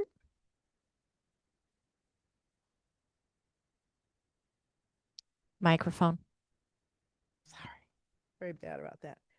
So I don't know if this was a committee, but Catherine used to be go to the Department of Education and the State Board of Education meetings. I've only gone to one, but I've been following what they're doing and would like to go to those meetings.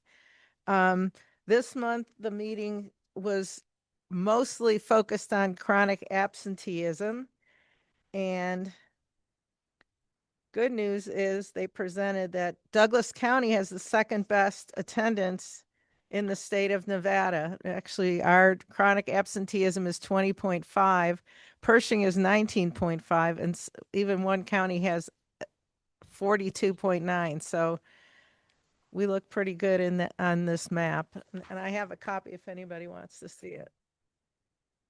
You can also go to the Nevada Department of Education website. Thank you. Thank you. That is a committee that we forgot about. I guess it's not a committee, it's a ask to. Okay. Thank you very much, Susan. Ms. Miller. So we've attended a lot of meetings since our December general meeting. I've also attended a pool pack training that had to do with finances. I believe there were some other people it was an online meeting. Last Thursday, I also attended, was it Tuesday the 6th that we had a town hall meeting? No, there was a town hall meeting up at Kale Community Center with some of our constituents in that area that was put on by Citizens for Good Governance. It's a small group of parents up at the lake. I had invited Miss Yvonne Wagstaff to join me. So it was very well attended, and it was very nice for them to see that our board does listen to their concerns. And then last Thursday, I also attended the Parents Club meeting as well. Thank you. Mr. Zinke.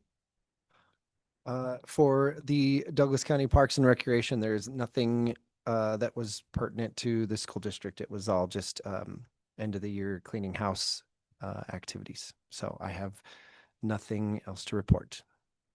Thank you. Ms. Knighting? There was no health advisory committee in December. I visited CC Manili and toured that facility. And then I accompanied Frankie and Yvonne to the governor's office, and we met with them. Ms. Jackson, what have you done in the last 5 minutes? I'm currently attending a board meeting. I love it. Thank you. All right. For myself, I attended the it was Money on My Mind training that was put on by Pool Pact. From the subcommittee that I sit on, there is a survey that has come out. I know that Renee has sent it to us. I am unsure if it's on our district website. Do you know, Mr. Alvarado? I don't know. Okay. Yeah. It is something that we are asking for everyone in the community, parents, students, teachers, admin, especially board members, to please fill out. It has a lot to do with our ability to understand in your different positions, the NDE's website for our star ratings and scoring and all of that. And it asks questions, and based on the answer, could ask different questions in your capacity. So I would strongly encourage anyone and everyone to please fill that out, because it makes our job on that subcommittee better able to serve the community in which we live. So as for NASB, there was a meeting at 6 o'clock that I was unable to attend. However, I was able to email my thoughts and concerns, given I gave those to Rick Harris so he could voice my concerns for those things. And I'll follow up with him on how that meeting went. This week has been really crazy for me. I have been able to attend Jacks Valley, Pinion Hills, Minden, Gardnerville, CC Manili, Scarcelli, CVMS, and Powaloo. I had the opportunity to walk the site and talk with the staff members and the principals, and going in with the lens of possible consolidation. It changes the way you're looking at a school. So to my fellow board members, if you have not had the time to meet with anyone that's on our possible consolidation list, I strongly encourage you to, because all of our teachers and our students, great things are happening at the school, regardless of the conversations that we're having here at our board meetings. And it was really neat to see how awesome our staff is and how much they step up and put our kids first. We talked about open classrooms. We talked about the possibilities. the different combinations of possibilities, and I thought it was really great. So I encourage each of you to take that time before we make decisions on February 3rd. And I think that covers everything. So, Mr. Alvarado, the time is yours. Okay, time for my report. So as you both shared, Melinda and Yvonne, we did have a meeting at the governor's office with the chief of staff, Brian Cherry, and some financial staff members there, as well as members of Nevada Department of Education. I want to say thank you to Tom Clark, the lobbyist for NASB. He helped set up the meeting. So what we can share with the public is we cannot expect any financial relief provided to us through any additional funding provided by the state. So we need to move forward with reducing positions, making a decision on consolidations. So I just want to share that. There's not much more information to share regarding that meeting. So really our next step is to continue to go through this process. So the timeline for us moving forward is I'll prepare the consolidation scenarios that you've directed me to prepare today. We'll present those on January 27th. We're scheduling a community town hall here at DHS on January 28th, and this is for all schools, all community members. That will go out. We'll work with Record Courier to get an article published and also post that on our website and our calendar and send a Parent Square message out to our families. Then on February 3rd, the board will be tasked to make a decision on a consolidation. And then shortly after that, the week after, we open enrollment application period from February 9th to February 20th. That is during our February break. As soon as we return, I'll work with our cabinet team to determine what our enrollment will look at each of those school sites, determining staffing allocations. HR will work with our principals and our directors on what that looks like for their departments. And then we'll start the planning process vigorously to prepare for next school year. So that kind of gives the timeline. Recently, I met with Chairman Smokey with the Washoe Tribe. We reviewed chronic absentee data for our Native American students. The Washoe Tribe was very pleased with what they saw and the improvements for chronic absenteeism for our students. And we talked about different methods of monitoring student achievement for our Native American students and the possibility of building a dashboard within the Infinite Campus system. So we're still exploring those options. That's not something we'll implement immediately this year. It's possibly summer work where we can prepare that for next school year. I've held 2 meetings with Department of Taxation. I've met with Kelly Langley. So we're just staying on the same page with reductions. She's watching the meeting tonight. She watched the meeting last week. Department of Taxation will watch every meeting moving forward as we are on that fiscal watch. They're expecting the board to make decisions, and you guys did make some important decisions tonight regarding the reduction in force. I do want to provide the board and the community with an update on where we're at with position reduction. So although you approved 8 reduction in force positions today, we started this phase reduction plan last January. I'll give you an update from July 1 to present day because that's this fiscal year. Currently through a phase reduction plan, what we try to do is eliminate positions through attrition. So when they become vacant because of resignation, retirement, or termination, we've implemented a hiring freeze. So we have 26 positions that are currently on hold. And so if you add 8 to that, we're at 34 positions. The next set of RIFs will align with the consolidation decision. And so once that decision is made, we'll look at that staffing, review, all the criteria for the next set of reduction in force, and then move forward with that set of RIFs.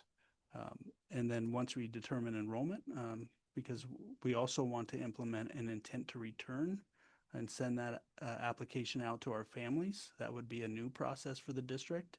Not many districts do that, but in this particular situation, we want to survey parents and ask them, are your students returning for the 26-27 school year to get ahead of our enrollment numbers and determine whether we will have a further decline or not with the kids that are currently in our buildings.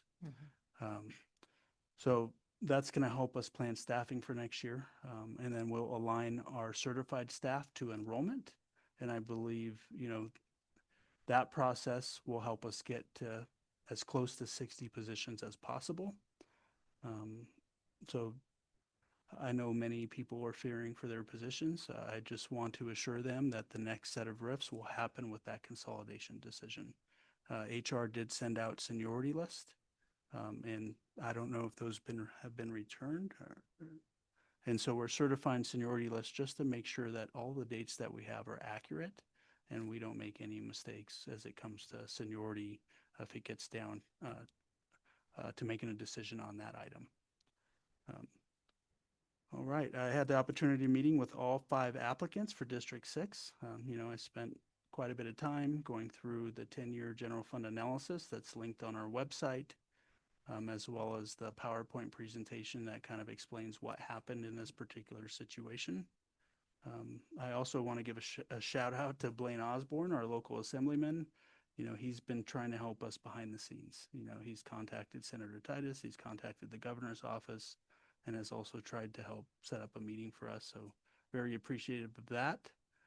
I attended Rotary today and was able to visit with Robin Titus after that and have conversation regarding the PCFP. She does acknowledge that legislators need to make some updates to this PCFP plan. We're just the first ones out the gate, and other rural districts will be coming right behind us with funding issues. And I just shared some ideas with her on how the legislators can possibly enhance that. And then also talked about the Commission on School Funding. Currently, we do not have a rural superintendent voice. I think it's really important to have a superintendent voice on that commission because they're the ones making the recommendation to the legislators. So that's my report. Any questions for me? Back to town hall. I just want to reiterate to the board that we can only have 3 members of the board in attendance at that. The others will be online. Yeah, we'll set up a Zoom just for board members. The Zoom's not for community participation. We're asking for community members to come in person, but we'll set up that Zoom so all board members can listen and hear what our community has to say. Right. Thank you. And that prevents a quorum. Awesome. Ms. Jackson? I just had a question. You said that there were, I think you said 38 positions then since July 1st.